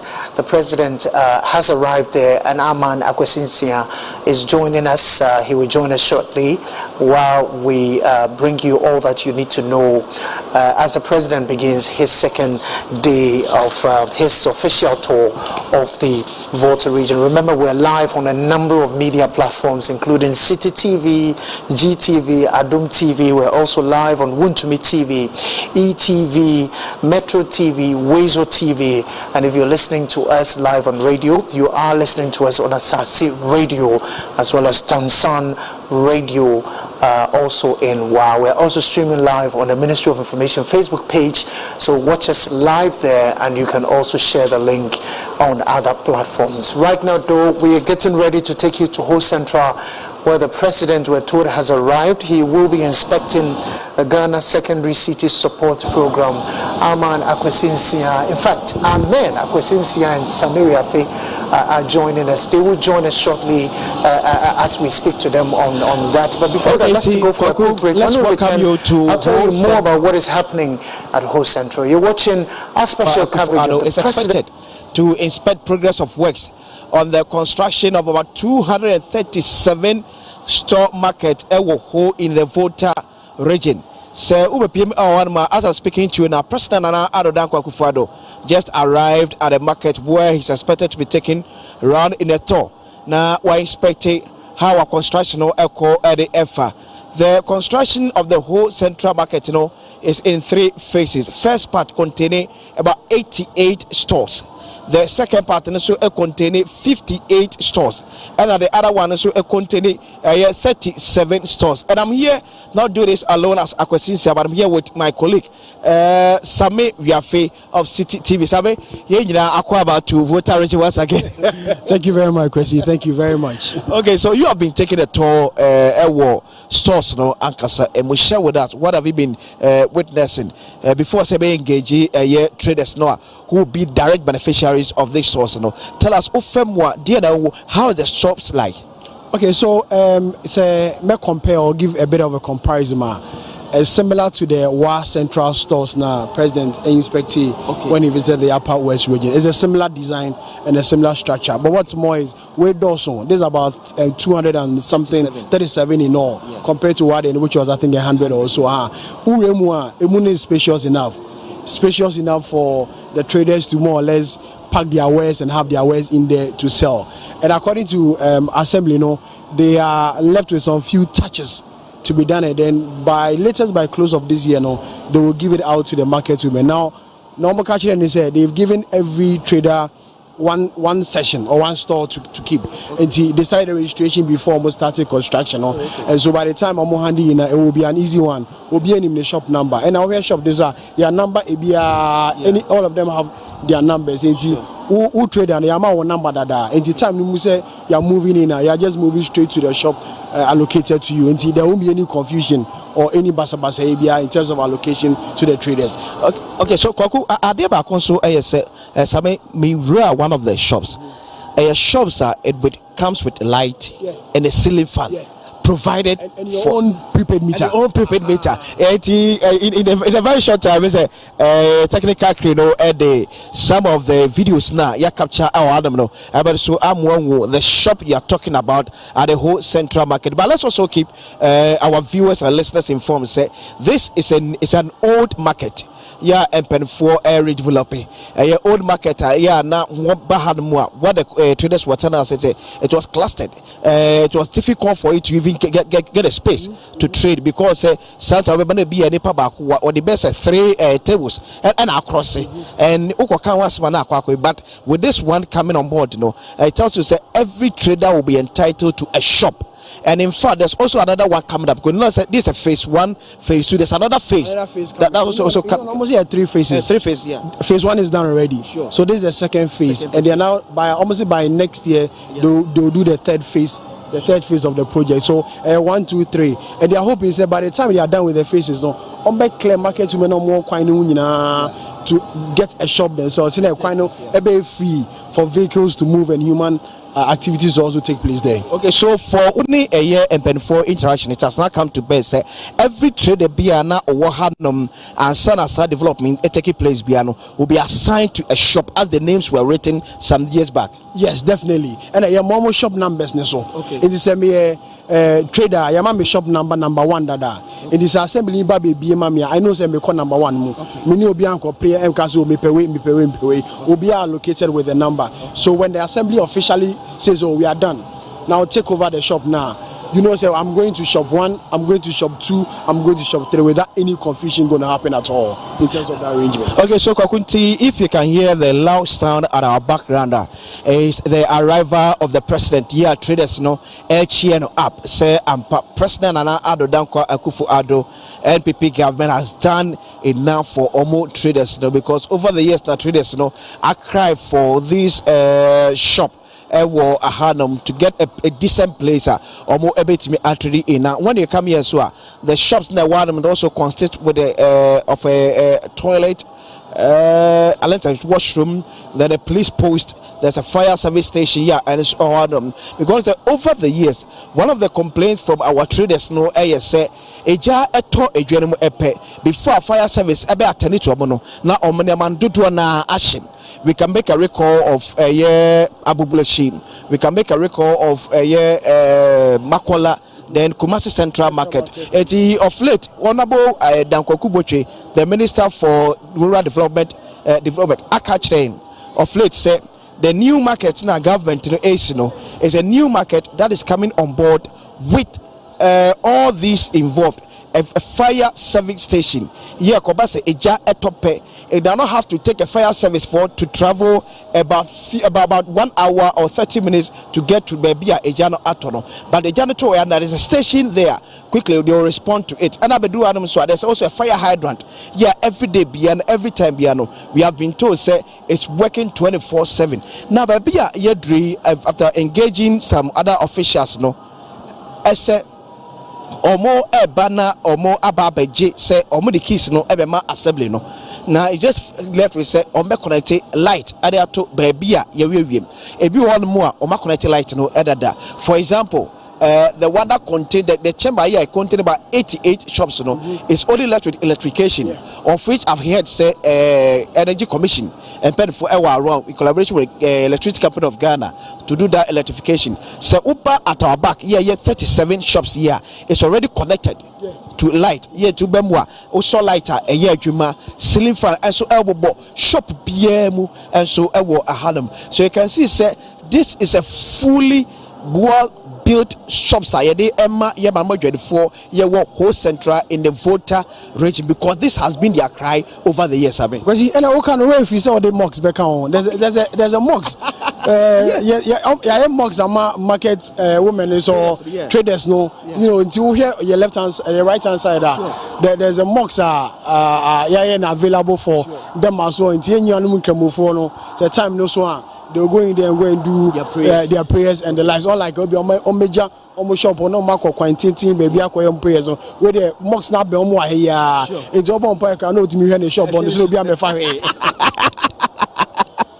Every whole Central Market Mosque. Whole Central Market Mosque. Yeah, and then fact is be one more buta order the be one more. So that's a son. Said him Muslim for a madeno. Why do buta beko? And so one more a flow and the master be a dreadful any uncle high. Because certain for and they built this market in such a way, say as a trader, you would not have to move out anywhere. Anyway, there's a restaurant also here. At the says here, we see Akwaku only say over Accra. We're also going to enjoy ourselves at a restaurant. We have been told that we are going to be the best beneficiaries. So our restaurant here may be a no edits. So this is a shopper. Ya buried Yamamia 24 year a whole Central Market in the Volta region, because over the years they've been calling for it, and the call and their cry Areche Mampeninana Adodanko Akufo, and through his Minister for Rural Development, Decentralization and Local Government, Honorable Daniel Kokuboche, they've adhered to the appeal and the cry of the traders here whole Central Bank. There's also a parking space as well. There's also a lorry station. Yeah, there's also a lorry station here, and so Awalamba Bebwa a year phone. So go you know time engage Yamaman Edgefobi and so Awadum no more, and so actually or money so so when they called for this any abide intervention here, and so we are being told say construction started, one part started in September 2020 and the other part here containing about 37 shops in this started in June 2021. So during the COVID era, for the government of Nana Addo Akufo-Addo was also responding to the needs and call of traders here whole Central Market in the Volta region. So Kwaku, I have with me here the Municipal Chief Executive of Ho Municipality. Honorable, thank you and welcome. This is a live coverage by the Ministry of Information, and you are live on about 8 TV stations across the length of breadth of this country. Wow, that is wonderful. So Honorable, tell us, Ejeyi Ebane say, what about this market? So do you want me to go the tree, or I should go? You can go in. When it's after 12, my tree normally go to sleep. Let's do English. So yes, as you can see, first and foremost, I am happy to be the MC at this time, when the president through the government, His Excellency Nana Addo Akufo-Addo, has built this big market that is never found anywhere in this country. What we know, there's a KJTR and all others. You can see yourself. It is in lots.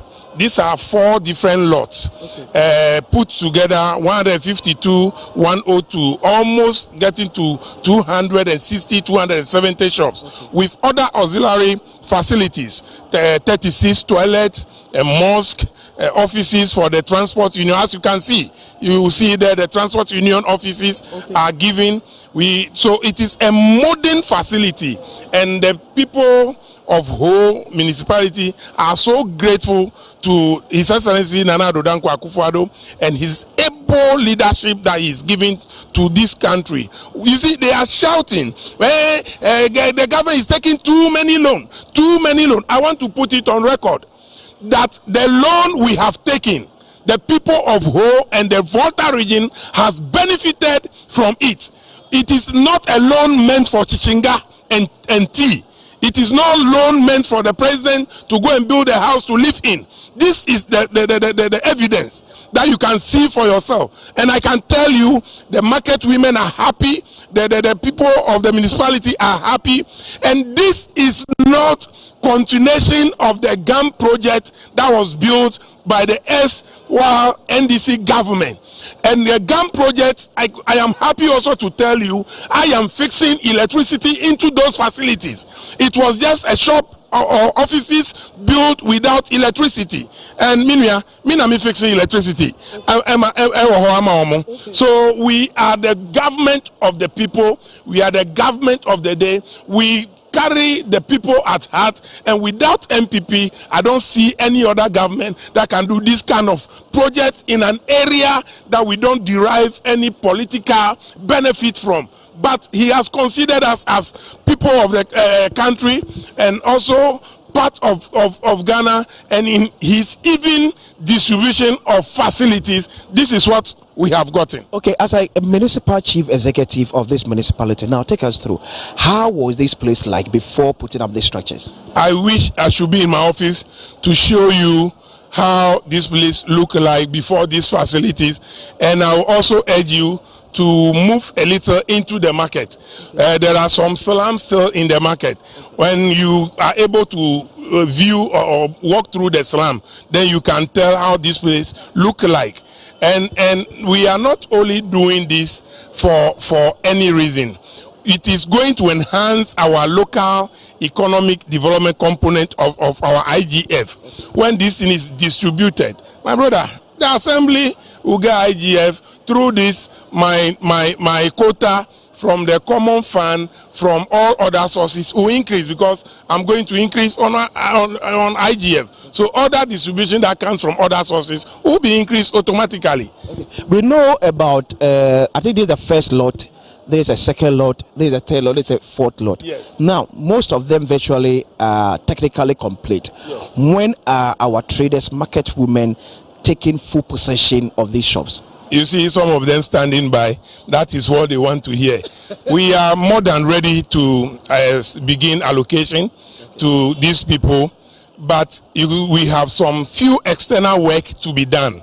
Looking at on the right here, we're going to clear that facility, that toilet facility there, because we have embedded a lot of toilet facilities in this one, and we have to do some drainage system which has already started.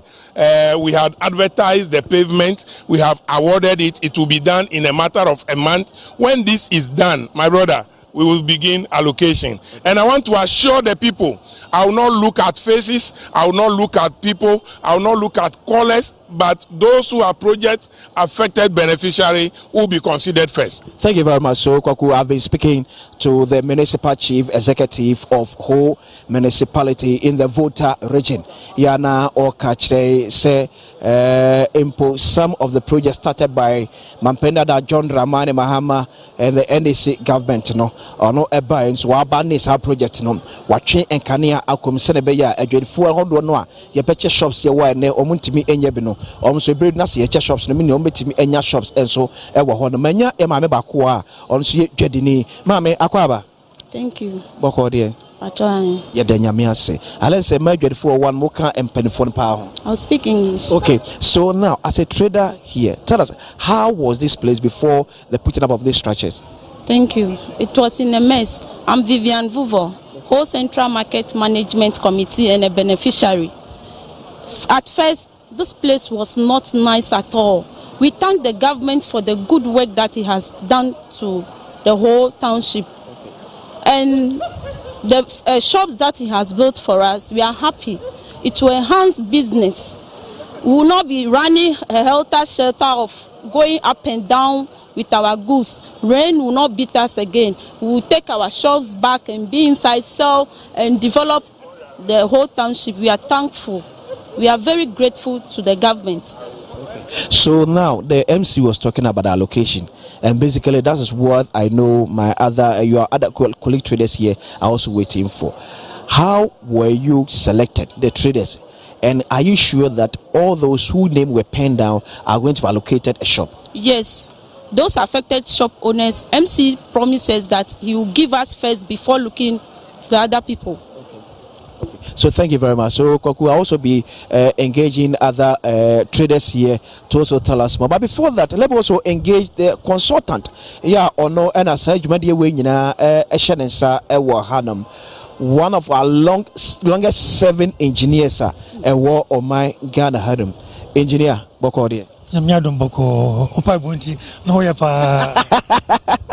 Akreda Yamiasi. It will say a Juma way in a Wadaruman, why share I share, giving out the layout plan. But tell us, nay, difficult say ye movie a good phone a free hanum to put up this nice edifice.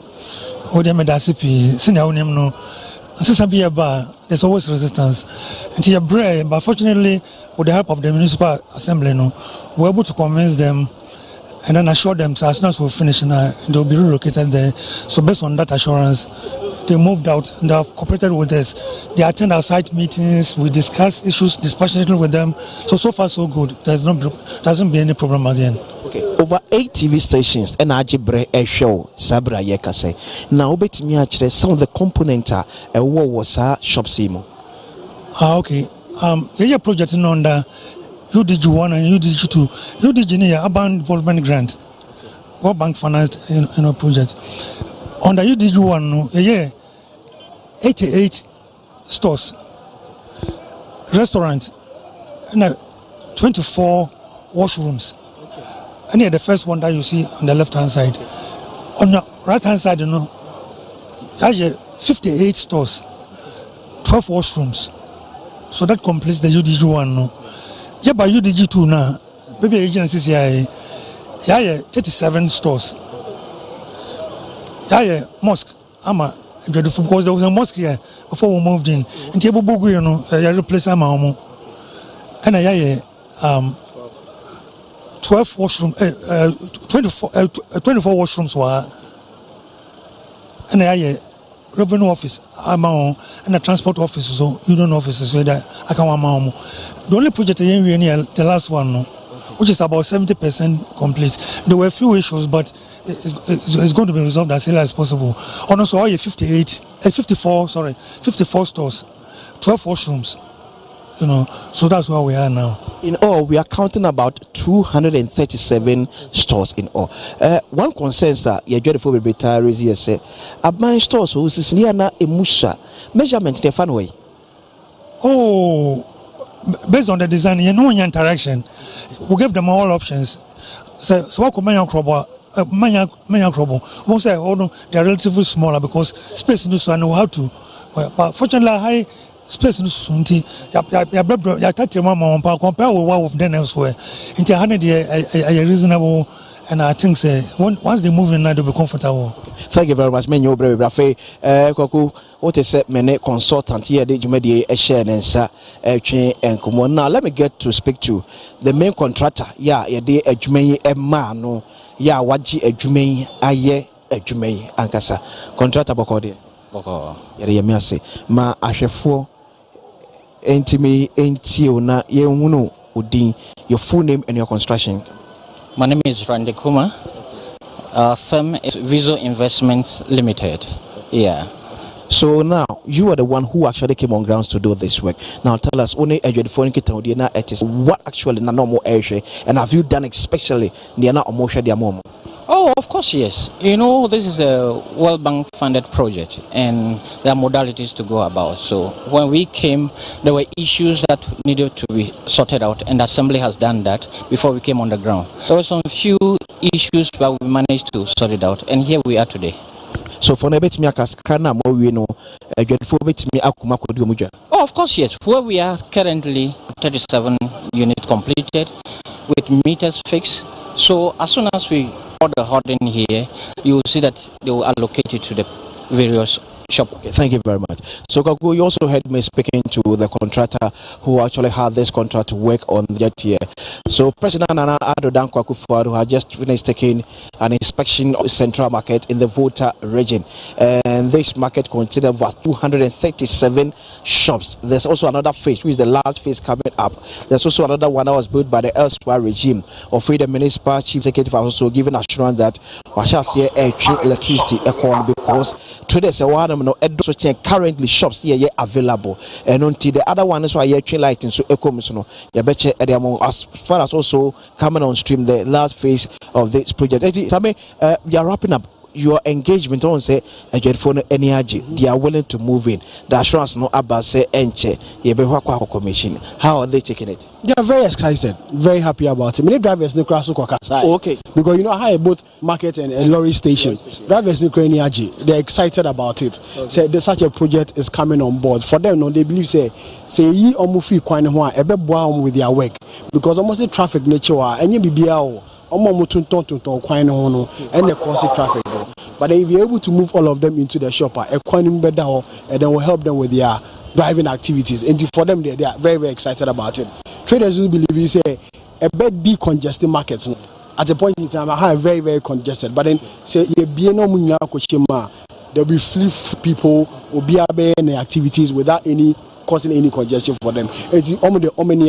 All the stakeholders involved here are very, very excited about this project. Okay, so Kwaku, it has been me, Akwasi, NCMI, Tisame, Uafe. This is where we bring to a wrap President Nana Addo Dankwa for the inspection of the whole central market in the Volta region. Kwaku.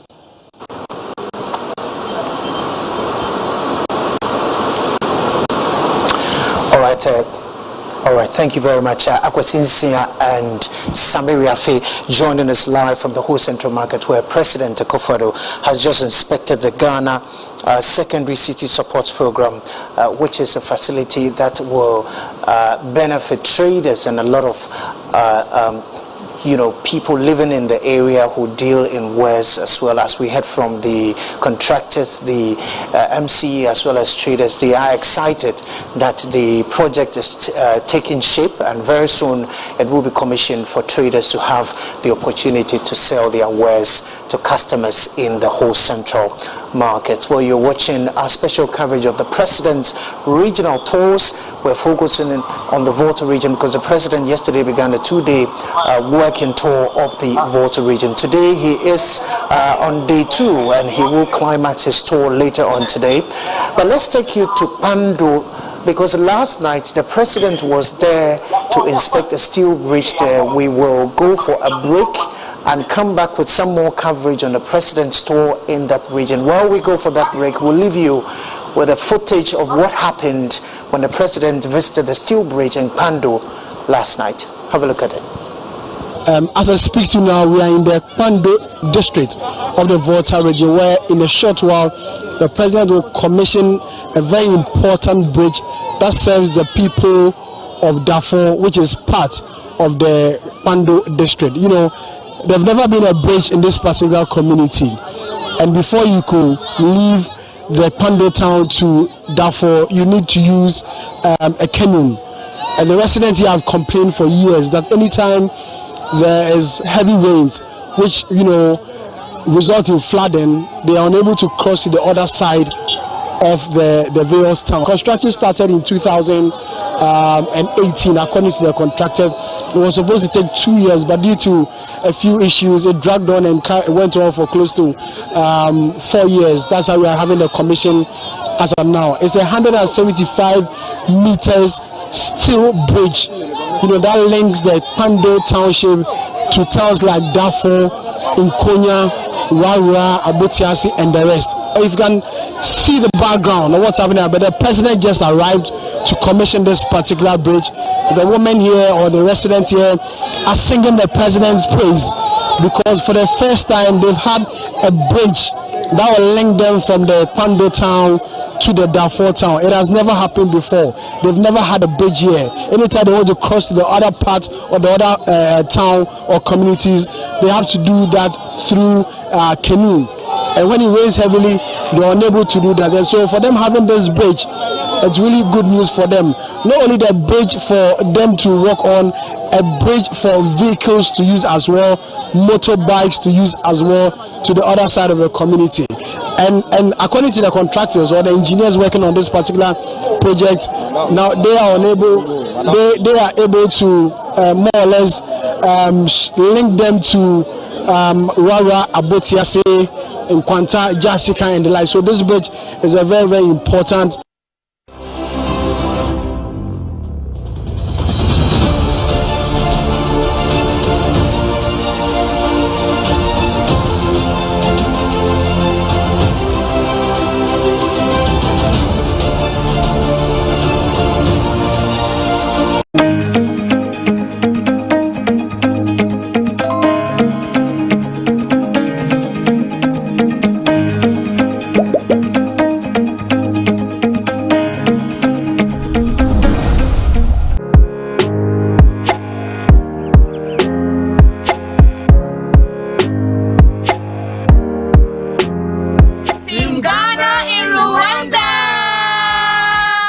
Is in partnership with the Rwanda Development Board. I was invited together with other African creators. In this vlog, we are visiting Usambi village, which is about 40-minute drive from Kigali. Hi guys, we are back again, Chale, as part of my videos here in Kigali, Rwanda. I'm currently here at Usambi village. Here we are going to be seeing a lot of bird species, specifically the crane bird. And I've heard a lot of stories about this crane bird. People used to keep them hostage at their homes. They used to cut the feathers of the birds. The birds are kept here for people like us to have a look at them. So let's go, let's see what they have in here. I hope you're enjoying my videos here in Kigali, Rwanda. Let's go, guys.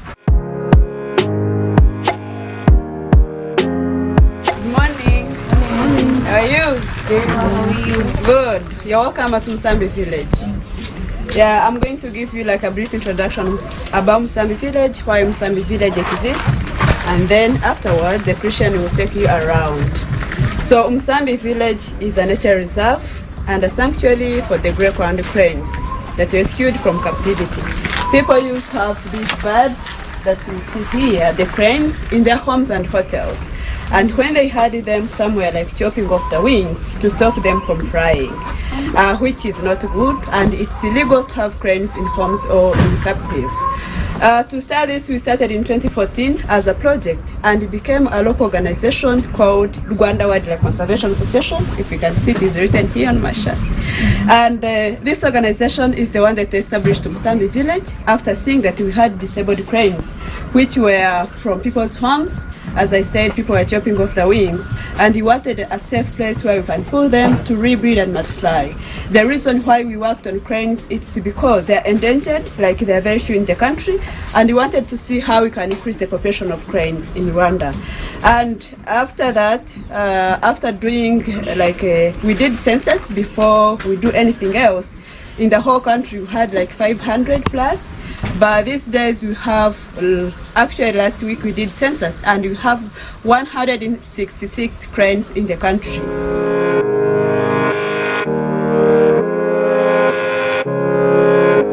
This tree is called, in English, the fire frame. Fire friend? Fire frame, this one. The reason is, when it's in the dry season, it sheds off all the leaves, and then it remains with the red flowers. Oh, yes. We will probably see some. Around the world, the tree is endangered. But in Rwanda, it comes up with the power of a story. So in Rwanda, like a long time ago, there was a king, and he had gone to hunt with some, I don't know if they're called soldiers, and a buffalo charged at them, and it hit the king, and the king fell on the tree and he climbed. So when the buffalo saw the red plants, yeah, it thought maybe it was fire, and it went back. So from that moment, the king said it's a protector. So in Kinyarwanda we call it umurinzi or umuko, you know. And because of that, like, many people in Rwanda plant the tree as a protector from maybe to chase away bad things. And so in Rwanda it's a success story that the tree is still, you can still see many of the trees here in Rwanda. But when you go to Madagascar, if you Google like fire frame tree, you're going to check in Madagascar, it's really an endangered tree species. Can you tell the difference between the male and the female? And it's so hard. So sometimes people will keep praying and they think maybe that is the male and the female.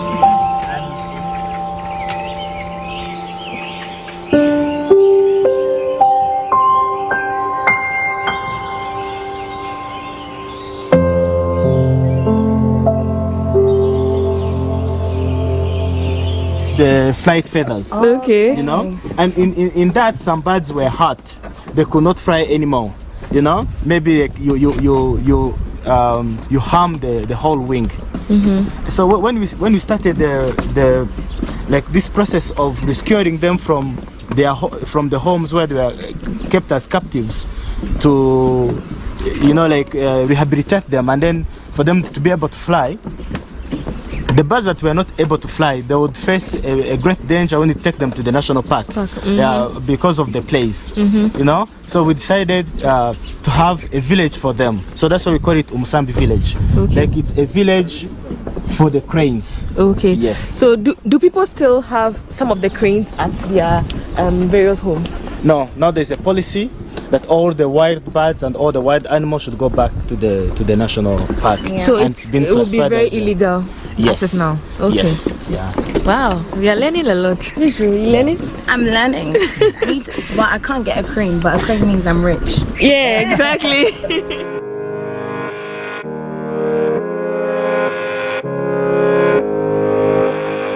So guys, we've seen some of the cranes, but then they were quite far from us. So we are getting closer to them for you all to see. This is my first time seeing a crane, and yeah. So yeah, let's go, guys.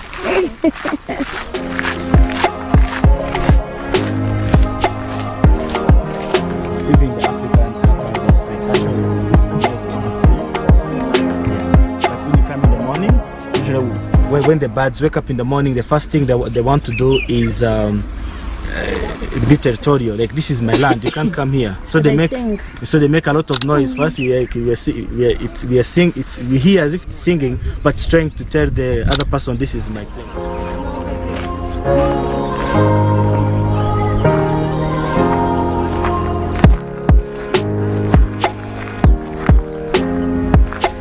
So the amazing thing about this place is there are birds chirping everywhere. And it's fresh, it's serene, it's beautiful, and guess what? The sun is out now. Listen closely. Do you guys hear them? It's beautiful.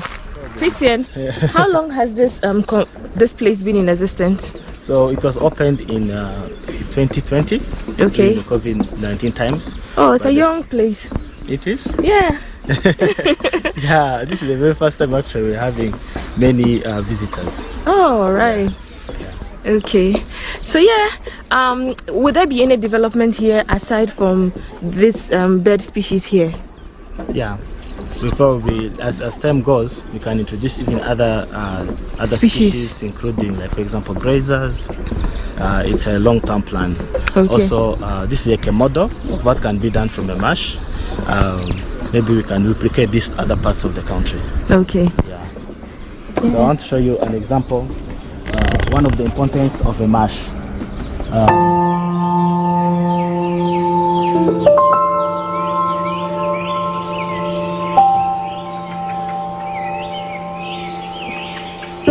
And it also has a story. It's a tree that we use in Rwanda to make drums for the king. You know? We call it Umuvuga Ngoma in Kinyarwanda. I don't know if I translate it in another language. Yeah, but when it grows, it is hollow inside. And when you put like a hide, a very dry hide around it, and you drum, it makes the loudest, most beautiful noise. Yeah.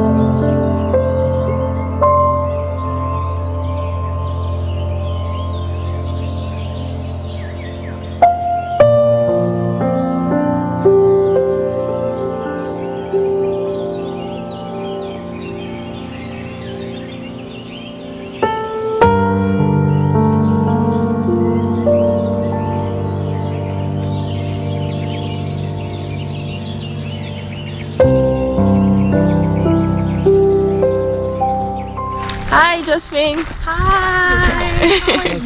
We are good. Enjoying the place. Yes, so she is from Rwanda. Yes, guys. Yes. And she's a tour guide. Yes, this is my home. This is my industry. I'm feeling like home, sweet home. Yeah.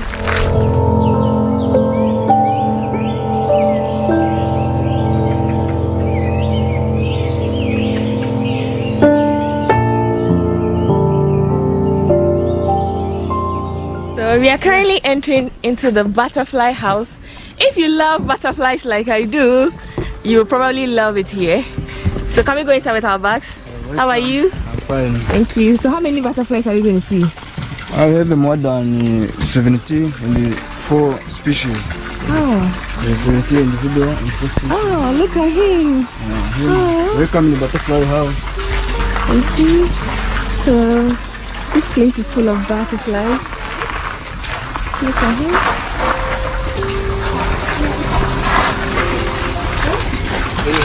Look at this.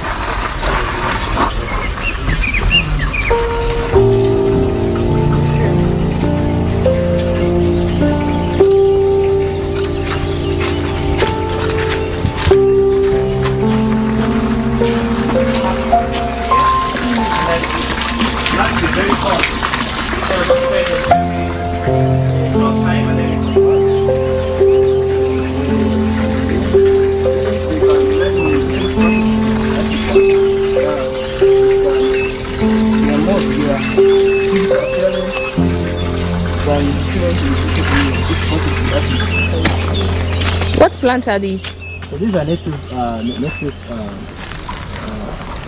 trees. We get the seeds from one of the rainforests in Rwanda called Nyungwe.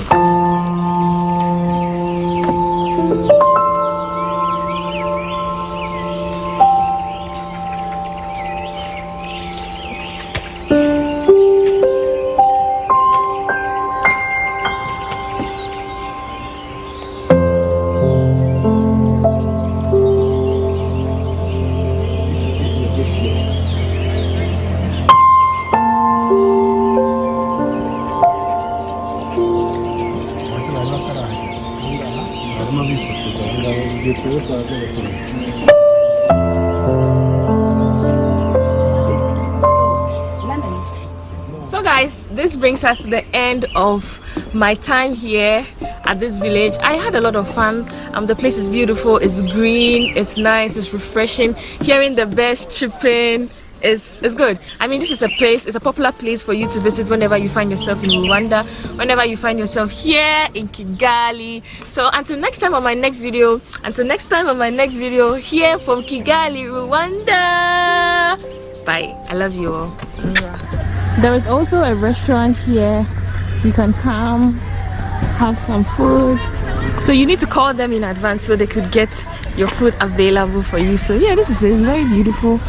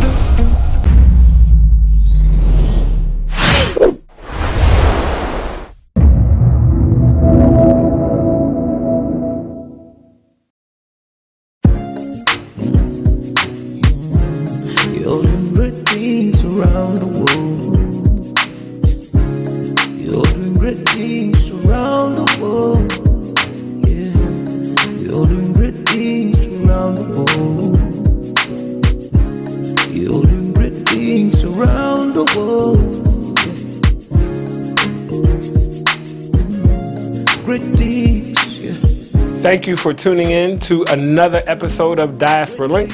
My name is Diallo Sumbri. I am your host. I'm very excited about our interview today. Our guest is Mr. Ike Anderson, straight out of Jamaica. here in Ghana. Let's get into this interview and let's find out what has brought Ike and his family from Jamaica to Ghana. We are here at Diaspora Link, and as we do every episode, before we dive into this interview with our guests, let's see if we can find out a little bit more about our guest before he gets to explaining his interview. Ike. Yes. This is really simple. I'm going to give you some choices. You just have to choose one and say why. A. Simple, right? Simple. Very simple. Okay. You ready? What's the trick? There's no trick. All right, let's do it. There's no trick. I'm just going to give you two choices. You choose one and then say why. All right, cool. You ready? Okay. Reggae music versus Afrobeat. Hey, reggae music. Why? It's my culture. All right. How about this? Coming from Jamaica, I gotta do this one. Rice and peas versus jollof rice.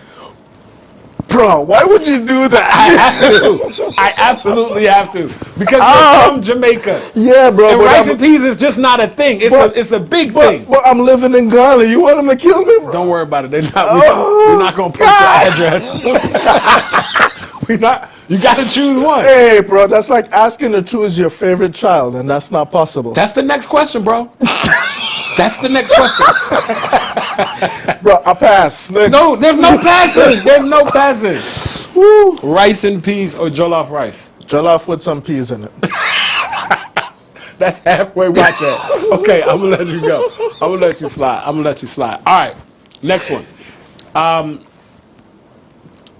Football, as they say it in Africa, versus basketball. Football. Did you play soccer growing up? Did you play football? That's all I played, yes. That's all you played. Yeah. Okay, maybe that wasn't fair because well, Jamaica, Europe, Africa, every place in the world they play soccer except in the U.S., really. It's a big sport. Football. Yeah. Okay, no problem. All right. Okay, so here we go. Football versus cricket. Football. Football. Did you play cricket? I did, but the ball was too hard and you catch it. Football was easier. Yeah. Okay, football. How about this? Now, I'm a foodie, right? Jamaica and Ghana actually have two very similar dishes. Here we go. Rice and peas. Proper rice and peas, right? Not the little green frozen peas, but the proper pigeon peas that comes in rice and peas versus wache. Come on, man. Proper coconut milk, rice, pigeon peas, proper rice and peas. That's a very tough Which one? You take it too long. You might not even be able to go back to Jamaica. That's what I'm trying to do. Or I can't live in Ghana. You can't live in... Choose one. I say rice and peas because I like the milk in it. Okay. It's the coconut milk. It's the coconut milk. Yes. Okay. I said proper, and I even though I can't eat that. All right. Next one. Jamaican dance hall dancing versus Ghanaian Afrobeats dancing. See, they're cousins. So which is your favorite cousin? Which is your favorite cousin? Because I've seen dance hall. Dance hall is taking a turn from back in from the 90s to now, and now it's a little kind of crazy, and so is Afrobeats is taking a turn. So, and you've seen enough of both to be able to say which one you prefer. Of course. I love the African rhythm. And I like how it's on beat. Okay. But I have to give it to my country. To Jamaican dance hall. Yes. Okay. It's very passionate. Yeah. Very passionate. Got you. Yeah. Western clothing, wear, fashion versus African fashion. African fashion for sure. The African fashion. Yes, absolutely. It's vibrant colors, all mixed in, different varieties. It's definitely African fashion. Yeah. Okay. As you can see, ladies and gentlemen, we all have different choices. We all make different choices daily in our lives, sometimes without even thinking about the fact that we're making different choices. But the point is, our choices should not divide us or push us further apart. They should bring us closer together so we can work in unity. Those are our choices. Now, we're going to find out about Mr. Anderson's top 5. You ain't know this was coming. Top 5, I have 5 categories. It's really simple. Really simple, like the last game. No hard choices at all, right? Nothing's been simple or easy yet, but go ahead. Top 5. I'm going to give you the category, and I want you to give me your favorite. Okay? And it doesn't necessarily have to be your favorite. It could just be what you recommend. Yeah. Best book you've ever read? Think and Grow Rich. Think and Grow Rich. Got you. Why is that your best book? Man, that book is timeless. That book's been around for about 300 years or so. And it never gets old. Still relevant for today. Got you. Your favorite food in the whole wide world? We know it's not wache, right? Curry goat. Curry goat. Yeah. Oh, ain't nothing like some good curry goat. For sure. I'll tell you right now. Okay. Favorite sport in the whole wide world? Call it mixed martial arts. Mixed martial arts. Okay. Your favorite musical artist of all time?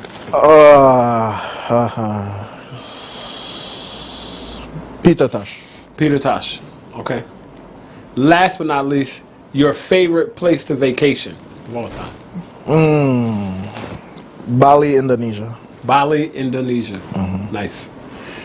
So now that we found out a lot about some of the choices that Ike would make, and we found out his top 5, let's dive into this interview and see what has brought him from Jamaica to Ghana.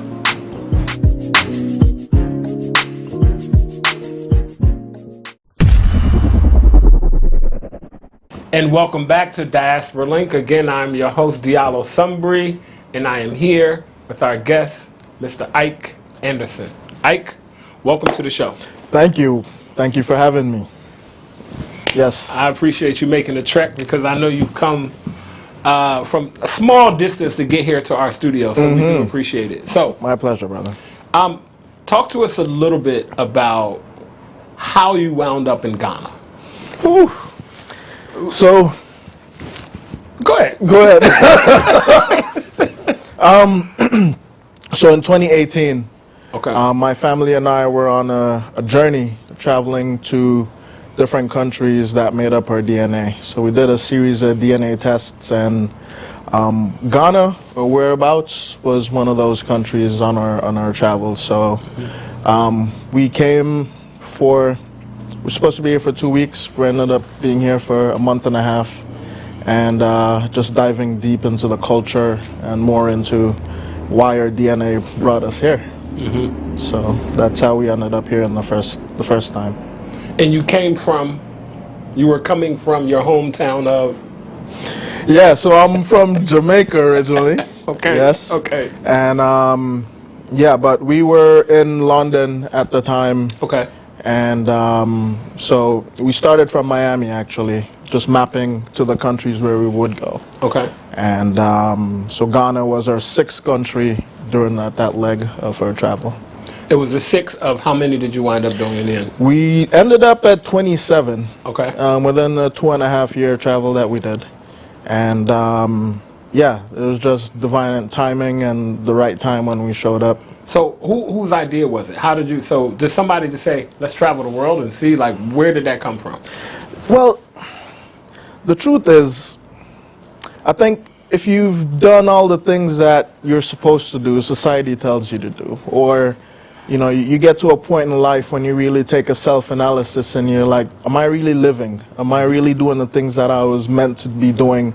I look at my kids. I mean, I have 3 younger kids, and you know, I look at them, and am I giving them that example of what it means to live in the moment and just being authentic and connected? And a part of that was to see new things and to see other things. And then the question became, if we had all the time, the resources, there's no limitations on this planet, what would we do? Wow. And it said travel. Go see the world. And we love travel. We've done quite a bit before. Right. But purposeful travel. So I mentioned it to my wife, and she said, yeah, that sounds like a good idea. I'm like, oh, no, I was just kidding. I was just joking. And but I guess once you say something, sometimes it becomes real. Right. So you got to be careful of what you say. Right. Or if you say something, make it empowering. So 8 months after that, we packed up and we left. Okay. Yeah. Now, what's your background before then? Because everybody, well, you mentioned if you do everything you're supposed to do, right? So maybe some people haven't done. But let's talk a little bit about your background that afforded you the ability to be able to say, I'm going to take my family and go see the world. Like, what was your profession? What was your business? What were you into before you started traveling the world? Yeah, good question. So I guess I'll answer it by saying, okay. Yeah. So no, because it's a loaded question, you know, and just to say I was this or I was that really doesn't, you know, explain the idea behind the whole process. But I've always been fueled by achievement, or by just thinking differently and doing things differently. So a part of that helped me being an entrepreneur, getting new ideas or seeing something being done and seeing how I can optimize it and make it better. So I started a digital marketing agency, ran that for 13 years, and that's just simply online marketing, web development, lead funnels, all that stuff. And that, thankfully, created the opportunity for me to expand in other things like real estate, hedge funds, and different opportunities like that. So growing up, I was just very deliberate in the work that we were doing and, you know, doing the business that we were doing. Got you. I mean, that's important, and I'm going to get into a little bit about that later, why I asked that question, why that's important, because you have people from all over the world who literally could choose to be anywhere that they want to be, right? Or who have the ability to choose for how they want to live their life. Absolutely. But something brought them to Ghana or something brought them to Africa, right? Something pulled you here. Right? So you said that Ghana was 6 of 27. And of that 27, how many were African countries? 6. 6 were African countries. And which countries were they? South Africa. Tanzania. Egypt. A lot of people don't even think Egypt is Africa, but it's crazy how people still think Egypt is not in Africa, right? It is. It's crazy. Ghana, obviously. Kenya. And I don't know if you would consider Zanzibar or same thing. Definitely. Definitely. So it's another one. Okay, so what we're going to do right now, Ike, is play this game that we have called Africa in 60. It's not something that we've prepared you for because we want you to be on edge and we want to catch you. Why are you doing this to me, man? So, as you all know, we do this every week with our episodes. With Africa in 60, we want to see how many African countries our guests can name in 60 seconds. It's simple. It's not. I'm sure you're going to name all 64, right? No. All right. So this is not a pass or a fail. It's just kind of a fun thing that we do here. So has our timer started? Do we got 60 seconds on the clock? Can I get a 3 countdown? 3, 2, 1, go. South Africa. Yes. Botswana. Yes. Zimbabwe. Yes. Mozambique. Yes. Rwanda. Yes. Kenya. Yes. Uganda. Yes. DRC. Yes. Ghana. Yes. Ivory Coast. Yes. Senegal. Yes. Sierra Leone. Yes. Egypt. Yes. Tanzania. Yes. Right next to Tanzania. Ooh. Kenya. Yes. Congo. Yes. Did I say Congo? You said DRC, no problem. Cameroon. Yes. Nigeria. Oh my God, they would kill me. 10 seconds. Oh God, bro, don't do this, man. 5 seconds. Okay. Done. Good job. That's a good job. That's a good job. Don't do that to a perfectionist. I'm like, bro. So one of the reasons why we do that is there are people, believe it or not, in the world who still believe Africa's a country. Really? There are people who are not clear that Africa is a continent. Yeah. There are people who are not clear that Egypt is within the continent of Africa, or really how large and massive the continent is. And because this is Diaspora Link, you know, we focus on Africa and its full diaspora. Yep, So absolutely. Just a little small, fun again. So talk to us a little bit about you being in Ghana. You've been to 27 countries. You've already been to 6 other African countries, right? You've been to Europe. So you and your family have traveled around. Something had to have happened for you to come and go. Because I heard you earlier say the first time, right? So you left. Yeah. Okay, so tell us a little bit about you coming, leaving, and then deciding to come back. That's what I want to hear about. Yeah, so when we left 2018, I was just in a state of, a lack of a better term, my consciousness was like tearing open. Okay. Because of certain experiences here, going to certain places. And you get to understand that depending on where you are in your life, when you stand on certain places, it energetically will affect you. Say that one more time. Just say it one more time. Yes. Depending on where you are in your journey, when you stand in certain places, energetically it can affect you. Okay. That's what it was for me in Ghana. I was very sensitive to everything that was happening. Wow. So it wasn't an enjoyable experience. It wasn't fun. So when I left here, I said... So, hold on. I got to stop you. It wasn't fun. It wasn't enjoyable. Is that because of you not being able to manage these energy surges, or was there something else?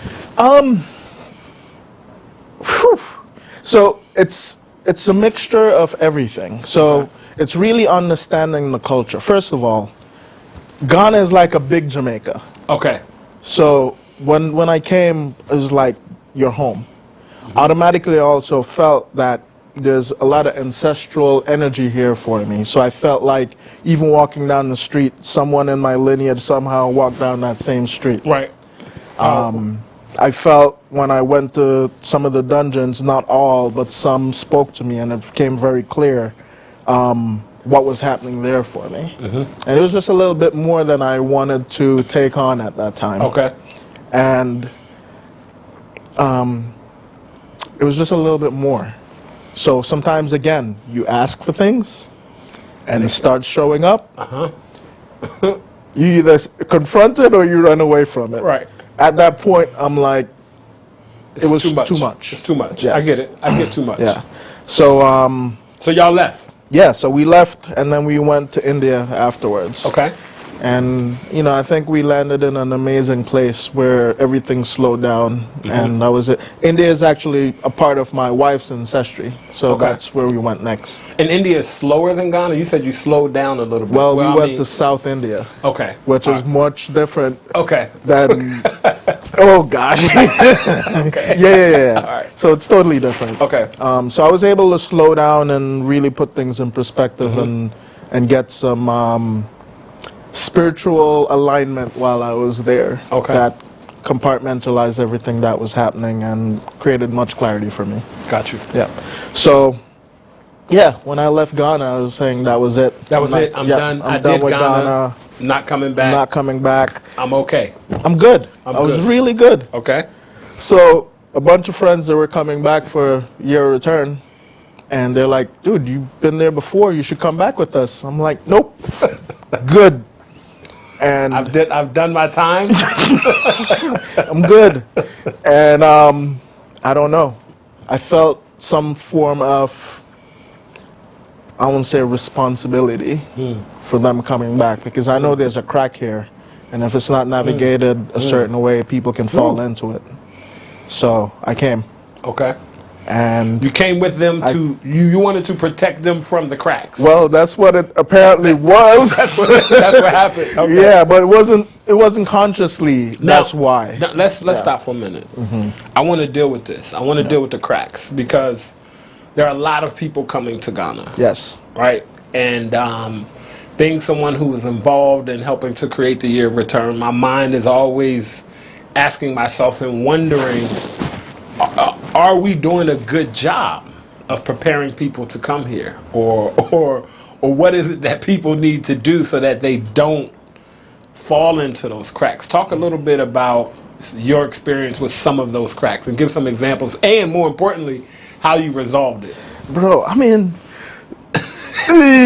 So, you see, that's the thing. And again, everyone's at a different place in their journey. When I travel, I have my wife and my 3 kids. It's 5 of us. Wherever we go, we're doing it together for the most part, right? So the way I look at things is a little bit different around safety, security, standard of living, you know, making sure that they're cared for. Very important when you're traveling with your family. Absolutely. Very important. So coming to Ghana, there's this mindset of we're going home. It's a feeling of we're going home. So when we land here, there's almost this feeling of, we're here. And our brothers and sisters here are like open arms. Akwaba, we love you. We're glad you're here. You're doing your pilgrimage. You're doing your journey. Let's Akwaba. The big Akwaba. The Yes, but you realize over time, not everyone's with the same integrity. Right. And doesn't matter how you look at it. You look at it as a dollar sign. And for a lot of people, and I'll my disclaimer, not everyone, right, but for a lot of people, it's what can they get from the interaction, the engagement. So that was an experience that I had that we had to rectify even for ourselves too. Well, one of the important things that you did that I appreciate is you didn't indict the whole country. No. And you didn't indict all of the people of Ghana. And I'm always in conversations with people saying that you're going to find some problems. Absolutely. And you're going to find people who are not on the right side of history and integrity. But that doesn't mean that everybody in Ghana, everybody in Ghana is like that. So absolutely. You ran into some of those challenges, and then you all left to go to India. Yes. Okay, so hold on. We're going to be right back. We're traveling with the Henderson family. We've gone from Jamaica to Ghana to India, and then now when we come back, we're going to talk about how they came back to Ghana.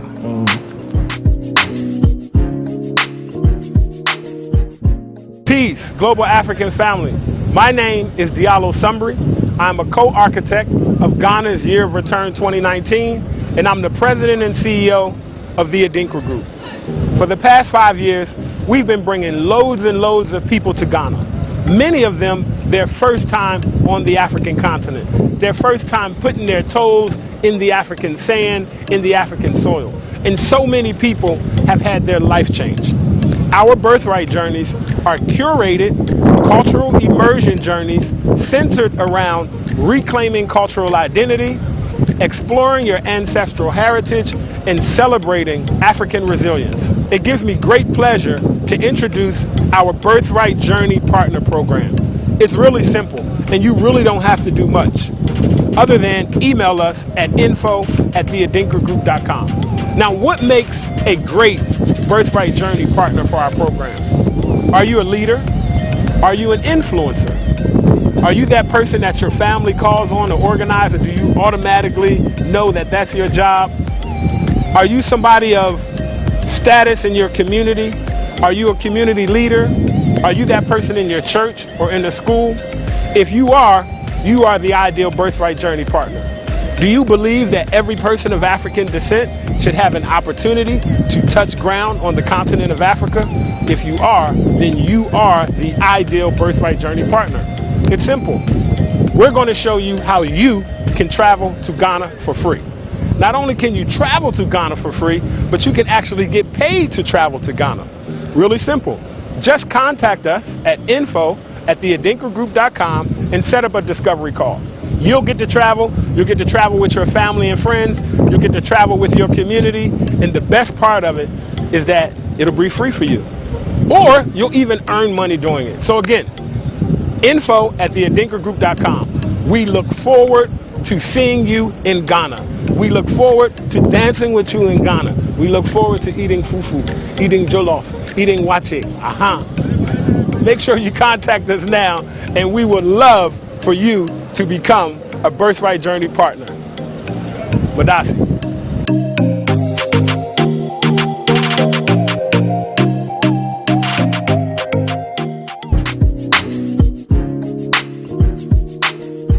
Welcome back to Diaspora Link. Your host Diallo Sumbri, exclusively on GhanaWeb, in conversation with Mr. Ike Anderson. Ike. Yes. Okay. So Came to Ghana, left, went to India, came back. What called you back to Ghana? Ooh, so I would say Ghana called me. Okay. And we were actually, I guess, right during the middle of COVID. We were supposed to actually move to Mexico, which is one of the most, our favorite place on the planet. And it just occurred to me while I was sitting one day in deep meditation that what I'm resisting is actually what I need to be doing. And then I started having these memories when I was a kid. And I remember being 8 years old, and I'm like, why is there lines divided in Africa? Why isn't it one country like the United States? I started having these memories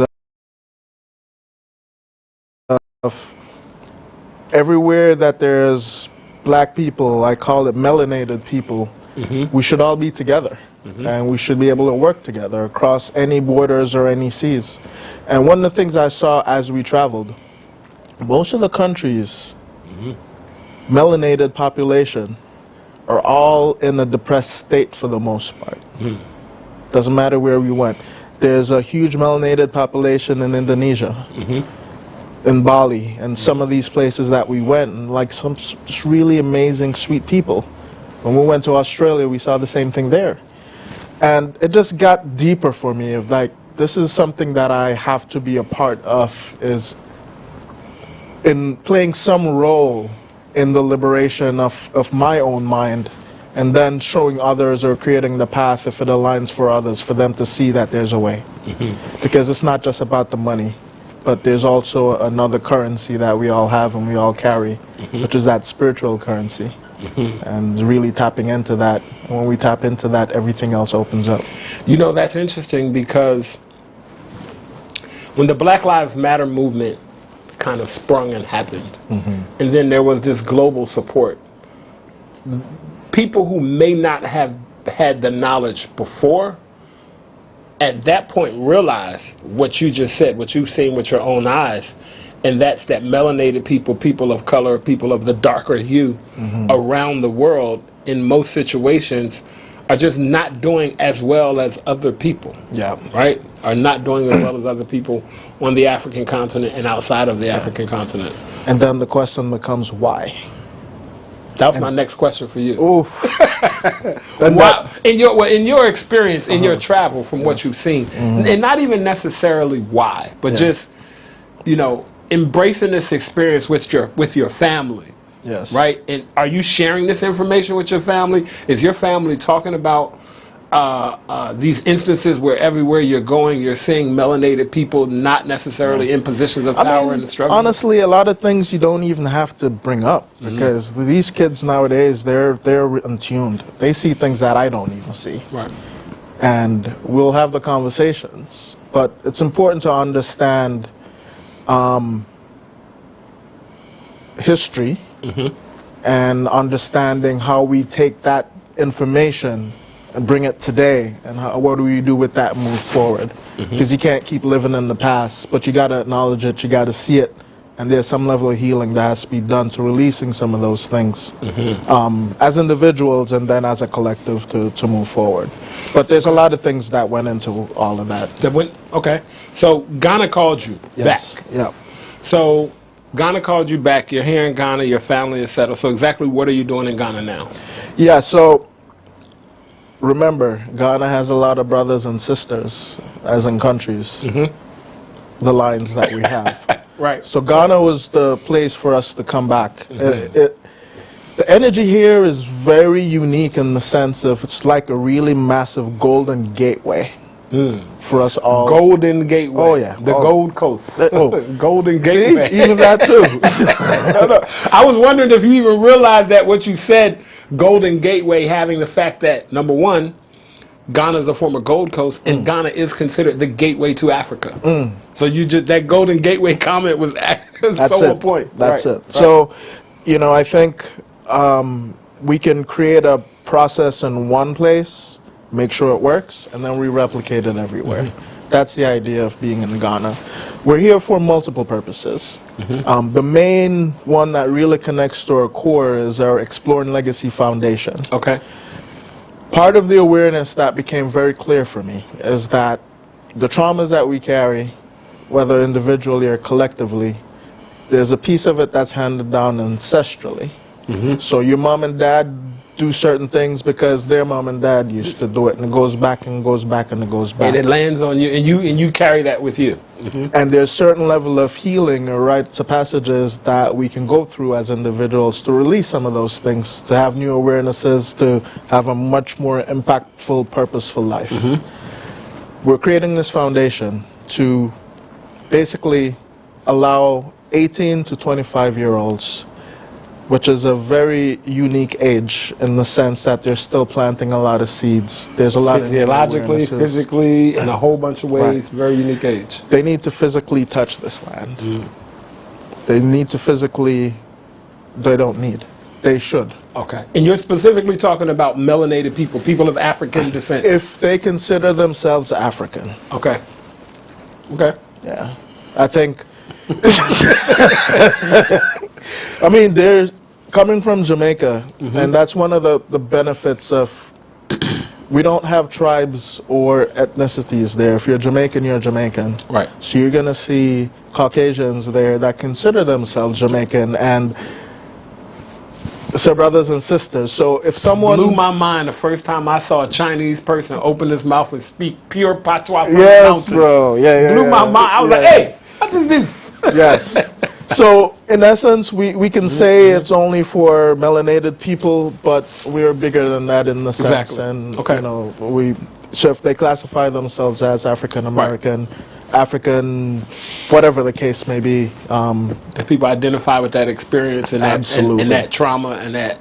Yes. And that healing. Yes. Okay. So, that's the idea. So we're bringing these individuals back for 10 days to go through a rite of passage, to have certain experiences, to stand in certain places, to connect with certain people and things, and to be able to integrate that powerfully and take it back wherever they go. Africa isn't for everyone. I don't think everyone should live here. Gotcha. I think it's a big world. We should be able to spread and go wherever we feel comfortable and confident. I got you. Express yourself. Express yourself. Yeah. So no, I get it. Okay, so and you found that you feel that Ghana is a good place to kind of start that with. It is the place. Okay. It is the place. It is the place. So talk to me a little bit about how this works. People just apply. Once they apply, you approve them and they get to come. Do they have to pay? Is there or how exactly? Yeah, so going into 2022, our projection is to bring back 1,500 young adults. Okay. We're going to break it up into zones and divisions. So America is considered one, Europe is considered the Caribbean. Okay. Obviously, the first set, we're still deciding where that's going to come from, but we're being led for them to come from Jamaica first. Okay. There's an application process online, and once they go through the application process, I think that ultimately this will be open for every single person who feels like they should go on this journey. But we're asking for more information about why they're looking to come.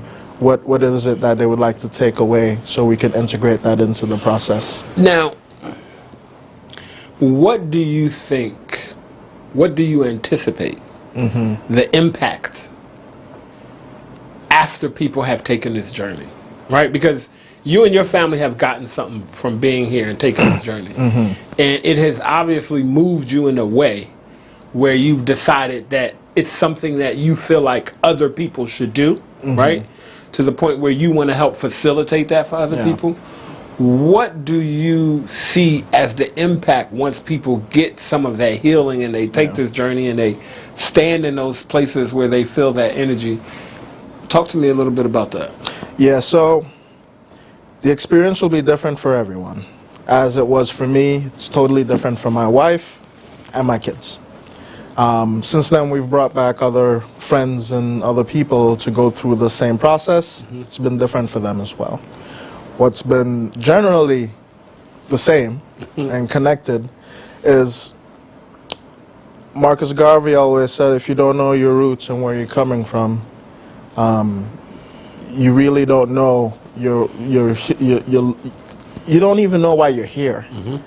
So a sense of self, to realize that you're not an individual, you're actually a part of it all. A sense of groundedness, connectedness, and really knowing yourself. And that's what all the mystery schools ever taught about, is know thyself. But if you don't know your ancestral roots, you don't know the path they walked, you can get caught up in other people's plan for you and not your own plan. I'm gonna stop you. I'm hopefully this don't sound too ignorant, right?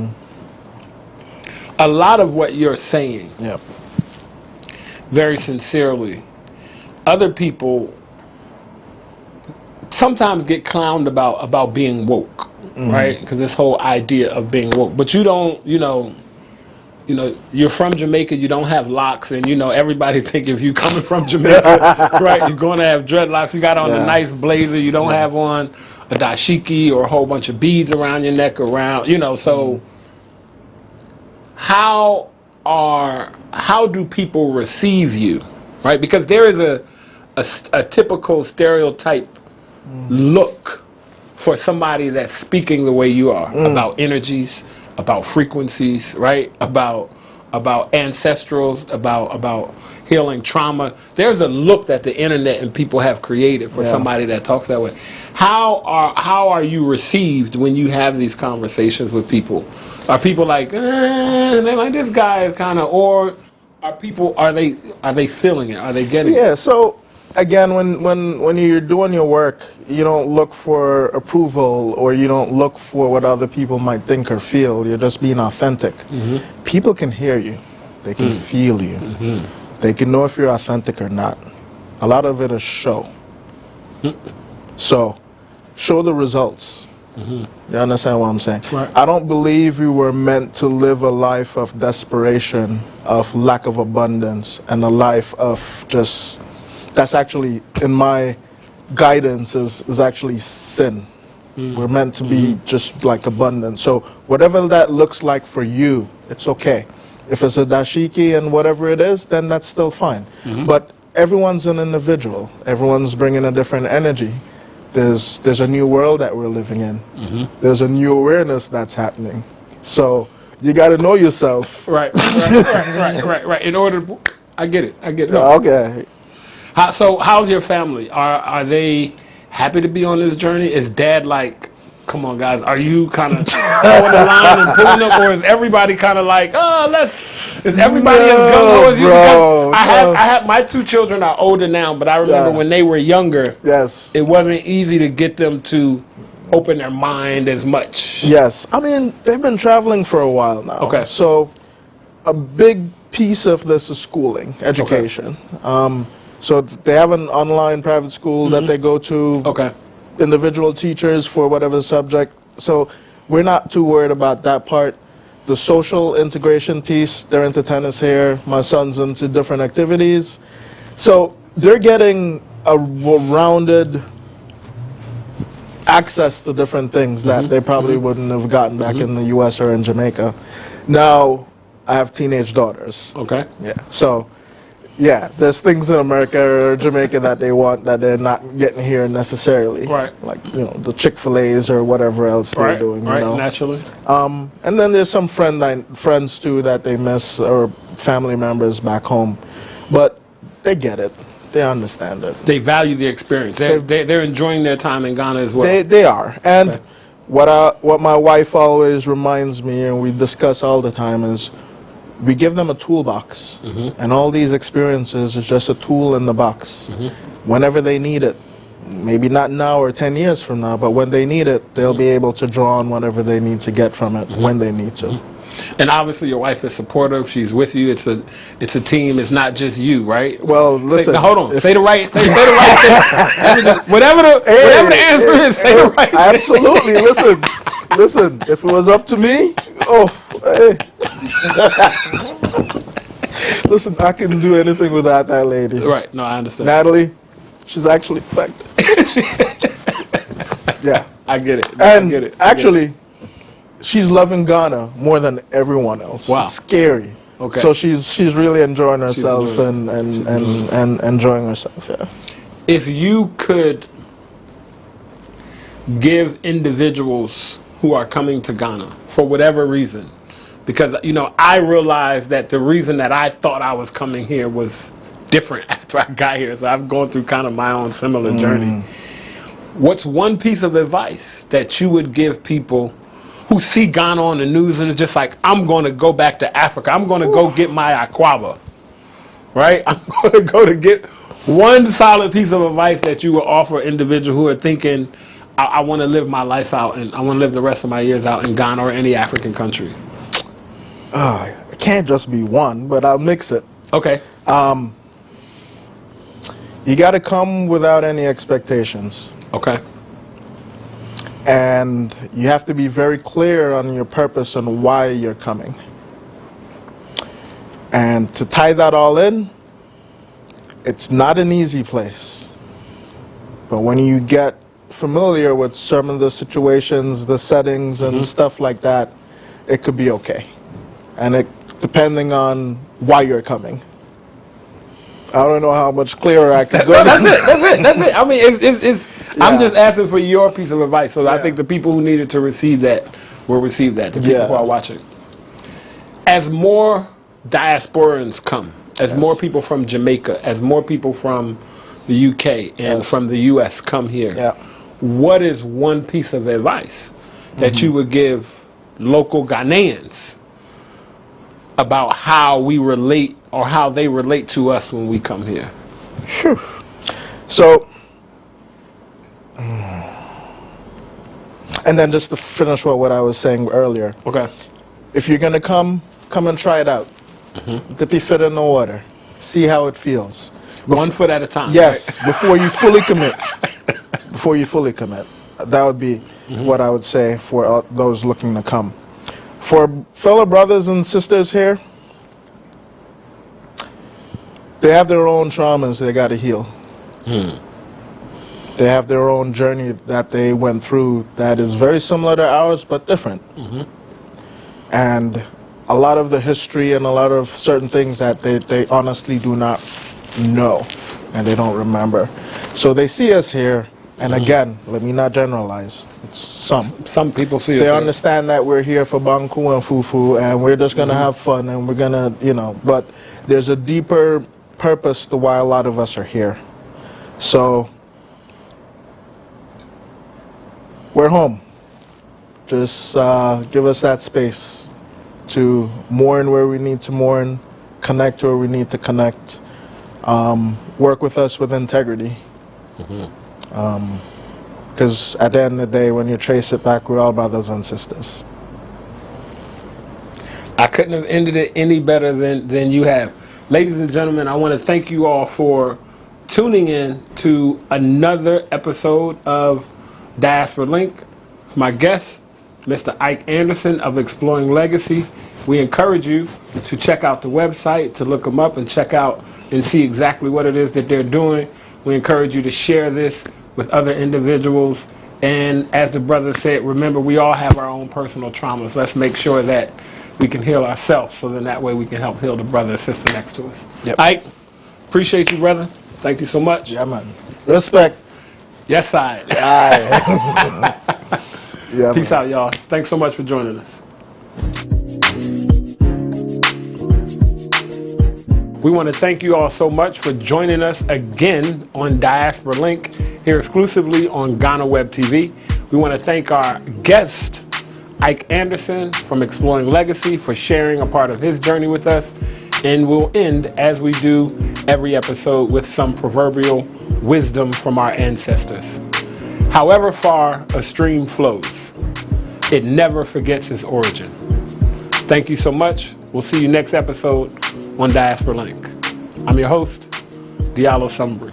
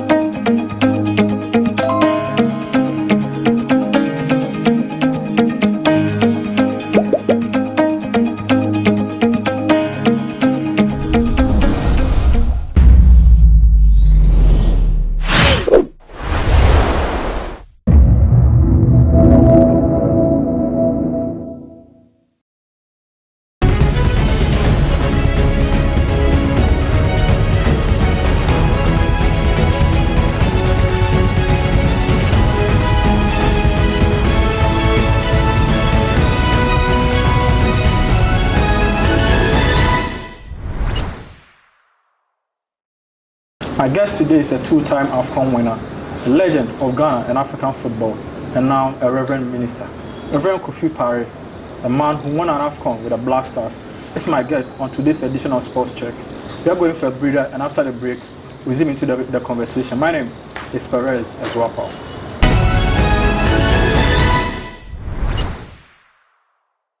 Welcome back from the break. This is Sports Check. I'm Perez Ezwapa. Today I'm speaking to a man whose name I should even rise before mentioning, Reverend Kofi Pare. Reverend, thank you for welcoming us to your home. Thank you for. How has been things for you and everything? Well, we are. At the grace of God, we are fine. Okay. I mean, we heard a lot about you when we were young. I know you played for Hearts of Oak, 11 Wise, Republicans, but how did it all start for Kofi Pare? I went to Semankasi Agriculture. Then Semankasi town had a friendly match with a team from Winneba. And that team was being handled by one of the old Blaster Ghana players. Okay. The Blasters was given in 1964 or so. Yeah. And that before then it was Ghana 11. Ghana 11. Yeah, Tim Daba. He was from Winneba. Okay. So he brought a team to Semankasi, and then we played with them. And we played, they beat us 3-2. I scored the 2 goals. And then they came for another match, the second match. We said they should come so that we also beat them. So they came for the second time. The second time, they beat us 3-1. I scored 2 goals. 2 goals. 3-1, I scored the only goal. So they said that, Tim Daba said he will send me to play football in second league, Takrady. So I went to tell my dad, and he said, okay, he is also going to his farm at second, so if I will go. I said, yeah, I will go. So I went to the second league, Takrady. I went to play a team, a second division team. Known as Greater Hunters. And then from there, we couldn't qualify for first. We couldn't qualify to go to Division 1. So 11 Wise came for me. Okay. They came to our manager who sent me there. And so they discussed. Those times were they paying money? Did they have to pay money to the club to get you, or they just told you, Kofi Pare, take your bag, then what to and when you think it is good for you, okay. Then you take it, maybe you not pick your bag. So I went to join 11 Wise. Now I played for about 2 years or so. And then I was called to Blasters. I played 11 Wise for more than 1 year. Then I was called to the Blasters. The Blasters. So you joined the Blasters from 11 Wise. And at the same time, I also went to Republicans. Republicans? Yeah. But how did they see you? What the call up to the Blaster? How did it happen? And the call up to Blaster was the meaning. The meaning was how I played when I was in 11 Wise. Yeah. So after that, they called me to Accra. I came to Accra, but on 2 agenda. One for Republicans and then one Black Stars. And Republicans was owned by Kwame Nkrumah. That's right. It was. I hear that before you could play for Black Stars, you had to play for Republicans before Ohinijan and Nkrumah would allow you to play. Is it true? No. There is nothing like that. We have the players from Kumasi, House of Kotoko, House of Folk, Cornerstones, Olympics, Cape Coast, Vipers, and Secretary of So you joined Republicans? Yeah, Republicans, and at the same time the Black Stars. The Black Stars. So after joining the Republicans? Yeah, and the Black Stars. Yeah.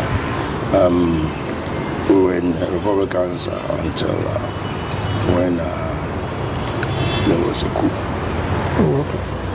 And then Republicans was for Kwame Nkrumah. And so they had to abandon the Republicans. So from there, I went to Hasselhoff. That's the reason why I went to Hasselhoff. So after Republicans, they moved to Hasselhoff. Hasselhoff, yeah. And after Hasselhoff, I went to Koto. And that is where I ended my football. Now, it's interesting because I just want to take you back to the Republican. Did you play the Blasters here? Did you play with Chris Bryant? Chris Bryant, no, he was in 1958 school after them. Oh, okay. Chris Bryant, yeah, he was the captain of the Go-Go's team. What were some of the achievements of your time? What do you remember about your time with the Black Stars? Some of the things that, I know you won the AFCON, I know, but what are some of the key issues that happened during your time with the Black Stars? Okay, I remember when we had a friendly match with Kenya before the Olympic Games in 1964. Japan. Yeah. We went at the time, I think it's Christmas time, and we were actually poised for going to the place at that time, at Christmas time. Yeah. So we decided that we would beat them more. We score more goals so that. So we beat them 13 goals to 2. 13 goals to 2. And I scored 6 goals. You scored 6 of 13? Yeah. But we were the striker? I was a utility player. I played 10, 11 and 6. Oh, okay. Yeah. You scored 6 out of. So then what happened to the next game? No, it was a friendly match. It was like our independence. It was that, and then the head of state called us. But how did you end up at Hartlepool? So after it collapsed, was it the case that you just went to, or someone from Hartlepool called you and said, come and play for us? How did you go from Republicans to Accra Hartlepool? Well, because I wanted to play for them, or with them, so I decided that if Republicans is no more there, then I should join. So you just went to them and said... Yeah, I went to states that I've come to. And how was your time with Accra Hartlepool? Oh, it was very wonderful. At Hartlepool, did you win some major league title, or just the 1 year? No, I didn't win anything with them. Now let's come to the Blasters. You play with the Reverend Sir Kofi, and the other, he won the, I think, 93 AFCON and 65. Yeah. Take us through the process of winning Ghana's the 93 AFCON. How did it come about? What conversation happened between the team and Kwame Nkrumah and Ohinija, and how all those things went down? Okay, that wasn't the first time they said what I'm going to say. Yeah. In every match that we go to play, it's a national match. Yeah. Ohinija will go with us to Nkrumah. And then when we go there, he will talk to us that he wants us to win. And then he will be telling us a lot of stories, or he will give us a message that it is better you win the match that you are going to play. And the reason is, this is what Nkrumah was saying. The reason is, your father and your mother, they have not boarded plane before. They have not even gone to, they have not even traveled outside Ghana before. And all that you are doing, you are 22. The whole Ghana is about some millions. And in the 22, you are called to be in 22. You are very you are a very good person in the football, so you have been called. And then so when you go and die for your nation, Now, by that, you have to take care of every place you are taking care. If you're a goalkeeper, take care of the ball that will come to you. Everyone, he will speak to us individually, collectively, and also then he will tell us that when you go, what I've told you, put it in practice. And then there will be another people he will invite to come and talk to us. Somebody was Kokubako's father. So the father of the Kokubako, yeah. He was a member of Nkrumah's government? Yeah. Wow. So he also will talk to us. Was he a sports minister or he was just part of? He was a sports minister at that time. So they will also talk to us. And then doctor will also come and talk to us. But then we were all at one place, like my place here, and then the players are there. Sure. So they will come and sit us down and talk to us what we should do. So from Nkrumah we go to his place, but the others come to our camp place. Yeah. So they will also talk of what they want to tell us. Doctors will tell you a lot of things you don't have to do because if you do all those things, especially what do you call alcoholic drinks, and we don't have to follow women also. So they will advise us. So after that, and they said, we'll back you, so go with our blessing. So before we go in our time, we don't know whoever you are, whether you are West Ham or whether you are Ronaldo or so and so on. We only know that we are coming to beat you. That was our point. So even when we are in plane, the conversations will never show me brain. We will beat them. We don't fear even anybody. Not like some other times we heard when the whites come, then the people will shake. Even if you are in plane, we will tell you that whatever that belongs to us, we will get it. And it worked. Yeah. So which were some of the teams you met at the 90 history Africa? And do you score some goals?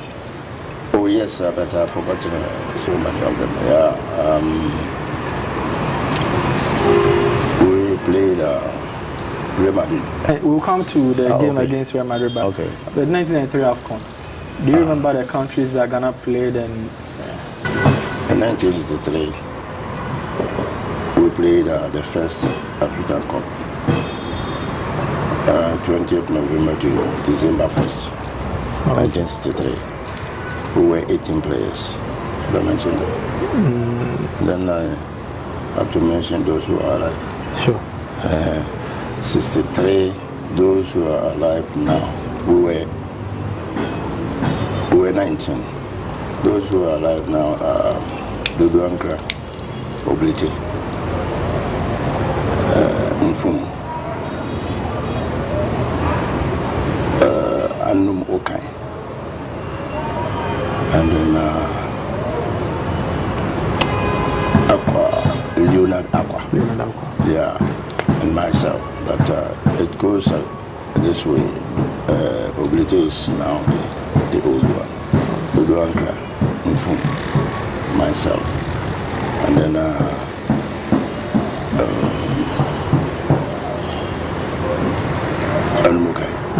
and Leonard Aqua. We are now six. So, do you remember the countries you played in the tournament?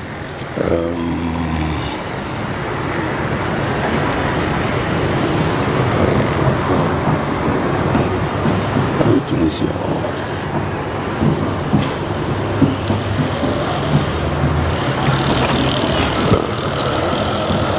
Let's come to the game against Real Madrid. The game against Real Madrid. And you faced Puskas and all. Yeah. How you played in that game? Yeah. Before the game, what were the conversations you had with Oda and Nkrumah, or what happened before you went into that game?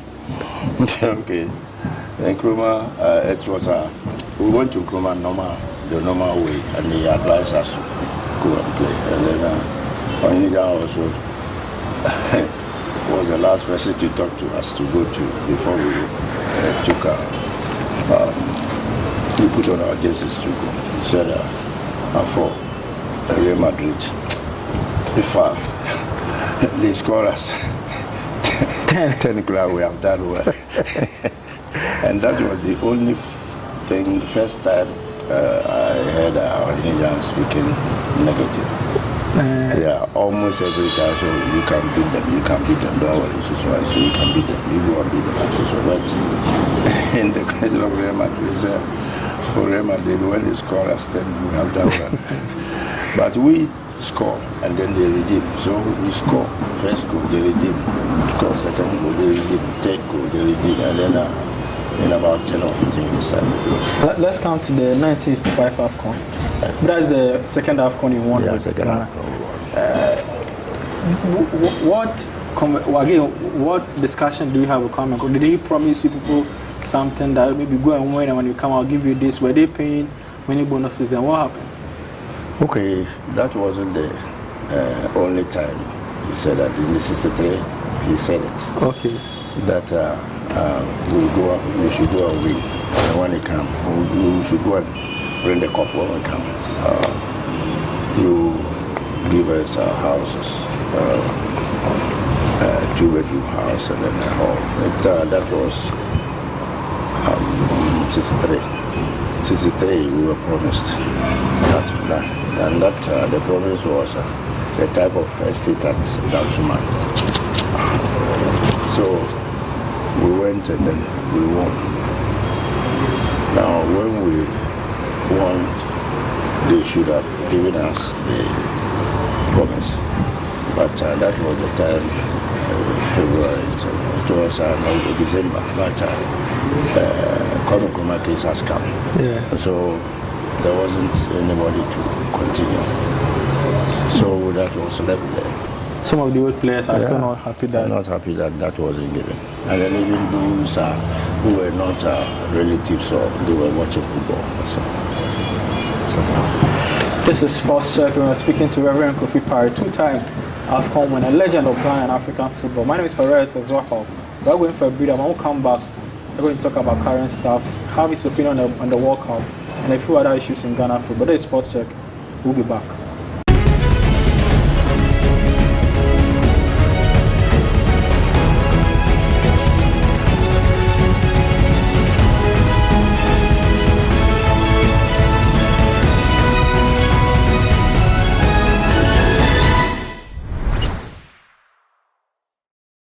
But you know, there is a story of Reverend Sheikh Kofi receiving interest to go and play for Sunderland. Do you have any invitation to go and play abroad, or you never had any such? Okay, mine is slightly different. Yeah, our last mom, my mother's next 4 after my mother, she was in Edinburgh. And then she happened to know that I know how to play football. And so he went and discussed with the teams, one of the teams there. So he wrote a letter that he's prepared so and so for me, so I should come. But the letter, I haven't seen it now, to date. Oh, how? The letter came, but it wasn't given to me. Who kept it? I don't know who kept it. Was it? No, let me complete it. Okay, sure. Then my mother, she has come finally.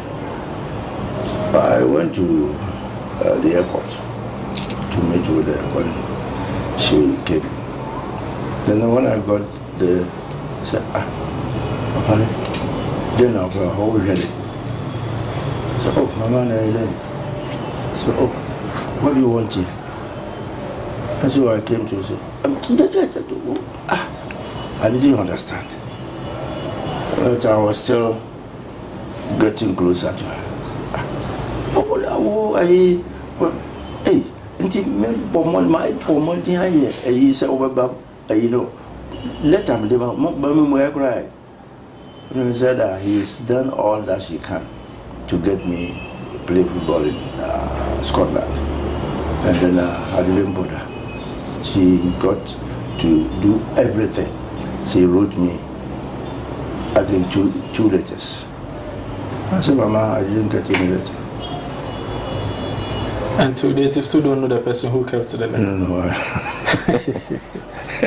Wow. We were at the place that we were working. We have to get that place letterbox. So I don't know what happened. We could have played outside and we'd be earning some big money. Yeah. But as it is now, I don't know what should have happened there. So I love to be as it is. Of course. Yeah. But remember, you play with quite a number of very good players. Yeah. Who would you say was the best one, like was the best among all the players you played with? As I heard, as Aboja said. What did he say? Aboja said what? As I just want your opinion on. I know you play Reverend Osei Mohammed Salisu, Ifun, and all those guys. Which one of them was like Babayara? Which one of them was really talented? You can decide on that when you know about 3 people playing one position. One position. Or as many people who are playing one position. And then you can tell. So if somebody is a right winger, we must know all the right wingers. But you can... But the ones you played with, the right wingers or the defenders, who would you say, as for this particular boy, no Nimbo, but we all played, but we are not Nimbo Basin. Agrifin. I'm not a captain. But say time in Jamaica, but say share Koyachia, James Ajay. James Ajay. Yeah. I'm not about position. And I about 8, 9. Not all of the only about Goko say. When Bobo Chambia, young Crawford, Mendy, and me to Miakasa. Say, I can say, maybe a name, Ghana new number upon our family. On my body. Reverend Osei, we can say we are describing the way no Bobo. We're describing this. Only Bobo, Papa. Second for the Bobo, 7 Hopper, or somebody want me. Papa, and a microphone. Maybe we did not come. I was like, Bobo. I said, well, no, when in a ball chat was a Unimbowi. Or to me, movement and what they might pass. So, and this Ukraball now, a man in his son, or to me, yet and on time. So, until I know, to me, contact. And to bring us a move up. No, the border to any. Kenya is a sada. Yeah. I've been on grass. I did shadow duty. One man ball. How do you do it? One plan is one man ball. How much more go 60 days? And the oh, say one more day, one fashion. So you be the blue and the other was here. Now we have Babara. I don't see the Bobo. We are in Bobo. Oh, no. Also, your winger. Also, Bobo. Babara, also coffee, James Ajay, Sigurd fee. So, 1 minimum Bobo, Sigurd fee.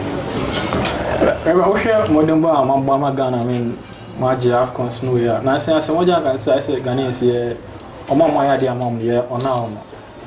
I mean, would you do any yard? Say, or more. On minor, I'm sure. Yeah, I appreciate you. Your mom feel it. Say, one my advocate, say, your mama. Say, when the argument was when a minute, because I said, you can't say, I'm commercial bonus when or no, when you are.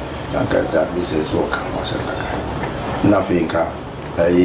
mpanimfo ebeba behwe football also ese utimi kan so at least I say wo be penny wo ade bi so at least we be san so say ti se ne obi sha mo a actually for na what say ne se so na mo hwe wo say na so nti no so ebema wo nya bribi agina so de aka so bia na ho nyia de a mo time na mo nansi ame we tight blasters a lot of the kwa tournament bia bana man for kan juju ho ase mo time na say ne mane bo na say mo de na pure talent mo nhwe juju say bia ne say blasters asem na ye nya sa asem na kura bi da a club level no might be a TTB. Okay. Yeah, blaster for young as I know, yeah, to what to say, yeah, you to me discuss, I didn't into me. Yeah. Therefore, we were habitual, we were, yeah, confidence were young as I am. Say a quiet bit in yard. Until I do you know, I cannot. Mindset. Yeah, qualify for World Cup. Me who started we say GhanaWeb World Cup. I know. Sure, wait there. More than that. I know you say well biaka. More than this is here with Ghana Nkolu. This is here can say what you can say me out prefer Ghana because but say if you am say be here but say be there. You be go. Me catch you be this here. E be. Me na me kan. I also na me.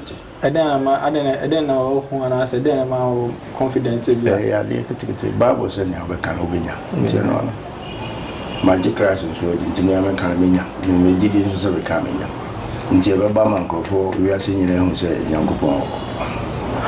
The last 7 of the kind. It's a football now. I'm a coach to add any place and I say, "You pursue a jack and I said, I can football now. The moment." A foot of the woman say, one yina be about. Say, and yes, will be the obi whom I'll be asking every day. And everything I'm about say all my pass. Native so or the man and I say at the time you saw you be on yet. And this is here near make a show and say, one young audience say, walk a coji couple. Well, young audience or coji couple. Each match be the way I want to be caught so much. And I won't honor near a year see a pound and I say 1 year back. So, oh, now we'll be so yeah, be back. I said, oh, I'm a nephew, would enjoy it near a year. And the one can't positive a worse amount. Na kuchina so omuma dia say o omfa bibia enka no onyoni ni na omfa ma na time bia o encourage won say park no the same na we rum gina so nti ba o mesro o betimi aye bibia ma na yi o betimi ahye say wonya confidence o wan kasa wo mu say me metimi ahye o na other than say kase bia France, England, one better. When you 11 people in the park, so when you be or be of to say beach around, say, oh, bet me, say, Wolfie Arsenal, your Koji, who names or Quackage. Yeah, but I decided, say, oh, Quackage. And to say a decision, yes, say, Quackage cop on about there, yeah, the couple of and no, don't say, it's not so I can be binching. Obey a DB ever quit him. A chain yanka obey. Hey, Nanya Jacob winner. Oh, yeah, is a shall jump, a Jacob away. And he one more in Corsair, a friend say, one so beating a Jacob. Now I be I'm a one brace, say, make one a G World Cup. Ghana, a hero said G World Cup, make Ebema bibia akọ say a message na me nya ya kam de be ma ho ntia me de say we aba we one fan say one botin bia one fo bi say we fi Brazil we fi ho no ye kobo we 11 one so 11 eno an so nia obi anim bo no nia ani ti ne fra o ye fra o so mra me bo Intina, advice I'm giving more. Sure, Reverend Ash. Okay. So we've been speaking to Reverend Kofi Parry, 2-time AFCON winner. He's served the Black Stars ahead of the World Cup. He says they should unite, they should play for the country, they should plan, and he believes that Ghana can win the 2022 World Cup. This is Sports Step, and to come your way with another edition.